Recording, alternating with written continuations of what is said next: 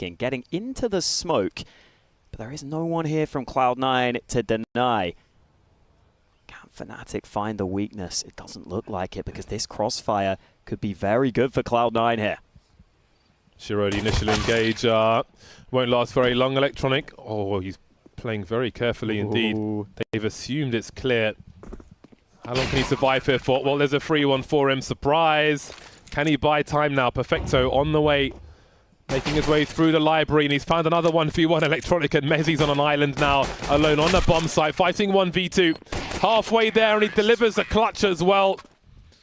Strong play from Mezzi. Great talent for Fnatic. And they'll take the pistol. Yeah, Mezzi has been so consistent for Fnatic since he's been taken off in-game leader duties. So good in the late round is Mezzi. He's really a great closer for this team. You see a nice little reaction there, knowing how important these pistol rounds can be. Electronic doing his best there from the pit position as well. I think it's really nice seeing his return to form now that he's no longer in-game leading. Gives Cloud9 a wealth of firepower, but we still need to see it really all put together on the server. They did recently play the showdown on CSGO, Cloud9, so they might not have had too many opportunities to practice CS2. I was saying in the interviews earlier, only about a week on CS2 for them. So we'll see how that affects them here. Fast smokes into B. Not a great deal Perfecto can do about it. Forced away from his position. As in they go. We've heard a lot about the P90, also heard a lot about the MAC-10 in CS2. Limited opportunities thus far for Fnatic. I'd love to pick Keita's brain as well about various elements in CS2. I'm sure he'd have a lot to say. What will Cloud9 choose to do then?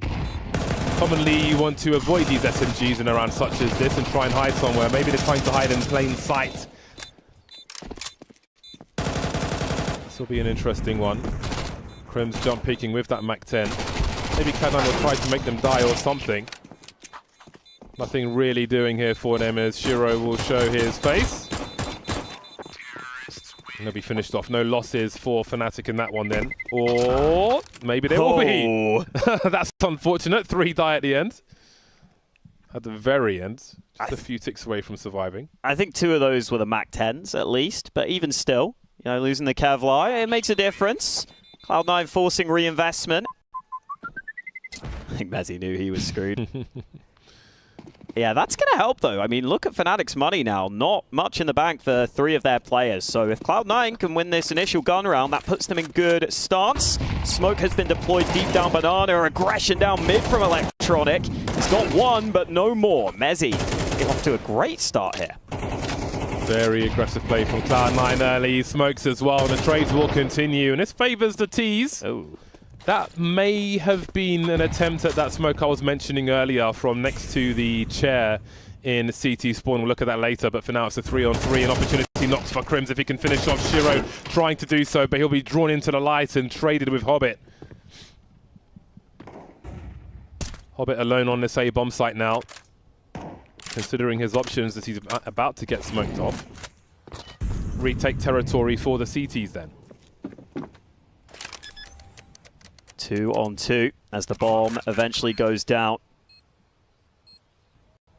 That graveyard position. Plant. They'll have to move elsewhere. Mezzi and Boiler still a strong angle. Still yet to die, and that will continue. Catches Perfecto off guard, and Afro wins his duel from the site. It is a strong start for Fnatic, and an incredibly strong start for Mezzi. He's got 3 Ks in the first 3 rounds. 3 times 3 is 9. 9 kills for Mezzi without dying. He was quite the nerd on Inferno in CSGO.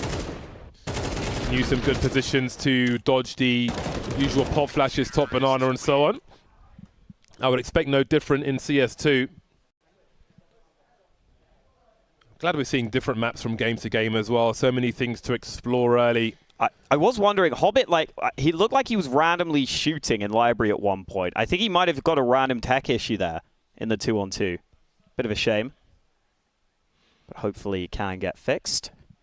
Full-size keyboard for Hobbit. Someone have a word. Everybody's going for the smaller ones now. Just look at the sheer amount of space that takes up. I used to play on a bureau back in the day. Yeah, this was it. And then he starts shooting? Yeah. Ooh. I don't know what was going on. Ooh, that's weird. Must have been something. Very weird indeed. Try and get that solved as I soon don't as think possible. I've seen that before. Yeah, I'm not sure what it was. Yeah, that was unusual. So we'll see how long this one takes to solve. But yeah, Cloud9, I don't know that they've had so many days to practice CS2. And I'm sure, like, you know, everybody who's waiting to play the matches will be watching all of these matches that we're witnessing, just absorbing information from round to round, the different grenades and different struggles and so on. But yeah, that's smoke we saw stuck in the roof earlier on, I do believe was... I think that was the round where one of the CTs booked it down mid, and I think that was the smoke which basically blocks the vision into mid and blocks the vision into banana. So I think the intention was it was supposed to be there, because otherwise, you know, you got to find more than one frag in that position. But I think the idea was to take position down the bottom mid, and maybe there was a more elaborate plan to be had. So if they did recognize the issue there, then maybe that can be tweaked for a round to come, because it would have been nice to see the full plan in that round. Yeah, that is an option. I've seen a lot of teams only use that very occasionally, though. I think because you can take banana fairly easily, I think, as CT. Like, you only really need one smoke and one molly. You can go for one deep smoke, you can go for one molly, clears out both cubbies on either side of banana. So I think that's definitely something we will see going forwards.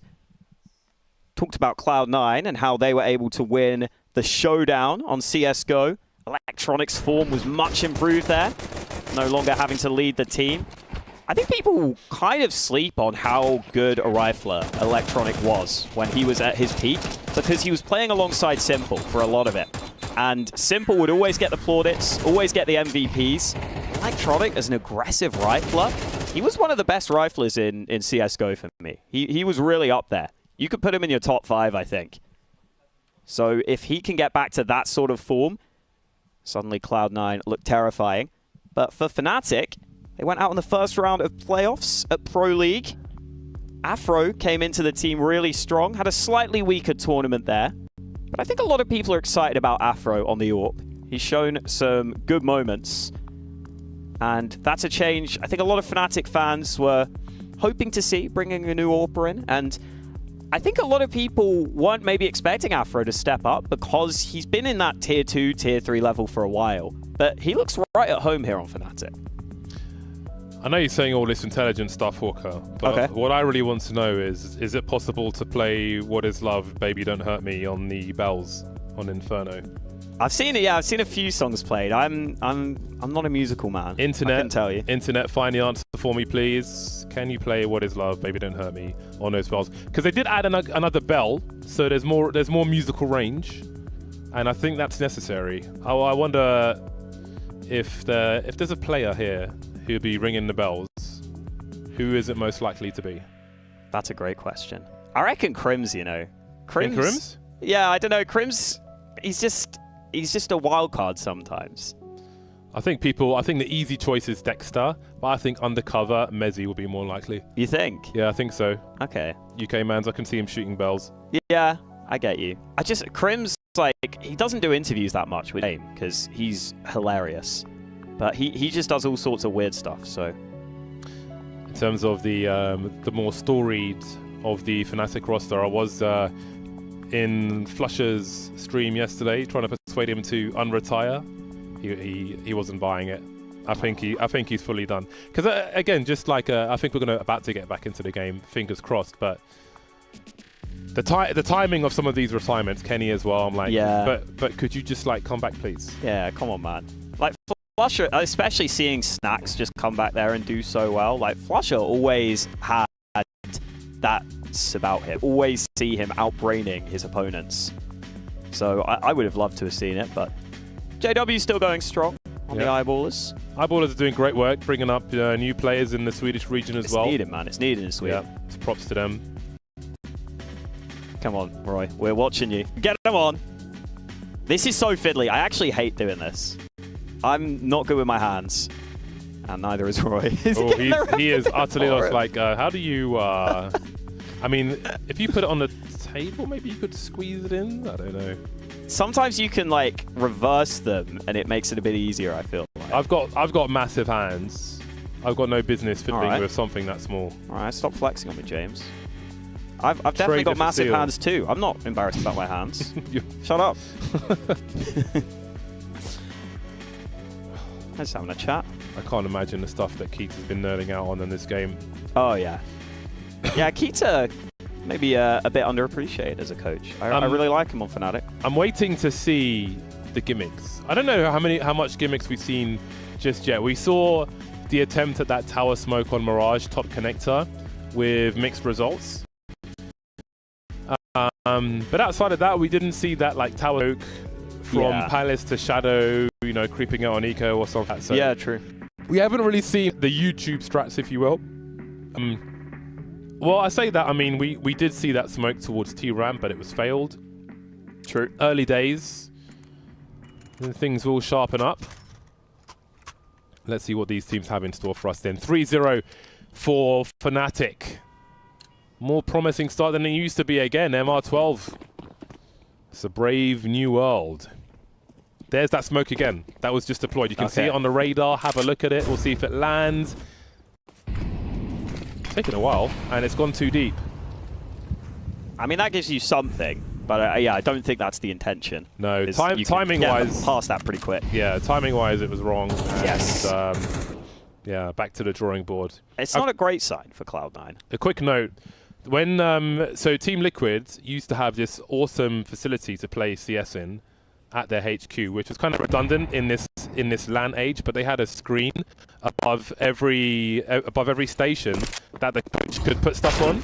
So like if someone's doing something wrong, then the coach could show you how to do it right. But speaking of wrong, Cloud9 and these pistols are getting to work very quickly indeed. Mezzi and Afro remain. Many weapons have been lost. The MAC-10's gone, an AK-47's in the hands of Perfecto now. And I don't see this one going much better for Fnatic. Seems Cloud9 will get their first round the dirty way. Look how many players are on shorts as well, just waiting for Afro to try anything. I mean, this was Fnatic's chance to establish their economy. And we heard some of the players earlier talk about how they think in CS2, ecos are going to be strong. They think you should almost always get 2 or 3 kills. Well, this was a bomb site stack for Cloud9. Fnatic run right into it. They might not get a single kill here. Mezzi goes down. It is a flawless round from Cloud9 with just the pistols.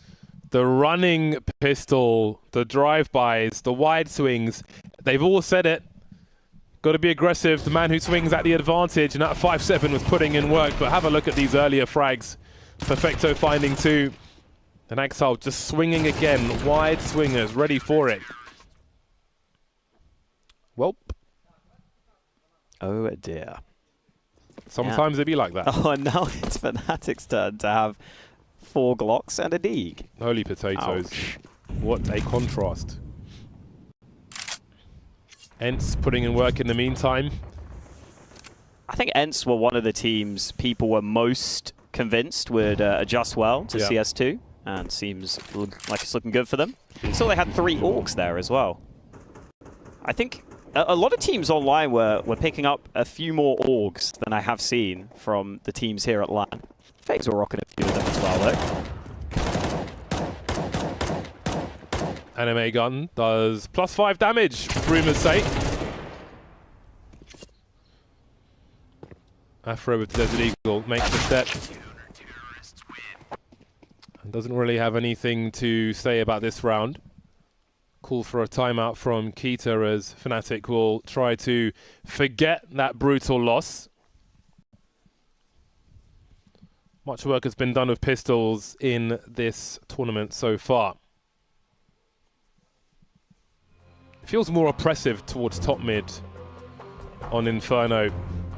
I did have a conversation with Alexi B as well about the comparing visually Inferno to Overpass, and how Overpass is a lot cleaner, but Inferno is a lot busier. which I think, I mean, they've already started to kind of reduce that. All the detail in the walls, all the environment stuff, it's been turned down a little bit. It's been brought down physically to not be clutter at like waist and above level. Feels a bit like a single player game to me in the amount of detail. But we'll see how that continues as things continue to develop over time. 3-2 then. Both teams on the bye once again. Fnatic looking for revenge with their AK-47s. No early smokes this time, although as I say that, one is getting thrown to Banana. Too late though. Fnatic already storming into position. Utility back and forth, and Messi can't land a shot. I thought he had that, but Hobbit dances around the shots. And Fnatic will also look for the apartments control, but the timing, it looked good. Roy's able to win the duel though. It's going to pull Electronic over towards the A-bomb site, almost caught on the rotation. That's a meaty grenade though. Crim's down to 9. Has a look, doesn't see much of anything. Has the window of opportunity come and gone then for the time being. Minute 10 on the clock more or less for Fnatic as a third man makes his way towards A for Cloud9. Electronic finding 2 and the bomb. That's devastating. Shiro collecting Crims also. Finishing off the job there, and Afro's in the clutch now. He's got so much to do. 1 versus 4. Almost, but not quite. Maybe the bicycle getting in the way there allows Electronic to survive. Cloud9 is still going for that smoke down towards T-ramp. You can see it on the radar. I think it went beyond again. It did bounce back, but not sure what the result was. I don't know if that's part of a default for them, because it has been quite common. But this is a very good hold for them, and again, Electronic using the bike, standing up as well. Very difficult angle to deal with. That's a strong bike. Yeah, it is a real exciting change for Cloud9. Again, that smoke being thrown from spawn. This time they've thrown 2 smokes down Banana from spawn. Still trying to get everything figured out. Okay, and that looks a little like it. Took them 2 smokes, but it looks like it's pretty much covered it off. They've got there. And you see the T's, they don't want anything to do with this. Maybe if you put a nade down, you can consider something, but even then, it's a really tight area of the map. You're not going to feel comfortable. I would love to see a fat grenade, although there's a fat grenade! Okay then! Ask and ye shall receive. Sorry about that one. Roy down to 3 HP. Oh man. Perfecto's got one too, you know. He's got a nade. That nade was so meaty. I hope they tied a phone number to a therapist onto it, because that is so brutal. Give me another grenade. Perfecto tried to use his on the smoke. So I think it will just be the rifles cleaning up. Shouldn't be too big of an issue. Oh, didn't really call that flash, clearly, but Perfecto landing the shots. Or maybe he did. Perfecto just wanted to kill the players on his screen. Either way, it's worked out fine. Sometimes you've got to eat the flash. Yeah, got to. Well then, Fnatic's 3-0 lead has quickly turned against them. Good shot from Crims, but nothing doing. Cloud9 into the lead. And the raw firepower on this roster is tantalizing. Electronic looking back to his best. It's just so tight down there, man. That's where you want the nade. That one guy in the back was like, nope, I'm out of here. Have fun with that. Yeah, where's that momentum gone? That's maybe what he's wondering. Well, they've got a good bite. Wonder if Cloud9 have given up on that smoke. They just threw a standard one down Banana in this round, and the molly behind it. Meanwhile, a bit of apartments aggression being offered by Cloud9. Shiro will hold for a player jumping up. There's a sneaky ledge on those stairs you can stand on as well, just make things a little weirder. Wow, that body almost pirouetting to the floor is quite distracting as Crims finds Exile. 4-on-4 early then for Fnatic. Another CT setup here on Banana, who engages first, and Hobbit with a weird angle, catches the crouch peek of Mezzi, and there's more utility to be deployed. However, advantage Fnatic chasing that last player on the B bomb site. Electronic racing over from CT. Will he get there in time though? Afro drops him. Surely the bomb carrier Dexter is done for. No trade just yet. Electronic not getting there in time, and Dexter's escaped this situation as Crims looks to find an opportunity on the A-bomb site. Oh, shiro just abandons the site entirely. Looks like Electronic not fully aware that B has been abandoned by Fnatic. So it's going to be an open A-bomb site, a free bomb plant. How doable are these retakes now? Inferno used to be a map where retakes were really hard, but here in a 2v2, Fnatic's utility isn't great. They've still got to get that bomb down. They're taking their time here. I'll finally get that bomb planted, but look at C9. They've got incendiaries. They've got a chance to get back into this. Dexter contained on the site, 20 HP for him. Electronic's so far, though. Gonna buy some time before he gets here. And he's the one with the kit as well. Has he got an angle for another molly? That could be quite interesting. He's got a smoke in tow as well. Crims in that graveyard position. Would I even expect it with graveyard in this fashion? He could really catch him off guard if he finds the right timing. Looking to Electronic. And shiro will trade the frag. He's got enough time for the defuse as well. Just about, it looks like. He looks stressed. I don't know. Oh, I'm not sure now. Oh, no. I thought he had it. Oh, so close. And he did so much work with that P250 coming in on the retake. You feel like he earned a round win, but no, he didn't have the kit. It was Electronic. Oh, man, look at this. P250 in. The first player was fairly low, but he had to get the headshot on the second. And then maybe just could have got on it slightly quicker, but you can't blame him. Did what he could. Man, that defuse took an age. What have we got here then? T-side top mid smoke. Left the chat towards short maybe. We'll see. Once they get up there. MP5 for Roy. Wow. Not something you see. Yeah. Towards shiro, misses his shot.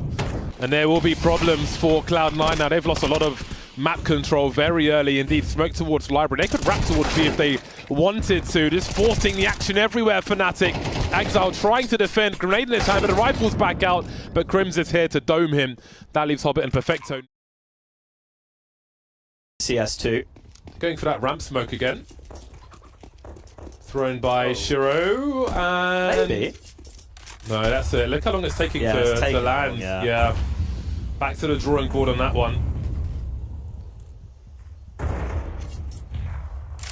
Yeah, so Liquid's HQ, they had a setup where a coach could, you know, display, if a grenade wasn't being thrown properly, he could just display it above their heads, but again, we do not live in that online era. Again, that T-side top mid smoke, Flash being prepared. Shiro not committing as heavily into top mid, but his teammates have to be careful. Axstar completely caught out. That's the site lost, and Shiro along with it. 10 points from the judges for that one. Rotating like Simone Biles in all the wrong ways. Wow. Safety in numbers from Fnatic. Yeah, listen, Cloud9, they don't look 100% ready for how to deal with that top mid smoke the T's are throwing here. Fnatic keep going for it. This time, Cloud9 kind of just try and give up top mid and play back from the site. But you saw Axel just caught unawares by how quick that play was. So that's something Cloud9 have got to figure out soon here, because we're coming up to the end of the half, and that double AWP setup has not paid off for them. Not going to have much money in the bank in this one. Doesn't matter the map. Seeing lots of fast, very aggressive rounds from game to game so far.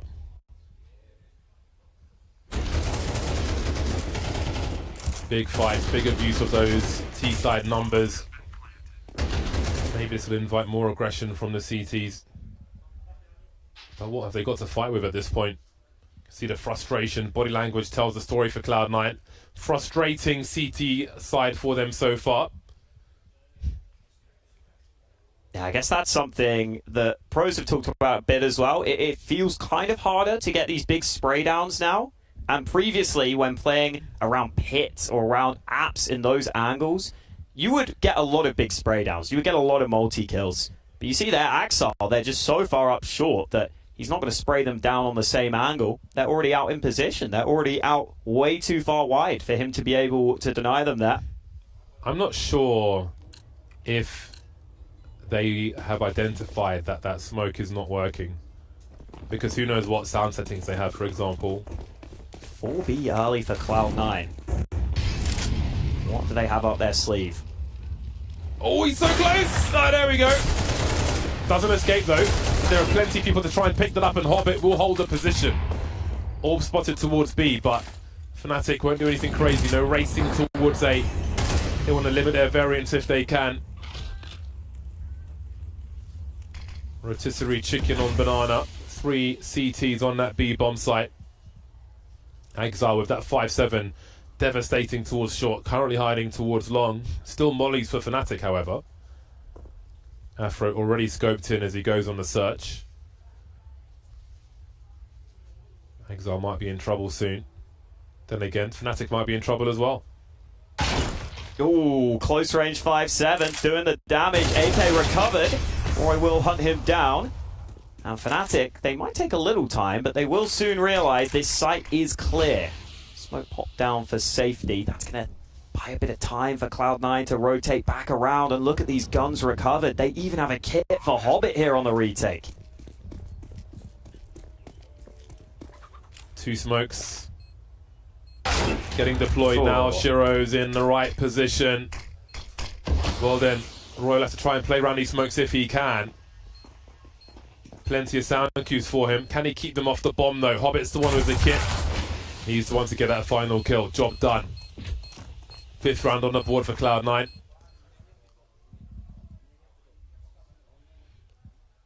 All these rounds very tense again. MR12, high urgency from start to finish in the games we have seen so far. Now, fair play to Perfecto. He sticks with that AWP in this round, even though they had a lot of weak weapons. And eventually Shiro picks it up. Hobbit, easy angle from above. Very difficult for Roy to do anything around that smoke. Saw that well positioned there by Electronic. So last round of the half. Do we split rounds? Or do Fnatic go in with a lead? It is back to 2 AWPs for Cloud9, who again are not trying that smoke any longer. They're instead just playing a bit further back. Decent nade damage there onto Mezzi, but Fnatic storm their way into Banana. Are they going to show any signs of slowing down here? Well, I think that incendiary will basically force them to slow down. Although you can nade that smoke. Oh, it's bloomed too soon though. Dexter will still go through on the edge, but look at this. Hobbit challenging with the flash. He's so ready. Good angle to get the frag, and he gets another. Trying to punish him. Perfecto's come off the angle. There's opportunity now if they can keep that AWP in an awkward situation. Shiro is here as well. Double AWP defense on the B bomb site, and with Shiro in position, this one could get very interesting indeed. Perfecto running distraction, saying here's the AWP. But what about the other one? Shiro's got a grenade in his hand, I think. Utility exchange, and Afro will be the first victim. 4-on-2 retake situation then for Cloud9 as that bomb starts to tick. All 4 CTs are here now. A little patience as they wait for this utility to go. It could be a shadow advantage though, unless Shiro goes deep. Just creeping forward and catches Roy completely unaware, probably looking at the floor there. Crims 1 versus 4. He is surrounded. Gets halfway there. Too much to ask though. And the CTs will take that final round as we head to half-time.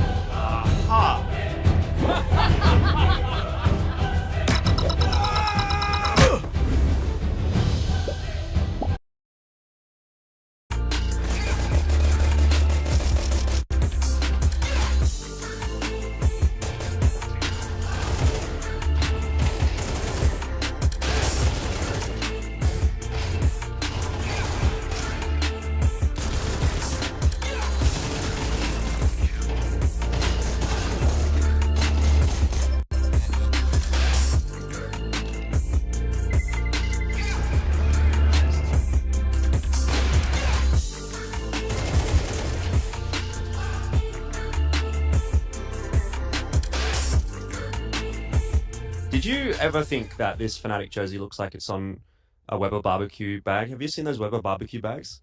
Yeah, I have. I actually thought it was like those like party shirts that you wear when you're like 5 and you're like really cool, like you have the flames coming up and you're like, I'm the coolest at like the school dance or something like that. I mean, to be fair, I think actually as far as Australian CS players are concerned, you are among the coolest, if that makes sense. You know what I mean? Like, you know, you got JKS, he's up there, and then now you're kind of like the guy that's doing it for AU. So what's it kind of like to be back here, obviously competing in AU? You know, when was the last time actually you came back to Australia? Have you had holidays here and stuff like that? I was here for Christmas, but yeah, being away for like 10 months at a time is always going to be a bit tough. But yeah, it's nice to be the coolest. Between me and Chad, I guess, they're the coolest around here. So it's good. How are you feeling about coming in and competing at IM Sydney, though? Obviously, you know, big deal for all the Aussie fans to see an Australian player on the stage. Now, that could be you, that could be JKS, that could be Greyhound, that could be Vertex. Over on the Fnatic side, some Doolies in the mix. See if they can come through in this pistol. Cloud9 still favoured on the odds. Can that transfer onto the server, though? They storm up top mid early. Nothing showing. Dexter playing defensive, staying close to his team. Great snaps from Dexter, though. And he wants more, going through the smoke, looking for a third. Will delay the bomb at least, which hasn't been rescued just yet. Electronic going beyond, looking for more players, and Fnatic has certainly posted up, collecting it now. He's kind of stuck there for the time being, but he'll go back and join his teammates. Off angle for Roy as things start to freeze. Shiro wandering about Banana, bomb spotted again, stuck in that corner. Both trying to pre-fire each other. Roy happy to hang out with these Julies and go for more. He's got support on the way as well, but Perfecto finds a quick second, a swift second, and Afro has to fall back. The only man to defend the A bomb site now. Forced onto the bomb site, 1 versus 2 for him. Mezzi's on the way, but can he get there in time? You can see Afro trying to stay alive. Was he more than that? Deliver both the frags. Fnatic take pistol 2. Nice and calm there from Afro. Lands the shot on the further back player. The second man tries jumping in, but that only makes it easy for Afro to land those body shots. Big round there for Fnatic. They take both pistols, and Dexter just delivering. Those players try to make themselves hard to hit. Dexter doesn't give a damn, though. That was that first shot. Perfecto was, I think, hoping he could just draw the attention by jumping across, but didn't realize his teammate had already gone down.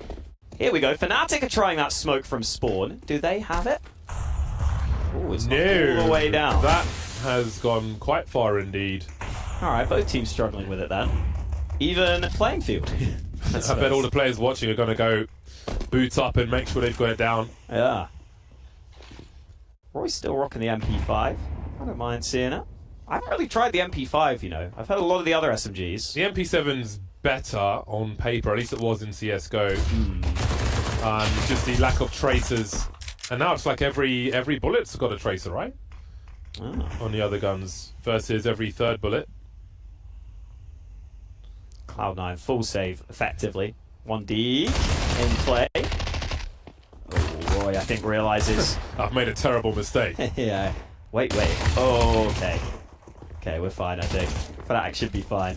And there's still 3 players alive with these pistols. I mean, listen, whatever happens, Cloud9 have waited out a lot of utility here. A lot of re-smokes coming in. But no frags found. Close to it, but not quite. 8-6 then for Fnatic. Cloud9 saving for this gun round, though. See if they have any tricks on their T side. We saw Fnatic throwing that T side top mid smoke. It caused all sorts of shenanigans.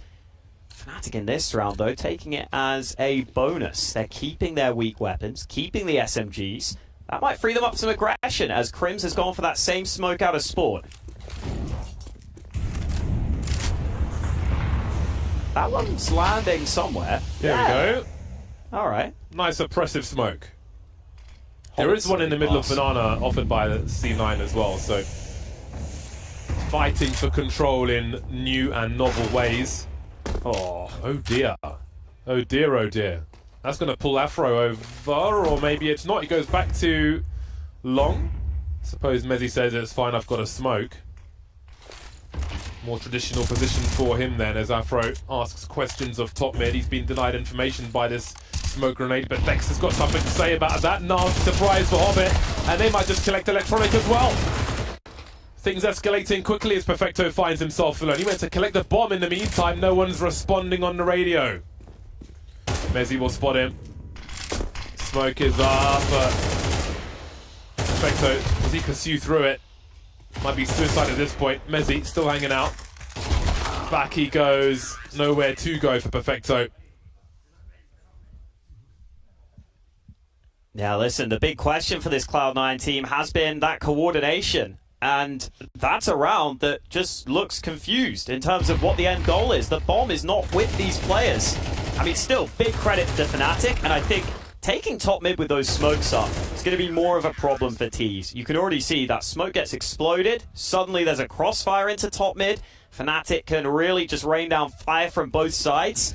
And Hobbit just had his back turned, so assume the smoke would keep him safe. Here's something fast. Roy needs to be ready.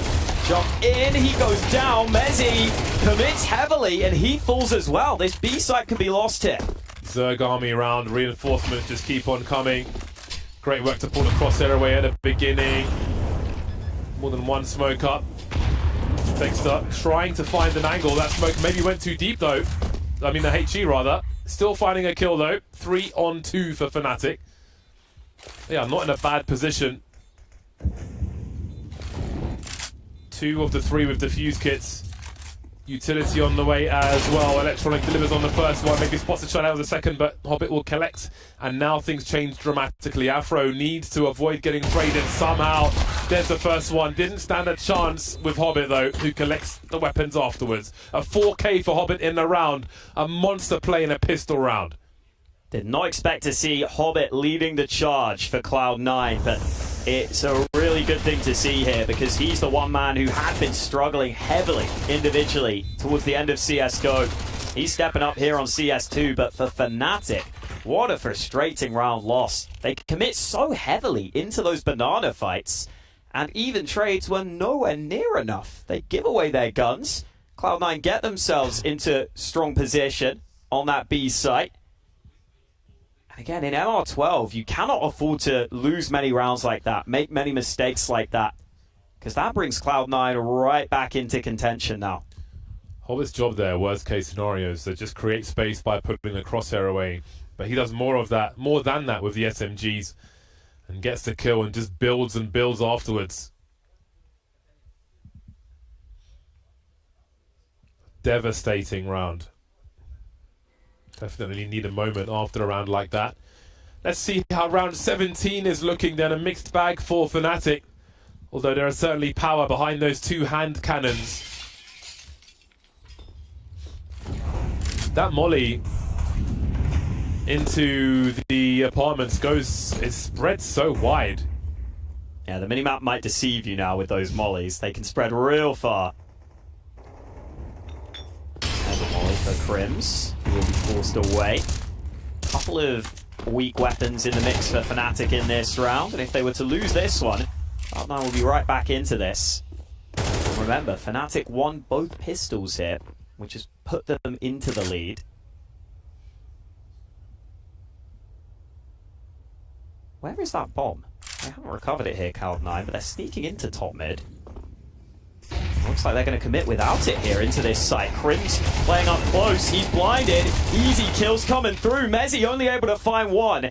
And Cloud9 will now bring that bomb onto a wide open A bomb site.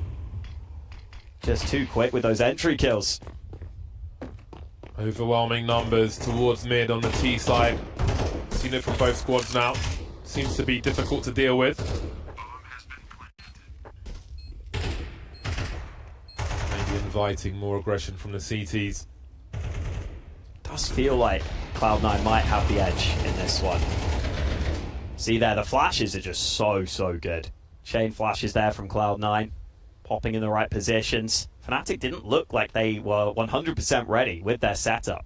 See one player kind of caught out in the open.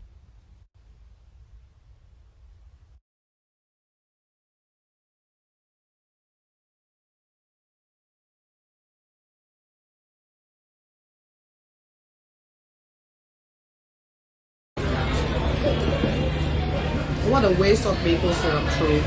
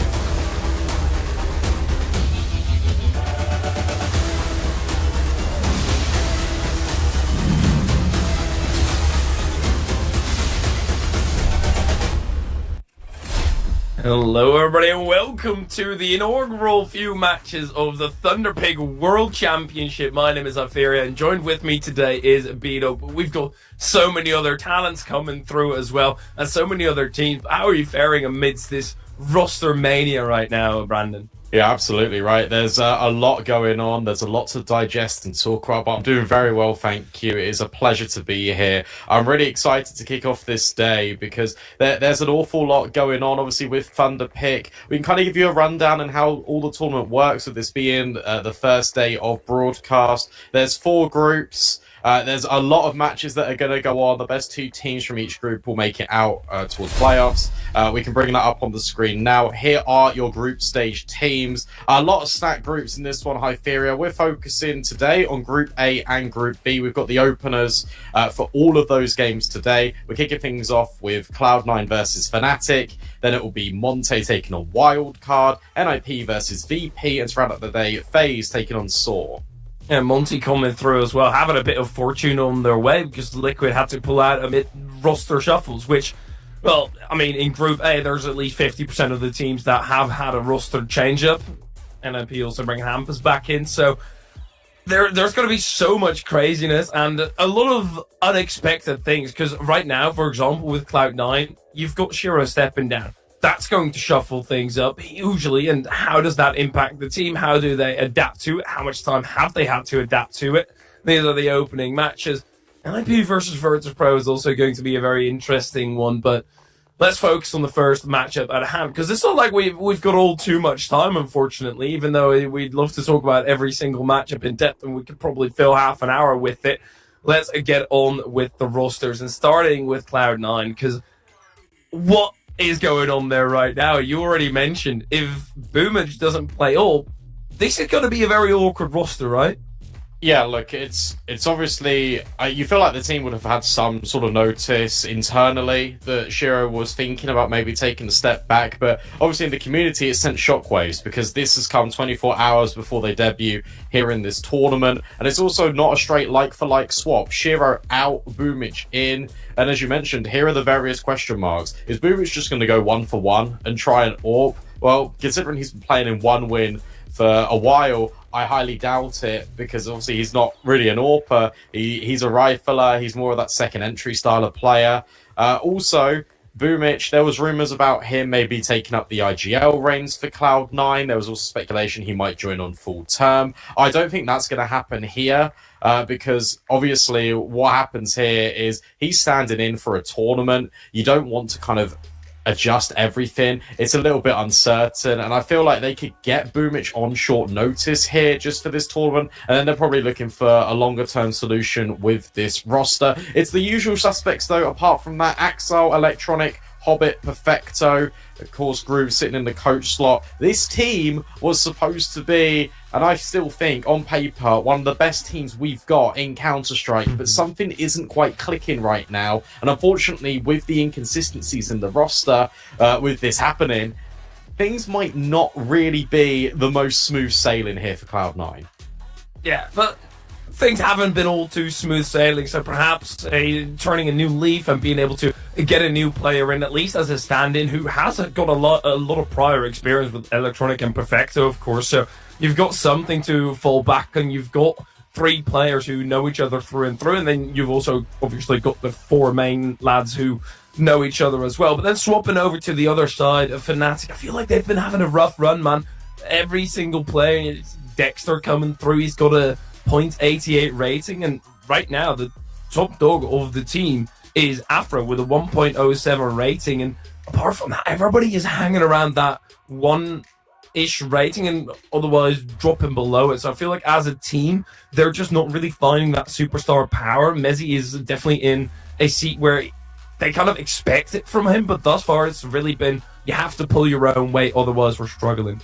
I think with Fnatic, it's an interesting one because obviously they made these changes, I think, very recently towards the end of CSGO. I think they showed very good form in IEM Sydney, despite not progressing all far through in that event. I think they looked really good against Ents. Obviously, they beat Cloud9 in a best of 1. Of course, it's a best of 1 compared to a best of 3, but they still got that on the record, they've been actually very good against Cloud9 in recent times. So it'll be very interesting to see how this team progresses. And I think for me, I think Fnatic are on the right path, despite maybe stats not looking in the best vein of form right now. I think when you look and you watch some of the demos about what they have been looking to achieve with this roster, especially with the transition to CS2, I think they're definitely on the right way. And I think the results, especially against ENT, really shows that.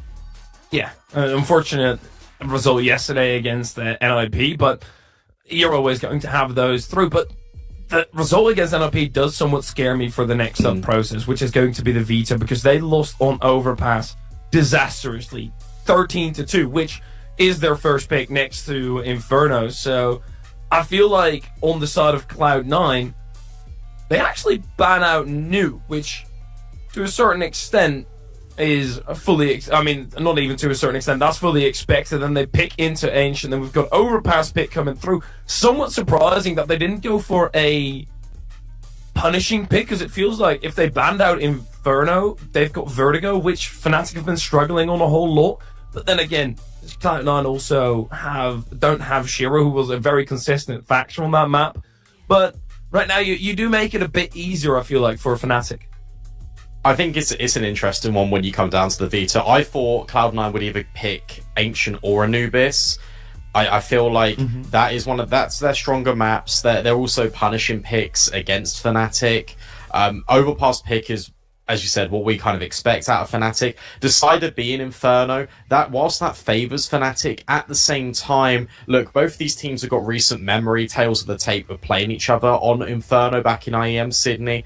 And also, Inferno is one of those maps, even though it's changed a little bit visually, and there are some angles that have now been kind of chopped off, the nade lineups are a little bit more weird in towards top brackets on CS2. Ultimately, it is the same map, and it's a very fundamental based map, and that's going to favour Boomich coming in and just standing forward, rather than one of these, I'd say, newer, confusing maps that have got multi-layers to them, such as Vertigo, such as Anubis.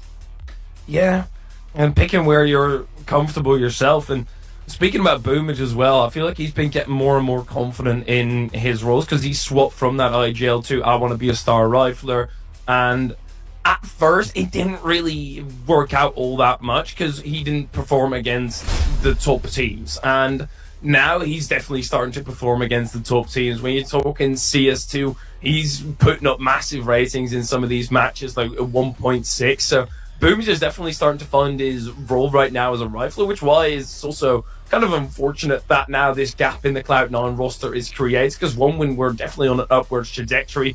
And well, it wouldn't surprise me that at least one of their players is somewhere in the scope, right? When you're talking about the CIS region, you're always going to be the top dog if you're Cloud9, so there might be a huge switch up there. But look, we don't need to worry about OneWin. Who have you got in favour of this matchup? I think it's a very interesting one, right? I'm going to go with Fnatic just because in previous matchups, it feels like they always have had the best of Cloud9. And obviously with the uncertainty of this roster at the moment and seeing how Boomich fully integrates, I'd love them to surprise me, but my head does say Fnatic. Yeah, I feel like you're on the money there. With as soon as there's a shake-up, it's okay, we need to go for that team. But then I really like the Boomich edition. You know, I was thinking this morning, I woke up, because this Boomich news came through very late. I think it's like a half an hour ago or something that at least the world got told about it. I was thinking, so who are they going to put in that fifth slot? I'd like Boomich personally. And then to see him at it at least makes me a happy man, because I feel like there's definitely some unfinished business that they've got. You know, they won the trophy with Na'Vi. They had a spectacular run, and then everything got switched up due to things outside of the game. And I feel like Boomich deserves that redemption arc, and he's got a damn good chance to prove himself here today. It's a 500k tournament. You've got group stages. 2 teams go through to that next stage. I can't wait to finally kick us off from the counter in the bottom right. It alludes that we're going to be starting very soon here, Brandon. Yeah, no, absolutely. I think what's really interesting for me is the fact that obviously Boomich was rumoured even before this Shiro news happened to maybe potentially step over to Cloud9. So I feel like it is a natural fit for him to stand in. It is just for this tournament. Obviously, we don't know any news further to that, but it will be Boomich for now. The Ancient pick is interesting for me as well, because when you take a look at roles for Boomich and what he's been playing on 1win, obviously he hasn't been playing the AWP role, but his roles will clash with some of the players. Quite notably on the T side, which is where 1win are going to be starting, Boomich loves to go in towards mid on full gun rounds. He's that guy to kind of try and make space. For Cloud9, it's electronics, so immediately you've got a clash there. And then on the other side of things, Boomich normally plays B, and that's the home of Hobbit and Perfecto on CT. So there's going to be some interesting things to take a look at. The immediate ones will be, okay, well, if Boomich isn't playing AWP and he's just filling in on a rifler basis, is he going to be the player that kind of takes Shiro's roles anyway, and he just kind of plays the AK? He's he more has free passage of what he wants to do, where he wants to go. And I feel like that would actually make sense, because if you let Boomich just kind of roam, do what he wants, you still got that structure of C9 there anyway, rather than taking a player out of their role and putting them somewhere else. Yeah, I do feel like it's always going to be, even if Boomich puts up his numbers, it's going to be a hampering of the team in its entirety and the inner workings, all the cogs that now need to go together. But for Boomich, the AWPing isn't necessarily something that's too much on the cards. He uses the weapon like 2% of the time, so obviously that's kind of expected when you've got a rifler coming through that they barely use the AWP with the main AWPer in the roster. But there's very heavy secondary AWPers who sometimes with a good spawn take over from the main one, and Boomich, I feel like I would like to see him fit into the more normal roles, allow Boomich to do his own thing for a little bit more, because Cloud9 has also seen a different lineup, or not necessarily a different lineup, but at least different roles. With Electronic initially was in that IGL role, if I'm not mistaken, so to see him swap from that Star Rifle into that Star Rifler, he might be able to swap back and allow Boomich, at least for now, because then you get the rookie to feel confident, or the rookie in the team. Obviously, Boomich is not a rookie outside of it, but there's a ton of ways that you can go about this, and we're just waiting for the final player to get onto the server, and then we can get this whole thing kicking off. I feel like this also gives a lot of room, obviously, for Afro to work. And you did mention he is one of the highest rated players on Fnatic, so you got to keep your eye out for him, and where he might be potentially uncontested, that will give a lot of space over to Fnatic. It also might allow them to go a lot more aggressive, especially on the T side. You can post Afro up in a position and leave him, which frees up a rifler to come over and take other portions of the map. I feel like what we might see out of Fnatic, though, is a little bit more of a reserve on the CT side, because you're not really too sure what to maybe expect from Cloud9. That shouldn't really alter you too much from playing your own game, but you got to be wary that there could be some faster plays coming out of Cloud9, just kind of like pocket picks where they go for a rush, and that could be a lot more prevalent here, especially when you've got 3 riflers and you're not potentially mixing in an AWP. Yeah, because what we see on Ancient oftentimes is that the CTs completely vacate A, and the T's just bomb rush it, and you've got yourself a scenario where you have to get that 5-on-5 retake. And I would like for Fnatic to try and make Cloud9 uncomfortable with the roles that you mentioned, and try and really exploit that and put the pressure on them continuously. But that also does kind of wrap back to the point where I do feel like Cloud9, they're now playing Fnatic's 3 best win rate maps, and they're not taking any risk at all, which to a certain extent you can fully understand when you've got a substitute coming through, but throwing Fnatic right back off their curve, and with the information that they had, obviously all the prep for this for Fnatic was majorly with Shiro in there, unless they already had that information available to them. But it came as a shock to everybody, so it wouldn't surprise me if it's just as much of a shock to them as well. Yeah, I don't think I'll actually change game plans too much for Fnatic. Obviously, whilst you are losing Shiro, you're still playing against the rest of the Cloud9 roster. I feel like I actually want to just take a step back and take a look at Ancient in CS2 and kind of talk about how the meta has changed just a little bit. What we have been seeing a lot on the CT side is instant smokes that go in towards elbow, and where the smokes are now volumetric in CS2, it makes it really difficult if you chuck an incendiary down the bottom to run through middle. It's a lot harder than it was previously, and now what we're seeing is a lot more reserve out of the T side when it comes to taking mid control. It's more of a mid-round thing, which means that there's a lot more opportunity to actually go for those A pushes that you're saying. I feel like once you punish the extremities as that T side, that's where you can find a lot of value. Just the way that mid has now adapted and evolved with CS2. So I think you're right in the line of thinking that Cloud9 could, or Fnatic even on that T side, could definitely go for more A attacks. I feel like it's going to be a lot more prevalent in that meta, and where it was a little bit vulnerable before in CSGO, I actually think it's even more susceptible now in CS2. I feel like we've not really talked about Mezzi all that much, even though he was supposed to be that star power on Fnatic. Do you feel like he's going to kind of have that rejuvenation, or has he kind of been laying dormant thus far?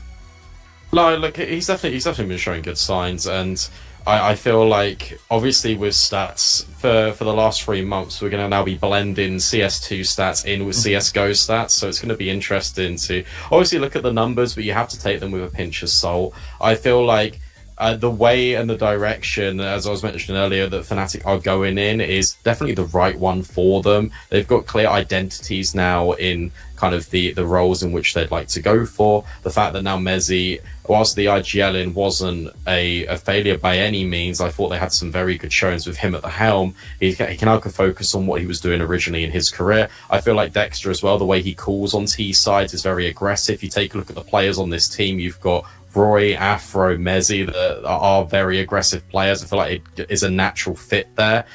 So I do like the direction Fnatic are going in, and I understand kind of fans looking sometimes at results and thinking, well, what's happening here? Why are we not as a Fnatic collective sort of pushing for higher up? But I definitely think they are on the right path. And obviously CS2 is still incredibly new. It's going to take a while for everyone to really adjust and adapt and find the styles and the meta that really works for you.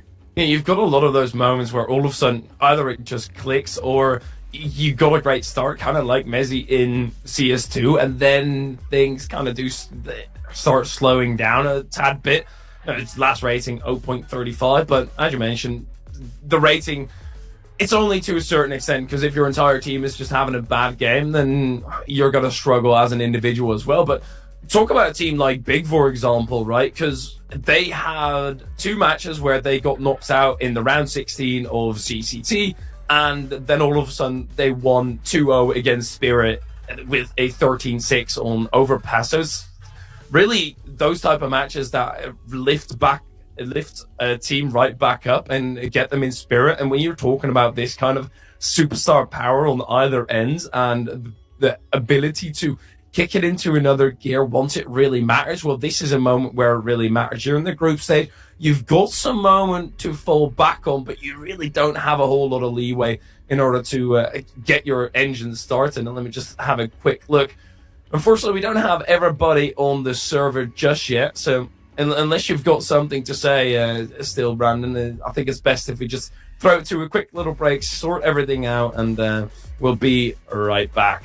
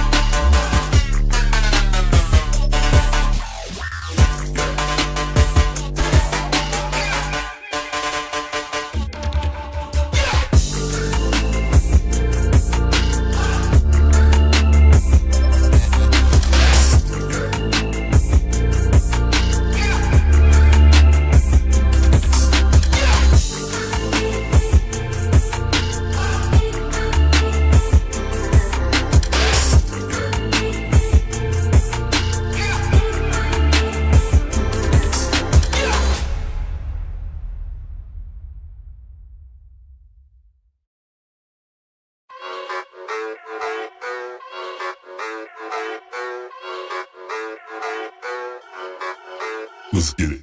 Popping bottles nightly, yeah, we're dancing slightly. This bass has got me feisty.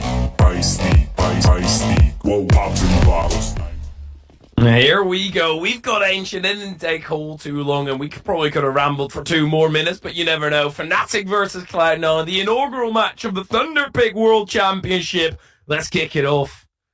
Loving this aggression out of Crims already early. Axel dealt with Boomich though. There's that immediate trade. Afro on notice, but there's another element here. Look, you've got Mezzi in the back lines. Because of Crims' aggression, I don't think they clear this. With Afro taking the contact, that sells the idea even further. Mezzi waiting and Mezzi securing. They're not ready for him, and now Hobbit left all alone. It's a wonderful bait and switch there from Fnatic. Yeah, absolutely nothing that they can do. The entire team of Fnatic was there as well, so Crims' aggression, they were fully prepared for this scenario and ready to get back in the fallen ranks. And Crims just trading himself out. All he really needs to do is fully sell the information, and he's done exactly that. And I do not like that thing at the top left. A technical pause being called there after winning the pistol. I mean, it's not like, oh, the momentum is going to die down. At least they didn't have too much time to build up that momentum. I'm really impressed with that pistol round as well. I'm just going to gush over it a little bit more and nerd out, because what I love so much about that is you've got everyone doing their jobs when it comes to Crims pushing, you're right, taking the initial contact, finding that information. So if there was no one at A, for Cloud9, you can immediately get those rotates over. But what's really cool about that is that Fnatic are being proactive and they're making plays immediately to make Cloud9 uncomfortable. And that kind of blends back into what we were saying kind of in the pre-show, where you're going, okay, well, maybe Fnatic, if they just play their own brand of Counter-Strike, I think that is the most important thing and the most important sentiment I have moving forward in this best of 3, because despite all the outside noise, you are in the server now. You've been prepping for this game. You've been coming up with these strategies. You just need to play your own brand of Counter-Strike. Crims throws that instant elbow smoke as well, and immediately Cloud9 are scaling up B. And we just clocks this MP9 might just have a field day. Dexter actually needs to find some cover. It's right with the first kill, and if this bomb goes down, which it most certainly will, Cloud9 are already a happy team. They're probably going to all go into the grave together. They can hold hands. But getting the bomb down on the Glock round, 1 kill to go with it. You don't really care about the kill. You fully care about your own economy being bolstered with $800 extra a man. Yeah, look, that's the objective of a round like that, where you just got Glocks and a couple of flashbangs. You just want to get the bomb down just to supplement your economy moving forward. As we know in MR12, the economy is a little bit awkward, I think, for both parties. So the fact that you get these full ecos after you lose the pistol round is now very commonplace. In order to have these third round investments, it is still this bonus buy for Fnatic, but Cloud9 on paper, they got a better investment with all their AKs and the utility to boot. And even though, yes, it's a bonus buy, it's not like they've got a ton of money to fall back on. You can see the odds as well, dead even with Fnatic. Well, dead even, near enough at least. Fnatic getting into the bread and butter of it. Dexter pushing up, getting naded, and gonna say, hey, let's all back on board. Dexter decapitated, does land a dink himself, and there's a lot of aggression here from Fnatic. So even though, yes, they took the first casualty, Cloud9 are just stamping on their feet on the A site. Yeah, this is a nice play from Cloud9. You sent a couple of players over to make noise towards B. That invites Fnatic in after taking this mid space. They scale shelf, and that leaves A completely vulnerable. And Cloud9, they've just rolled out the red carpet, and now they're in this after plant situation. 4 on 3. Everyone from Fnatic, they're trying to rotate through Donut, but look at all these pressure points being applied here by the T side. There's no way out now for Fnatic. They're stuck in the mouth of Donut, and they're being traded out as well. Can Mezzi and Roy hold on to these rifles? They should have a safe exit right now, unless Hobbit fully pushes through, but him being on only 13 HP, I doubt he's going to feel like aggressing all too much. So overall for Fnatic, not all 5 going down is huge, because they are able to keep on to 2 of the rifles. Now they can fully buy it right back up again. If they'd lost everything in, that would have been disastrous. But a fantastic round here out of Cloud9. Great call that 2 players were just keeping them busy. The other 3 moving on to this side, and I do feel like with the scenario, Cloud9 could have gotten a little bit more, at least clobber another rifle out of their hands and make this round more tough for Fnatic, but the look of it, Cloud9 were always going to pull through in that round. Always going to keep my eye on how these teams are going to deal with mid. Normally the nade blows up the smoke and you take a little peek in towards the pocket position. Speaking of peaks, Mezzy in towards cave. Wow, that's very wide and dry. Just the contact play on towards shelf. Doesn't spot anything initially. And you can see immediately Afro.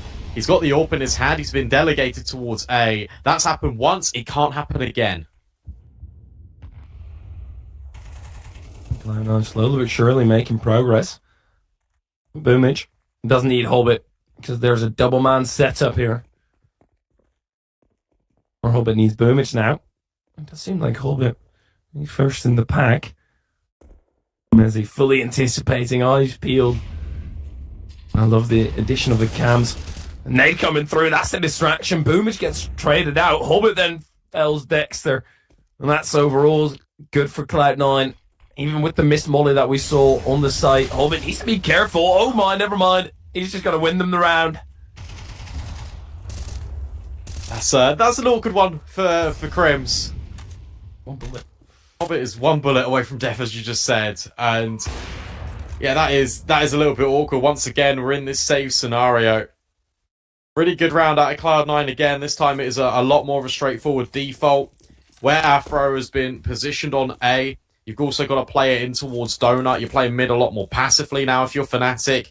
That gives space for Cloud9, and that's why Mezzy went for that dry peek initially out towards Cave. Didn't spot anyone there initially, but he still can see all of that space.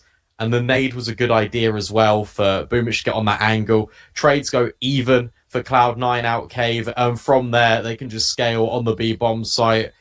Fantastic round of Counter-Strike, to be honest. The guns are coming to play, and Cloud9 have been looking really methodical.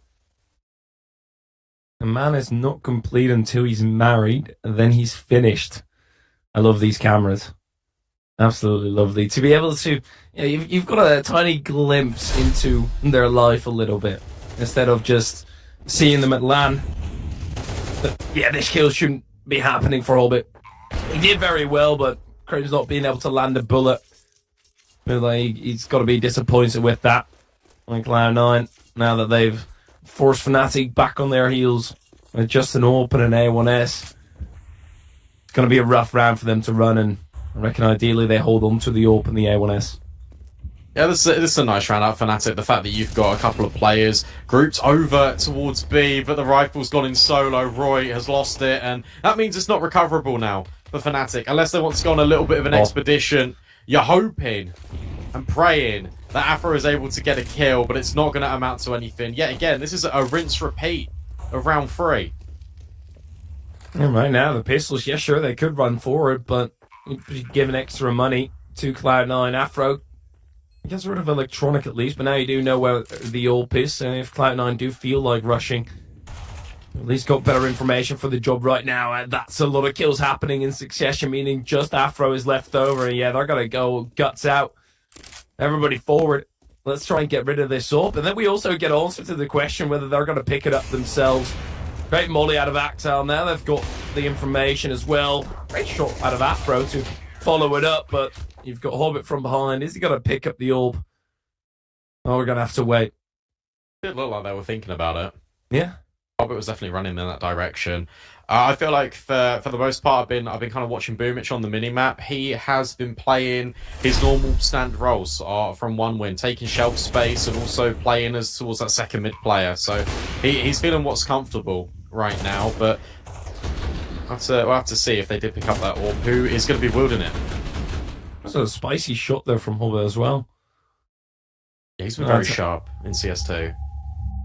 Yeah, I do feel like the rifles are just going to run the show right now, which is why AWP-heavy teams, I feel like, might struggle a tad bit more coming into it. And, well, right now that works out perfectly for Cloud9. You've technically got 5 riflers on their side. And the anticipation here, mate, because, okay, yeah, great tactical pause called by Fnatic. You've got to assume they didn't pick up the AWP. Yeah. Or running a Mac 10 even. To be honest, it does make a lot of sense, but also in addition, I feel like you've touched on a really good point there. The fact that, look, CS2 right now, it feels difficult for AWPers to really get involved in the fight sometimes. That is awkward, because that definitely would have put an end towards Crims. Instead, he's now alive. Hobbit's walked past and taken the space in towards red, but finally Crims is dealt with, and now Cloud9 have got a big flank. And you already mentioned this, right? Getting onto mid for the T side early on is disastrous, and now you've got 3 players on the side of Cloud9 left over, and Hobbit just about above half HP, but look at this massive flank. He's going to spot after. That's, of course, going to be a free kill, but, well, they did manage to get past Roy at least. He's just waiting for that bomb to get closer so they can use it as more of a surprise. Hobbit's going to wield the ult. That's obviously a huge upgrade, but they're going to be able to get that bomb down and run. It's 2-on-2 post-plant position. Hobbit was on the lookout on the perfect angle for a second. Going to back down. There's still a molly disposable as well for Cloud9. Counterable with the smoke. Dexter's just closing the gap outright, not using anything here. Electronic will go peak, and that's the end of Dexter, and it feels like the chances for Fnatic have just plummeted. All up to Mezzy to try and find an opener against Electronic. That's nice at least. It's the start, but he doesn't have a kit on him currently, and Hobbit just holding down the angle. So icy in the veins. He's going to die, but he's also going to win the round. Yeah, so clever out of Hobbit. That he knows that sometimes you're not going to have all of the utility and the defuse kit. You're going to prioritize utility over that defuse. So it's really clever. He just calls the bluff. He holds his nerve and he goes, actually, I don't want to peek anyway with this sniper. I'm just going to drop a molly. I'm going to guarantee that round. And Cloud9 looking very good. We spoke about this wrap through middle. It was unknown from Fnatic. A very nasty surprise and good micro just to hold for that bomb to get a little bit closer before he finally alerts Fnatic that he's in the back lines. Fnatic, they show some fangs here with the bar that they've got. Obviously, Mezzy being able to hold on to that AK. But some upgraded pistols in there, a tad bit of utility, so they're giving themselves a chance. At least to fight against Cloud9. Spectacular here, but Mezzy is going to get a great drop on Boomich, who's entirely blind, but he might not realise that there's a secondary player. But look at this, it's only Fnatic kills Perfecto now decapitated, and just like that, 37 seconds is all that Fnatic need. Well, I've got to say, what a really good design in that round from Fnatic. What a way to get Mezzy opening. Finding those flashes over the top from the B bomb site. The nade gets chucked in from them as well. So Mezzy, all he has to do is focus on his crosshair that entire time and take the fights. Shout out Roy too, who close proximity with the 5-7 finds 2 kills. That is not what Cloud9 were anticipating. That is a really nice set piece to pull out for Fnatic. Yeah, those 5-7 kills, they just wreak more havoc. And look at his nade damage as well at the start of the round. Cloud9, sure, you're able to get right back up and get the rifles out, but immediately they're in the thick of it again. A lot of shrapnel in their body. Boomich. Head unscrewed by Mezzy. Spectacular peak there. Fnatic. That's definitely one of those rounds that is bound to invigorate the entire team. Example as well in the early round about how difficult it is to push through middle with the utility. Rory finding a lot of success. He is one of the guys alongside Mezzy you really look to step up in this Fnatic roster and lead by example. Afro, I like this. You got a deep position here. This frees up Mezzy to look at elbow, can support Roy in middle. And meanwhile on A, you've also got a double prong setup. This is really strong in the mid round for Fnatic. And they don't need to move a muscle. The pressure is all on Cloud9 to press the issue. That's so much map control. Cloud9 with 30 seconds left, they're not moving an inch. It does feel like Cloud9 have already pulled out of the round. They're not going to show any movement forward, not moving a muscle, and obviously with the CT side economy and the aforementioned economical troubles that we said, it's not like Fnatic can go all out Dexter. I think he's being antagonized here by Axel. In the end, loses patience, throws a nade. Axel bites, and that's the end of him. Which I don't really like out of Axo, because now you're running into the next round with 2 rifles. Well, you'd rather him die there than 2 seconds later and he wouldn't have any money whatsoever. Fair. But agreed. Look, it's a difficult position for him to be in now. Mezzi looking incredibly sharp, and you can see the proactiveness on display. The fact that he is more than willing to get involved, take these fights really early, is a scary sign here for Cloud9. Different variation now on middle for Fnatic as well. Rather than leading with the smoke, it's 2 incendiaries down. Roy gets the space, but Afro, he's been dropped over towards the B ramp. And rather than accelerating, Cloud9 are rotating. They're trying to find this gap on A.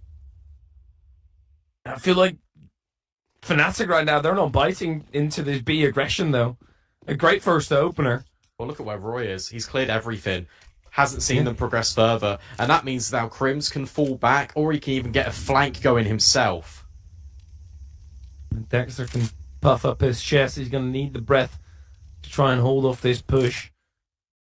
All of a sudden, 2 rifles. Capable of doing a lot of damage. Fnatic know that. They've done it with 1 themselves. Here goes the utility. Cloud9 don't have a whole lot of it. Dexter cuts down 2. That's 2 rifles, but obviously you can play hot potato with them. Crims, another 2 victims. Leaving just Perfecto by his lonesome. Getting the bomb down here would already be great, but Mezzi feels like he one-tapped him through the smoke. That's a bit rude, but great round again for Fnatic that looked to get out of hand quickly.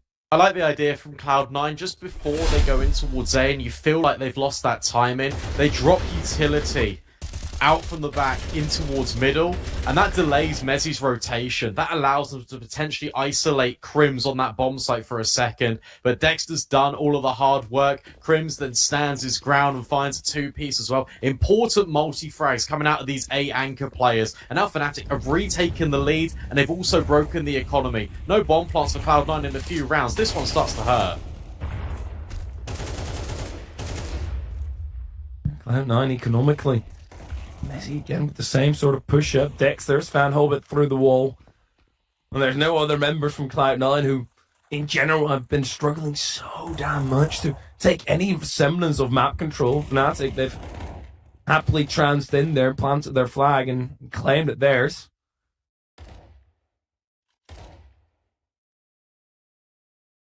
It's like an impossible round here for Cloud9.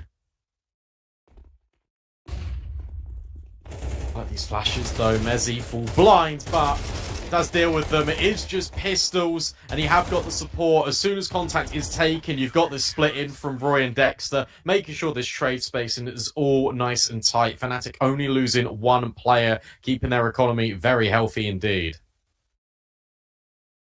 I feel like the only time that round is going to get out of hand is if Mezzi dies here, but he was alive with 100 HP and took down 2 at that point in the round. Is completely done and over with. Clean stuff out of Fnatic. That's really what you got to hope for. I feel like we haven't got the Cloud9 webcams, so we've seen a lot of Fnatic. But that's fine, we don't mind. Yeah, good looking faces.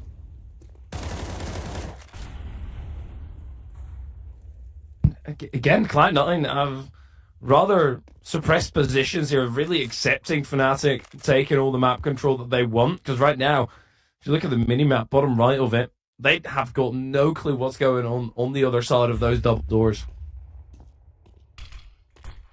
So you start to see this happen a lot more now in CS2 Ancient, where you can throw these instant elbow smokes. It gives the CTs about a second, slash like 3/4 of a second to be able to scale up shelf easier, which means you now get a lot of these awkward mid rounds for the T side, where you have to retake a portion of the map together, and you have to just rely on the fact that Fnatic might not be in the best responses. See here, look. Electronic has dropped all this utility middle. He's baited out the idea that they were going to go for this, and as a result now, Cloud9 are now taking space towards ramp. Afro misses the shot, and Cloud9 are in the bomb site. You see those heads pop up. Afro with the first shot, and Axo, he's trying to wreak havoc over towards the other part of the map. He's cleaned up A entirely, but Cloud9, the head of the push, is still going over towards B. Perfecto slices Afro and Dexter, even though there is a rebuttal. There's no save Xville, so for Dexter, it's rather tough decision to be making here. Does seemingly want to go back in. Hover around the corner, just switches up his position slightly. Catches Dexter off guard. All of a sudden, Fnatic do have economy to buy right back into it, but perhaps Messi holding on to the save for the future could be a better one. But he just wants to do more economical damage, and oh no. Okay, Boomage is still around. He's going to get killed by Messi. He's got a kit as well. But Hobbit is going to mop up the frag. Yeah, I like that idea from Messi. He's not going for the round win there. What he's trying to do is as much economic damage as possible. If he's able to get rid of Hobbit there on that AWP, if he's able to find the other player, I think it was Perfecto that was quite low. And Axel's a world away, so he'll be sprinting more towards the bomb. There's a world in which Messi kills all 4 players there just by virtue of staying alive on the bomb site, but this is a cracking shot out of Hobbit. He gives it over to Perfecto, who, to be fair, does normally secondary AWP. Typically, you see that though on the CT side though for Cloud9.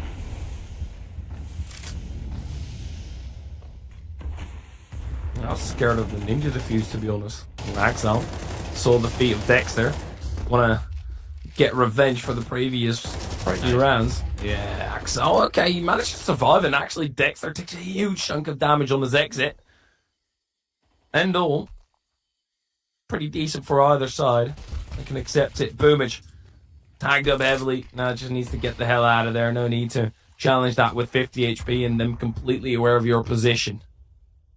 This is a really big, not overcommitment from Fnatic, but a lot of resources delegated to locking up and ensuring that shelf is definitely clear, because they don't want to make the same mistakes as they did in the previous. This is, of course, the last round of the first half here. Everything on the line. Potentially Cloud9 can equalise the half score line. That donut smoke has gone slightly shallow, and Dexter's just going to play over the top of it. Dexter finding that tiny gap.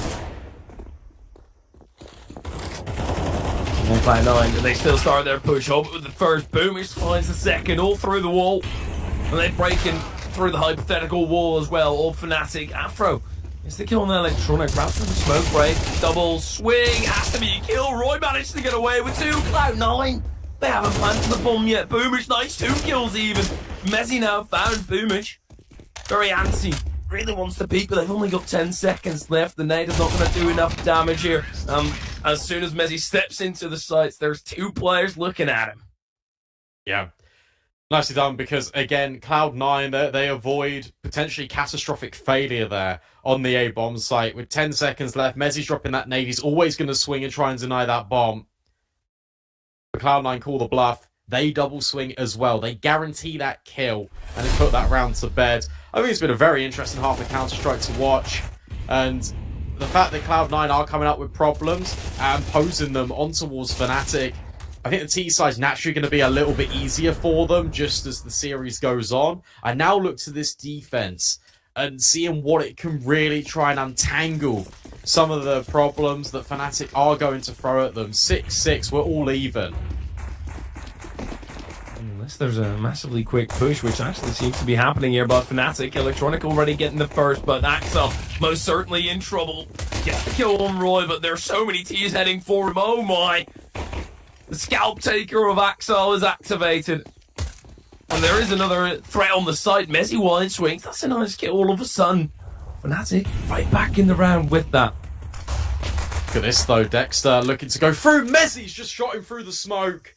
I thought Hobbit was surely going to kill the IGL Fnatic, but instead, now they can try and isolate Perfecto. But he is ice cold and iced out Fnatic out of the round. Cloud9 claim the pistol. Oh my goodness. What a fantastic rebuttal by both teams there, really. Fnatic getting it back into a 2-on-2 and then Perfecto. Pretty sure that final kill was him fully running. A lot of respect to Axel here being able to hold his ground and allow for the rotations to come through, but Messi. Yeah, that final shot, he was fully moving, no doubt about it. Hero Echo here for Fnatic. Call that a drive-by. Hero AK is very interesting when you don't have that bomb plant as well. He's still got a K, so him getting a lot of those kills. Needs to be careful. One MP9 could swing things heavily in favour, but that's a whole lot of life lost in all on the Fnatic side. Blue kill feed coming through, and the AK are lost as well. Extremely unorthodox purchase there for Fnatic. Because now look at what Mezzi is working with. He's that player that dropped the AK over to Roy in the first place. Now he's operating with 2,600. Will probably come into this round with a Mac 10. Or I imagine he gets dropped an AK and someone else gets a Mac 10. But even so, you're still not operating with everything.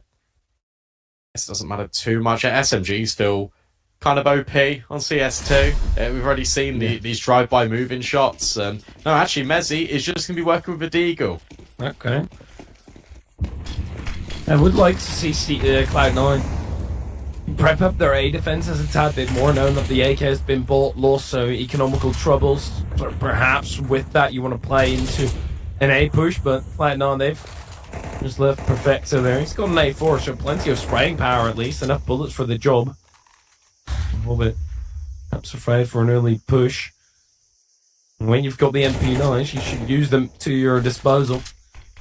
See whether you can trade yourself out slowly but surely. Bring the rifles in a good job, in a good position to pull through in the round. But Fnatic are crawling over towards A. Yeah, they're definitely going to give this a look in. But where you've got all this space in towards mid, Electronic has stared down shelf, has not seen anything.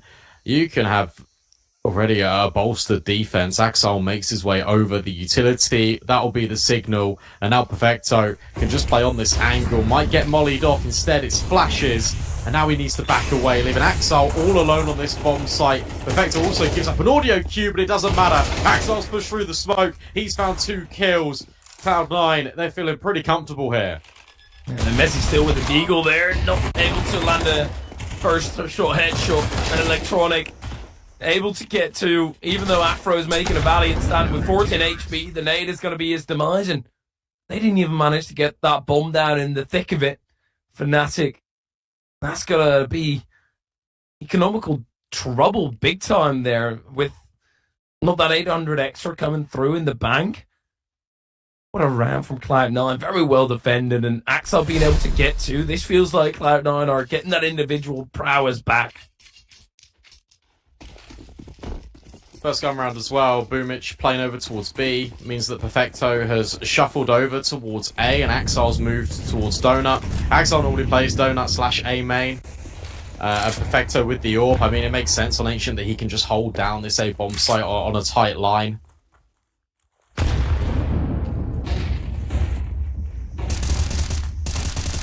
Gonna be rough. Hold it. And then Boomich as well.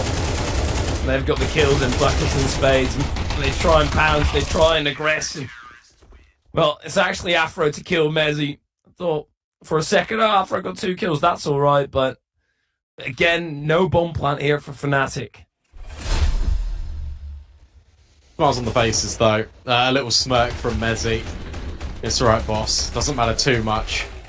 It's just one of these half investments. However, now you That's what not you alright. Well, it's not alright from Crims, but look, now you what you got to consider is the fact that Cloud9 are flawless on the CT side. They have got 10 rounds and they are 3 away from taking their map pick. My mind is not the greatest, but it feels like Cloud9 haven't taken a tactical pause, and this has all been on the side of Fnatic, unless the graphic is showing them to us wrong, but pretty sure there's 30-second tactical pauses instead of the 20 that you also sometimes see. You get 3 of them due to the decrease in the amount of total rounds. Here we go, Fnatic. If they don't manage to prance on this round and really show their power on the T side. Crims, by the way, 3-12 right now. I can understand the frustration. Been playing to his normal standard, that's for sure. Might get a contest here. Out towards Shell, Boomich walks through the spam, does connect onto Dexter, nearly converts it to a kill, but instead Roy wanted to try and punish. Hobbit's there to kind of compensate for that reload, bails Boomich out of trouble. And meanwhile, whilst all this is going on, mid-space yet again taken. There is an interesting element. Crims is quite deep in A main.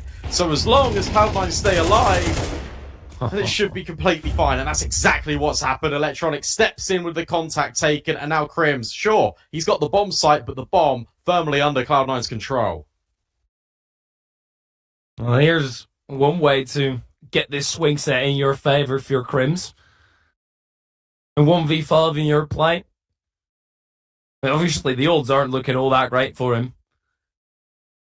And that now also counts for Fnatic. They have had their chance to acclimatise into the half. Haven't been able to do that. Cloud9 give them a hot shower after cold shower. Continuously switch up the temperatures. I guess if there's any hope for the 1v5, this is a great way to start it off with. Cloud9 also now start hunting. Don't want to have any sort of trouble in that next round with this AK being saved over. And also a full utility belt. Crims gonna tuck himself in. And Cloud9 don't have all the information. Crims could have just ran away through into T-spawn. Boomage showing some aggression here. They're wrong. I'll bet. Ooh. Oh my. Disaster. That is worst case. That is $350 for Crims in this next round. And I feel like if you're Fnatic here, you know that Cloud9 are playing with a stand-in. We've seen these defaults coming through time and time again, but they are being churned up by pretty much the majority of the defense. Why haven't we seen just a straight A-up execute out the gate? Why haven't we seen a clear direction of map control being taken early here for Fnatic? I feel like that would benefit them an awful lot. For Thunderpick, their live odds are saying that Cloud9 are definitely the favourites for this series. It's now easy to see why, as they are 11-6 up, a couple of rounds away from closing. Crims will now operate with an AK. He's picked up and scavenged that off Mezzi's body, but he's got no armour behind it. At least they've got space down in towards middle. With Axel going down, that's a route through to A. They don't have the bomb right now on them, though. So Fnatic want to go quickly about this. They do need to have somebody connect back and collect that bomb. It does look like they're slowing things down, making sound cues, and Perfecto plucks Roy out of the sky as he tries to get himself into safety again. And Dexter's going to be the bomb retriever. In the 4v3, Crims also doesn't have armor, so even though I think an AK in his hand, he died in the previous round without getting any money into his bucket. Afro, he's probably crept up further than Hobbit would ever expect. And he's going to swing, instantly died. Boomage playing, pulled in his own weight right now. I mean, 10 for 10, doing well, nothing really to see. Crims goes down, and that just leaves it all to the main man himself, Dexter. He's also getting aggressed. There's no way he's getting that bomb down without a fight. I don't think he put this bomb down. It'd be fantastic if he could. Feet's already showing. And Perfecto just wall bangs in through default. No extra money. That means you can't supplement the AKs with this utility. And it's Fnatic's final stand here on Ancient. And they're not going to have all the bells and whistles they'd really hoped for to work with. It has been a complete collapse. And where I thought potentially this CT side was going to be a little bit problematic for Cloud9, it has been nothing but flawless. I'm really loving this C9 on the CT side, and now Fnatic. 5 galleys to run this final round with, or perhaps final round. But with also a lack of utility. Doesn't feel too crazy to say that. It might be at their end here on Ancient. It is the map pick for Cloud9, but Fnatic, a quick push on towards the A site. Perfecto. Press back, sees the first, takes his head off. That's a very nice first one. There's got to be more though. Dexter beaking into him. Perfecto is looking sharp. Picking up the all-ping duties. Electronic coming through from behind up against Mezzi. Tagged up a little bit. Mezzi wins that duel. And there is hope after all for Fnatic as Mezzi also puts the bullet through the dome of Boomage. They win it. Maybe not anymore. It was so important to Mezzi to get these kills out Donut because it just creates pressure beyond the bomb site. But, the elevated angle. Hobbit falls off the shelf and Mezzi will punish. That's now Perfecto waving the white flag. He needs to retreat now with this AWP. But what a round from Mezzy. 4 within it. He comes up big for Fnatic. It is mesmerizing. Has to. We've got 2 players currently sitting underneath double digits. You're already very deep into the game, and it's not like the 2 others that are on double digits are looking a whole lot sharper. Fnatic struggling big time with this man, saving them out of a sticky situation.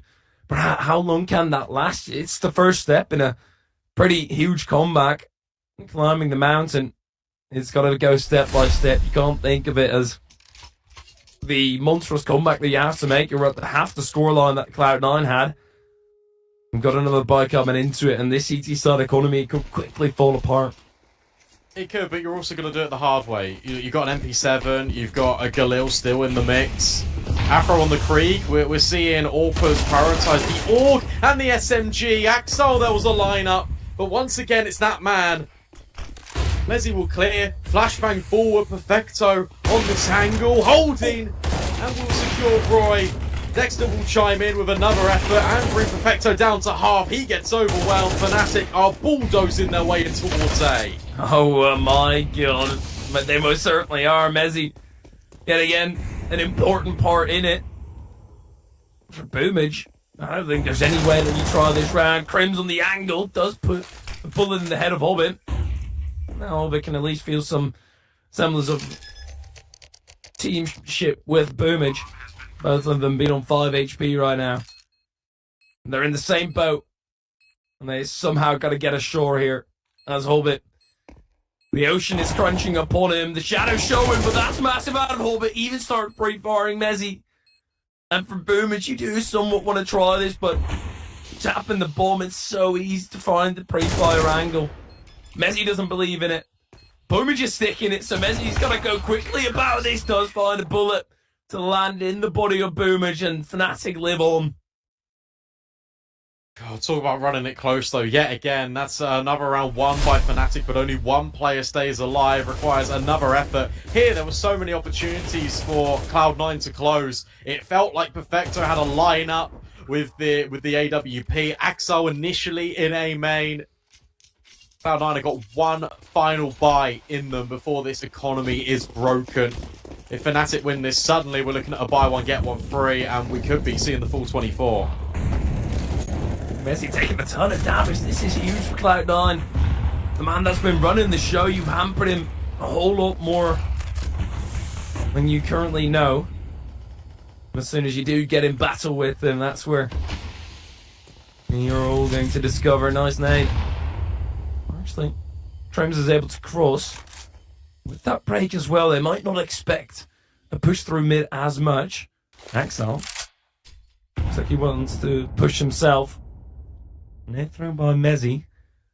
And I like this out of Fnatic. They don't really need to do anything. They've already made their play. They've sent Crims to the front lines. Now he needs to look what he can find, but you do have a long distance angle here. And Axel also getting rid of Mezzy with a headshot. Yeah, you see the grenade trajectory thrown by Mezzy. It goes deep in towards Donut. That could only really come from the back of the boxes. Axel is just diligent and he clears it. Big fight here between Dexter and Axel, but it's going to be Axel claiming that one. Suddenly the dominoes are starting to fall apart here. For Fnatic and Crims, he has got this space in towards Red, but he could never progress because Electronic was holding the line the entire time. Perfecto. Now Cyclops in, sees the shadow, and deals with Crims. It's only Afro remaining. They will do some damage, but it'll be the final nail in the coffin from Axel. Cloud9 take their map pick. Yeah, Fnatic, they were able to give us a tad bit of a map in the end, and to a certain extent make us believe, hey, this is absolutely possible, but in the end it is Cloud9 who are able to pull it across the line. Very well done, and it's such a rough position there for Crims, and with a Mac 10, also a lot of... You could have a lot of hope that you could pull off a similar play like Cloud9 did, but the chances just aren't really that great that nobody's holding down the line, and Cloud9, they look so sharp with the substitute, man. Yeah, the CT side was looking really good. I like how dynamic Axar was being, especially towards Donut and A main. In that final round of play, it's so important that he walks to A main and gets that kill on Dexter, because if that goes the other way, suddenly Perfecto's drawn off that angle and he can't look at middle, and Fnatic would have tried to split on towards A. But that is the map pick taken by Cloud9. We have got Overpass up next, Hytheria, but that is coming up just after this break.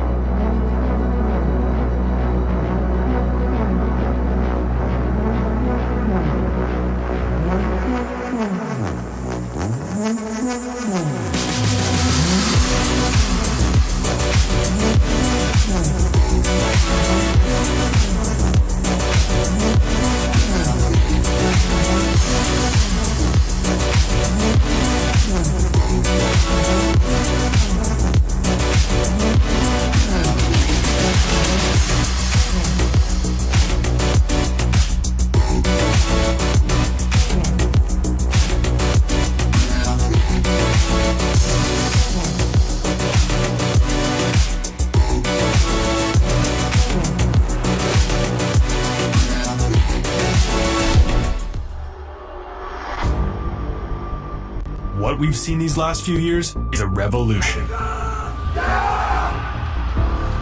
Esports has evolved at an unbelievable pace. And so have the tools that players need to perform at their best. Gaming mice have evolved more in the last 3 years than in the previous decade. Xtrfy was born from esports. Since day one, we've been working hard to help gamers play better. Questioning the standards. Doing things our way. To create the new generation of esports equipment. Sometimes, details change everything. Change the way we see things. How they feel. The way you aim. Change the game.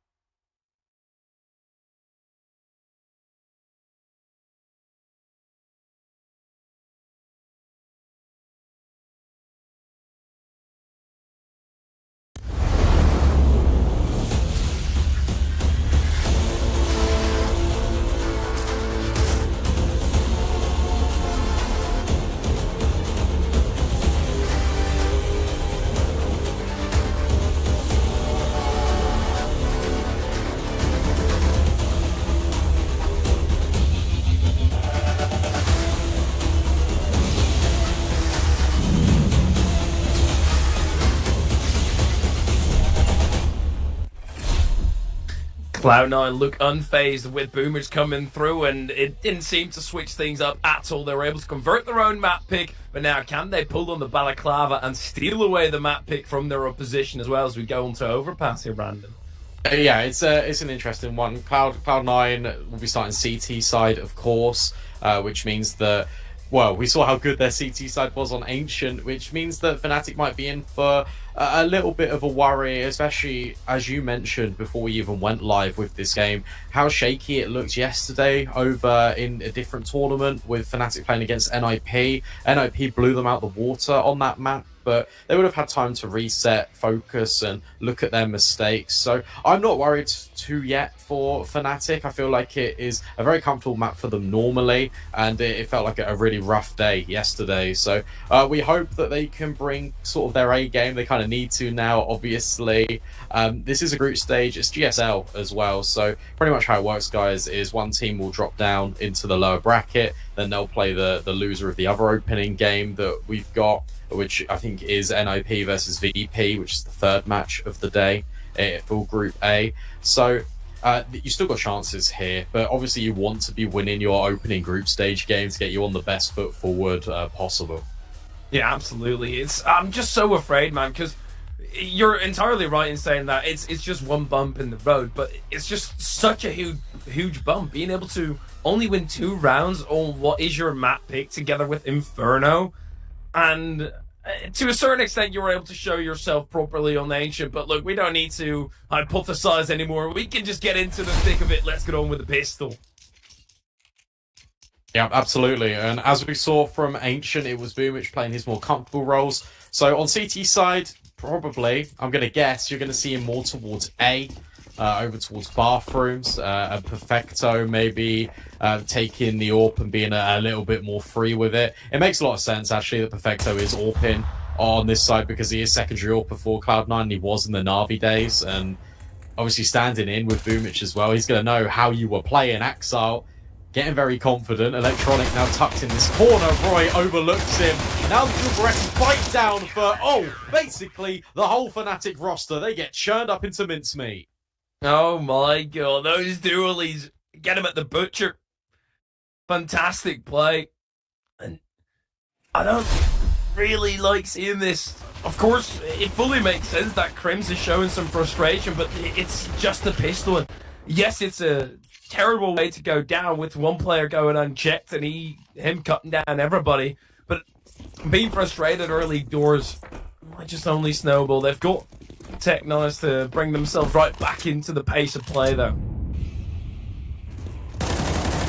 Yeah, instant forces coming out of Fnatic, which I think is a really interesting one. Typically, we see teams full eco, especially on T side where you didn't get the bomb down this kind of hampers your buy into the next if you're not able to make these pistols chime in with success. And Electronic is starting as things to go on. The flashbangs rain over, but you've got this double layered setup. That's so cool. Out of Cloud9, another bait and switch coming into play. And for Fnatic, the hole does get versed. Hi, Electronic. Yeah. Look sharp. Yeah, for Fnatic, one big issue is that in pistol rounds, from what we've seen thus far on this map, they haven't really been all too great. They've won 1 out of 7 on them, this one included. So, if you're continuously losing 2 rounds or 4 rounds basically in every single map, depending on how many forces you manage to get through, you're gonna go 2, and in this case 3-0 down, unless there's a huge error on the side of Cloud9. They should all be sharp. Axel, he's been looking fantastic, and I feel like Axel, one of the best riflers in the world, if not the best, and just not really being able to see the heights that we kind of expect a player like that to be at. Currently, he's looking like he's gonna climb that ladder. Wait a minute. This one is... oh, alright, nice shot. But that's all it will be. A nice little consolation prize for Roy as he eliminates 1 rifle. But this is what I've been waiting for, ultimately, Hyperia. The first full gun round between these 2 teams. I'm excited to see what the default looks like. Again, we see Boomich getting aggressive out towards A. So he's just basically playing comfortable CS now. Whatever he wants to do, basically he's got the free reign to do that. On 1 win, he's a very proactive player, and obviously with Cloud9 feeling this confidence already, being a map up, it could be quite good to have that in your wheelhouse as well. Boomage. It's a very low utility. Be too surprised to see him go for a tad bit more aggression. Usually is a telltale sign. But he actually is the player that boosts somebody up. Making a fair bit of noise in the process. The Crims. Oh, wow, Electronic just purely panicked. You don't have a lot of time to anticipate in a moment like that. Usually you'd expect Crims to at least somewhat look that way. At least have him in your field of view. But both sides get away with it. This is better out of Fnatic. It's more of a default. You've got spacing towards connector. You took short water initially. And off the back of that reaction, now you're scaling toilets. This is a lot of map control taken with Fnatic. But now it's a question of what do you want to do with it. Despite Cloud9 not taking short water, they've still rotated a couple of players up towards A. And they've got the right read on the situation. 35 seconds left. Boomich starts to walk in closer with the MP9.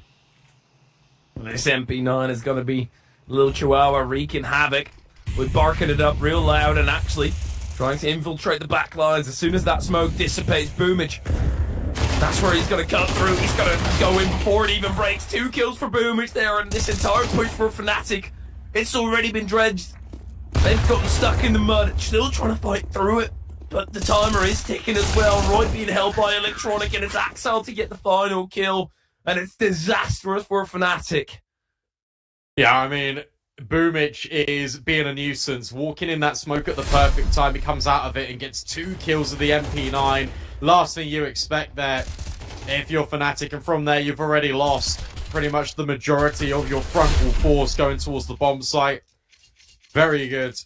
Crossfire's been established for Cloud9. And they're in flow state right now. Yet again, it's the Deagles. No bomb plants in 4 rounds for Fnatic. Cloud9 look alive.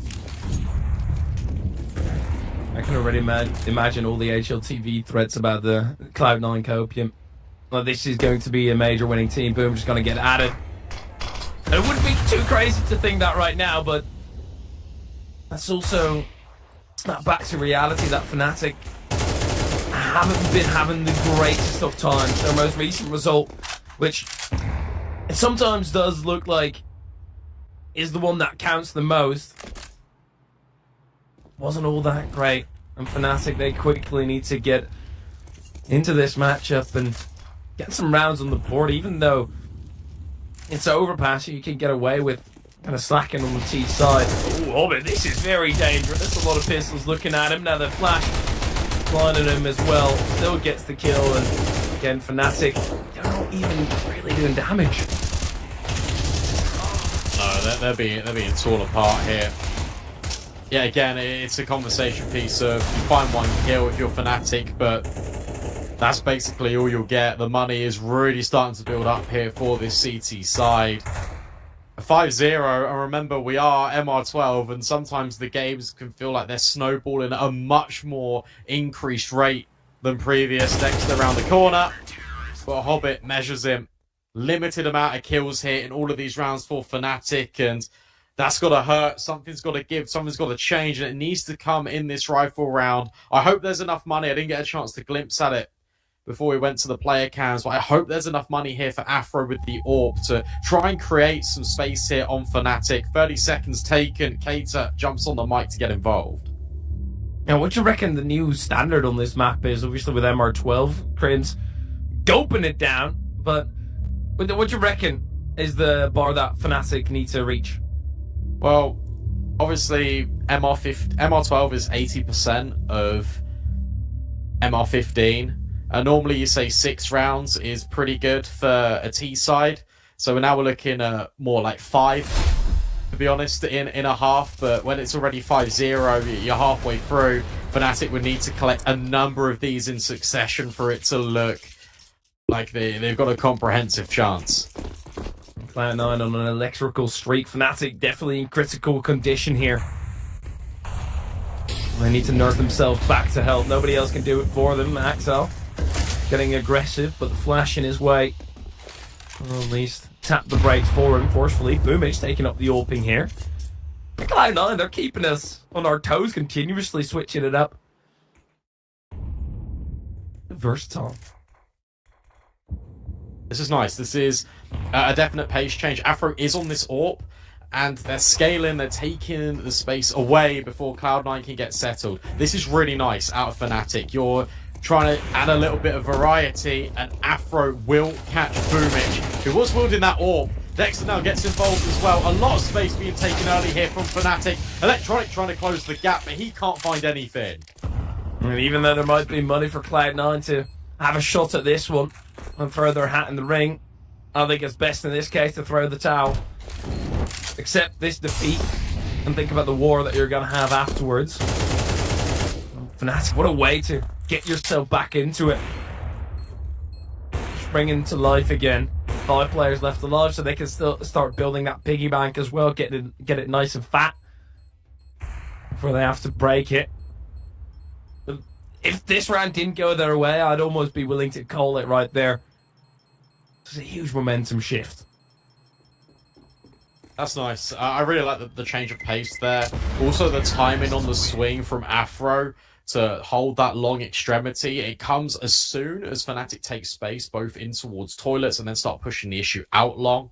So you know that you can't get overwhelmed and immediately traded by a rifle there. If you're Afro, you've got all of this space, and it is a really good angle to catch off Boomage. And from there, here comes all the scaling. It's almost immediate. The accelerator is pressed. A little bit of a smolly there for Messi. Didn't really need to show that one. Observer. He did so well on Ancient. I guess, you know, if the player makes very little mistakes, you're going to highlight them so we can at least say something negative about them. Odds usually in favour. Only negative things about Fnatic. No, 9. Sinking into the singular digits. Rightly so. Got the money to work themselves right back in this. So even though, yes, that was a much needed round for Fnatic, of course it is.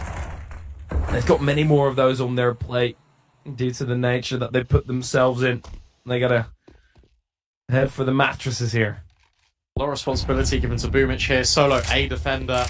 Axel walking up connector. He's got a time in here. Afro needs to go back in clear, but he's looking the wrong way currently. However, Dexter will swing and combine with that AWP. Fnatic still destined on this idea to go back forward in towards A, and it is working. They've still got the player advantage, but Boomich, with all of these long-range supports, he's hitting everything on the AWP.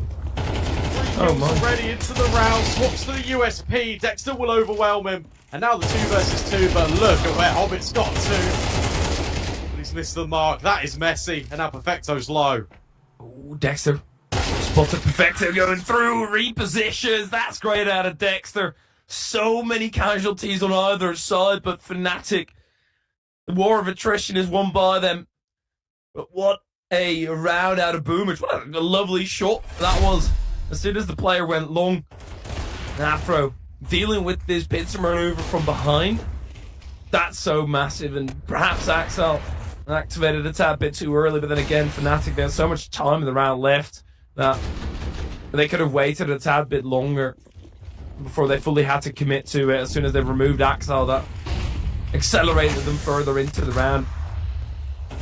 Big shots out of Boomich. Yeah, man. Look at what that's left. Cloud9 with. Talks about the snowball and the need for Fnatic to get rounds in a row here. Couple of FAMASes. Perfecto this time wielding this sniper. I like the way that Cloud9 are setting up the AWP in this round, and what they've been doing all series long. They're deliberately having long-range engagements. They're posting the AWP on the angle. And they make sure they've got the best opportunity to utilize it, rather than being that explosive force we know Shiro can be. FAMASes, 2 of them, about to swing short. Crims on a timing. Still 0 kills. It was a dangerous time to scratch her nose. Prince. Anticipating a whole lot. Staying vigilant, but now we'll go scouring himself. Boomich is on the off angle. Mezzi is going to get swung as well. Afro is going to punish Electronic for it, but that's only after there was a kill. But all that action is mainly so Fnatic can just walk onto the A site glamorously or across the red carpet, and Cloud9 won't be able to do anything about it. That actually gets a little bit scary for Fnatic there, because in my opinion, the original design for that round was the utility towards A was a little bit of a feign of pressure, because the bomb was making its way through to connector in towards the short water. Afro getting a crucial kill, trading out Electronic with the bomb on his back. If that goes the other way, sometimes that can really start to get out of hand. Instead, I like the decision making. Mid-round calling from Dexter there. Well, they've taken contact towards short. They're fighting us. Let's just take the space on A. Let's see what we can work with. Afro is able to rotate over. Cloud9 forced into the save. And you don't see Fnatic really hunting here, because they need to prioritize their own economy before they start looking to try and deal even further damages to the CTs. And had that great round where 5 players were left alive, but apart from that, it's been incredibly close the entire way through, and Fnatic just about on the short end of the stick, or on the long end of the stick, excuse me. And all of a sudden, this is right back into a game. Cloud9's economy also down low. Even though the AWP can do a lot of damage here, I do like Cloud9 being so versatile with the AWP that... Oh, ooh, hello. This is one I haven't seen. Seems like he's moving though. I mean, he'll get stuck into the wall, and now he'll be fine. Yeah. This is a really cool angle to take. Oh, he looks away from Afro though. That's a nice first kill. He's gonna stay up on it for a little while longer. Nobody else is gonna peek him. This is dangerous. Fnatic could be in trouble, but they're getting pushed by the pistols right now. Hold up, they're forgetting about the corner. Oh no, this is all falling apart. Fnatic, they did so well. They're up on the high horse, but the higher you are, the bigger the fall is. Cloud9. What a round out of them currently. Crim's left to mop up the pieces. I can't believe that. Boomich just dry swings, and he finds 2 kills with that USP. What the hell? They do it flawless. There was a A1S and an AWP. A disaster. Yeah. Big breaths there, Crims. Oh, wow. Lovely shooting here out of Boomers to pivot back as well. Crazy shot with the USP. That is a complete collapse, and it is no surprise you immediately get this pause out of Fnatic. That is around, yeah, normally you set this AWP and the rifle up for success. The fact the AWP is boosted and then the pistols go aggressive, that is genius from Cloud9, because normally in rounds like those where you've got the limited investment, you're looking to really protect your weaponry. And the pistols will normally fall back. They create a little bit more of a shield for the sniper or the M4 to get involved. But the fact they push there as well, that also helps out Hobbit, who's out towards long toilets. Not that he was even needed, but he could have then cleaned up even more players and been that surprise factor. What a round out of Cloud9. That's insane. And it's got to affect the mental as well. Boomage, a huge chunk of damage in Cloud9. Double AWP. But their AWPer is gone and they're going for 2 of them. Sure, Afro. Oh, shot ripped off into the distance, but that bullet will just be lodged into the wall firmly until renovation's got to be made after this war. Axel. Oh, the aggression. Here's one spraying. Dexter calling for help, but nobody will give it to him. And then Axel comes through. And he immediately escapes down connector as well. He's going to start the hunt for Crims. Crims, you have to be getting this kill nice in the face of Axel. But in the meanwhile, Roy does need a headstone. 6 feet deep for him.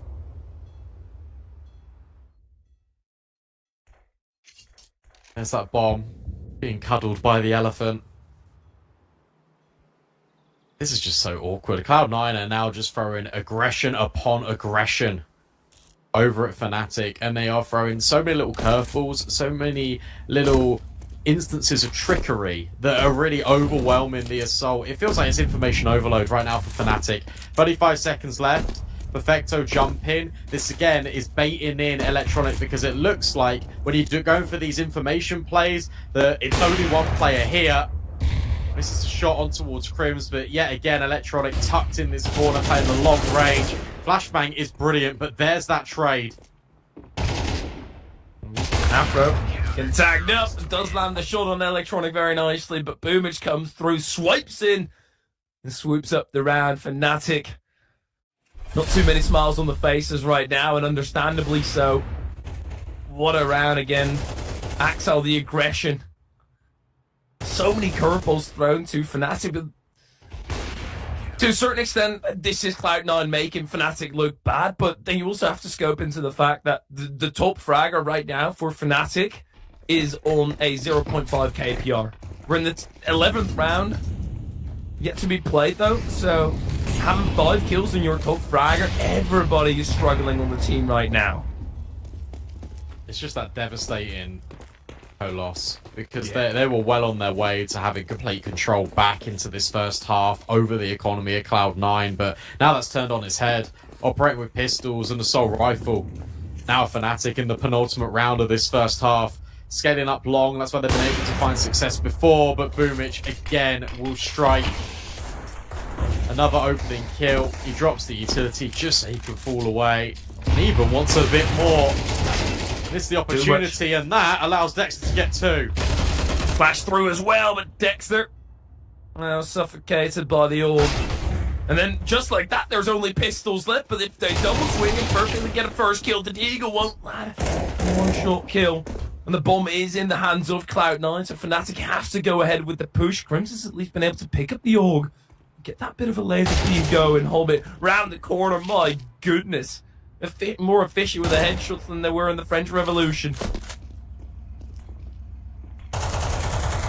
Mezzy will also go down without a fight.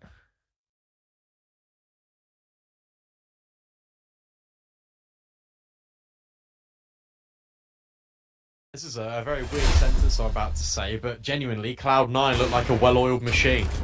Oh, yeah. There's so many instances where you're getting these bait and switches. This round had to be bailed out from the likes of Hobbit. I mean, this second kill onto Crims is just so deadly. You don't have a chance. 8 rounds plays 3. Fnatic would love a 4th here as they take the short control. Going to be uncontested for now. Excellent. Feeling the heat most certainly, and as soon as the nade comes through, sees that as a sign to go in. Mezzi fully aware of it. Somebody of Fnatic needs to step up, because as you just mentioned, sometimes it feels like they don't have a chance, which is the worst feeling to have in a map. You know, if you make some mistakes here and there yourself, okay, yeah, you know what to improve upon, but if you're just getting punched silly right now, like Boomage knocks down Dexter, one blow to the chest, but Roy, nicely finding an opening. And there is some reprieve here to be found for Fnatic, as they have the ace side in the final round of the half. They don't even need to commit into this if they don't want to. But because there's been a delay in this bomb plant as well, that will keep Perfecto there. Great shot out of Roy. And he goes looking for more on the edge of the smoke. Boomich will now need to relocate. A 2 versus 4 Fnatic. It feels like they've definitely at least secured this one. Wait, and currently KD of 4, 8 and 2. Boomage 15 kills for him as well. But it doesn't look like Cloud9 are going to be up to this task. Boomage with the orb. And you're going to be deep in enemy territory in multiple sight lines. Nice first kill. Perfecto finds another one as well. No way! Cloud9, they entered the conversation. A 1v1, it's Mezzi to clutch them out of it, and he knows how important that one is. Fnatic, they somewhat stay alive. How do these rounds keep getting so close? How do you have a 4 versus 2 that translates into a 1 versus 1 and relies on Mezzi again, the hitman, to find those 2 kills to secure that round for Fnatic? Gotta have a look at these replays here out of Boomich, because this AWP is absolutely on point right now. Sure. Clean clutch out of Fnatic, and I tell you what, they win this pistol, they are right back in this half. Thus far, they've only won 1 out of 7 pistols that they've played on this map in the last month. So there's even extra added pressure. Fnatic, they don't have the stats to fall back on here. They've got the dualies. They've got a 3-man setup together with Cloud9. One big ball of aggression running down. It's Crimson to find the first and remove at least the head of the spear, but the rest is still drenched very deep. Mezzi, he's duking it out again. 3 feet for him. And that kills the round entirely as he steps around the corner. 4 crisp headshots. And he's baking him up. Oh, Fnatic needed that, didn't they? Oh, yeah. What a round from Mezzi. Yet again, it is always him. He is that one reliable factor that Fnatic constantly have. You said pistol's not really in their favour, but I tell you what, I mean, what can Cloud9 do about this? 8 rounds plays 5, no bomb plant, full eco. Fnatic close the gap, potentially just to 2. Cloud9 start infighting as well. Axel shanked at the start of the round. It's just clock, so the repercussions of it probably won't be all that great. But my oh my, Mezzi, the goose that lays the golden eggs right now. Just like he did on Ancient. Giving Fnatic a way back in. Some great look at the future. And Cloud9 start barreling down, and Fnatic don't lose this round now. Cloud9 have been able to get very close. Afro also low, but there's 3 kills. And even a knife on Hobbit. There you go, that's about to make you feel good. Yeah, that's satisfying. There you go. There's some smiles on the faces. A couple of dinks there that the Cloud9 get just from the virtue of running long and death balling. It is a little bit scary early on, especially when the opening kill comes forward. Let's have a look at this. Yeah, nice try. No bomb plant for you, Hobbit. And all that extra money that they would have gotten due to the bomb plant goes in the pocket of Dexter. What has he got to show for it? An MP9. He dropped the auto Afro. Yep. Life of an IGL, baby. Ooh, right. Needs to be careful. Afro pushing through. He is currently being held. Mezzi. He gets the first kill on Axel elsewhere on the map. And Roy will follow it up. This is a lot stronger from Fnatic. As Afro saw to. Nice flick onto Hobbit. Nipped around in the bud. There's no way for Perfecto anymore.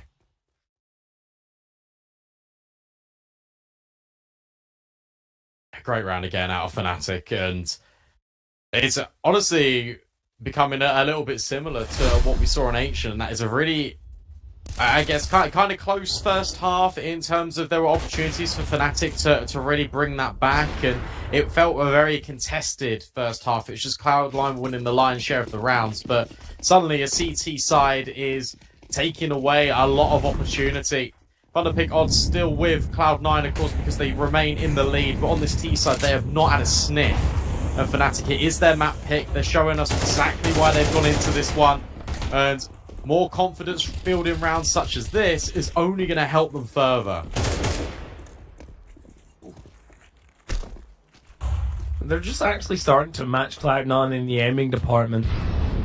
Now, if there's an information overload, just make sure that as soon as they give you information, you end it there as well.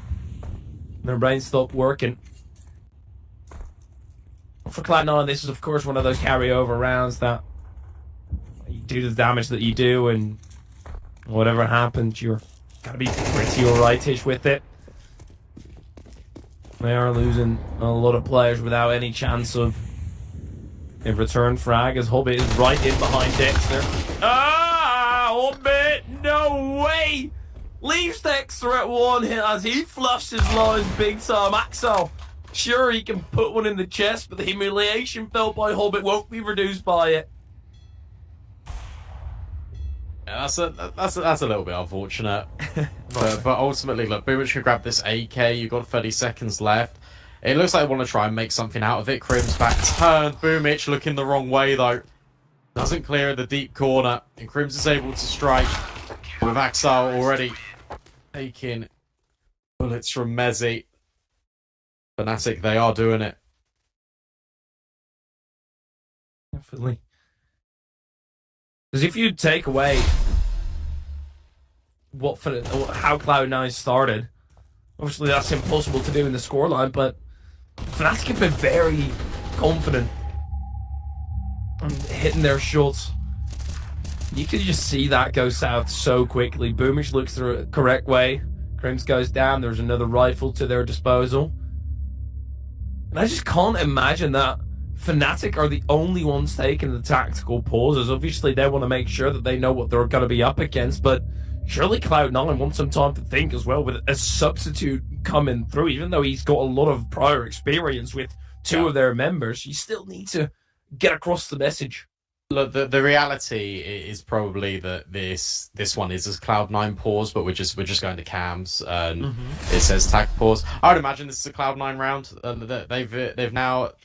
Sorry, not round. It's a pause. They've now called it in because look, Electronic's on the Krieg. Boomich is wielding the AWP primary, and to be fair to him, why not let him use the AWP in this situation? I mean, he's 19 and 10 right now, and some of those flicks were absolutely sublime.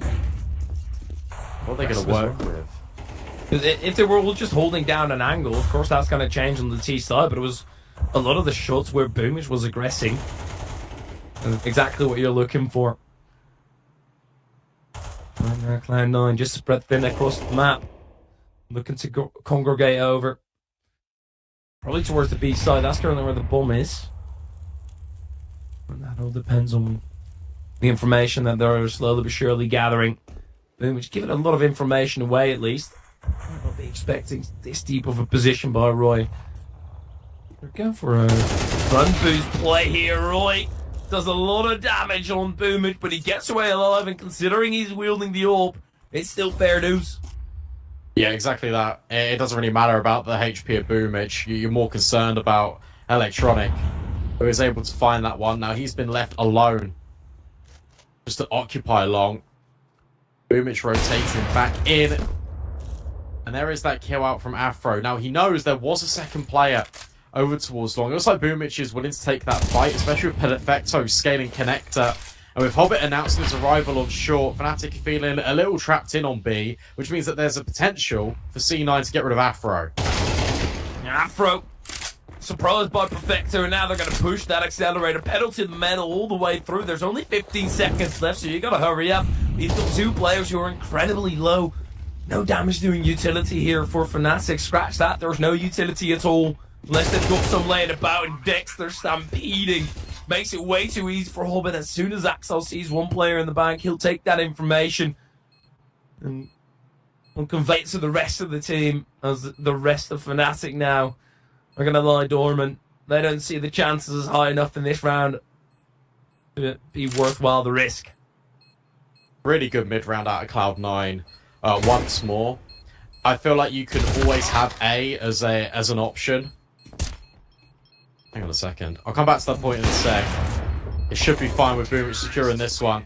But yeah, you've always got that option of rotating up towards A there if you're Cloud9, because the space you've got in connector and out towards short. What's instrumental, the one key difference that allows Cloud9 to make that play a reality, is because Hobbit at 30 seconds pushes in towards short and takes that fight on barrels. Because that anchors in these Fnatic players on B for another 5 seconds, which means that Afro fall in there is the crucial trigger for Cloud9 to make it up towards A, completely uncontested.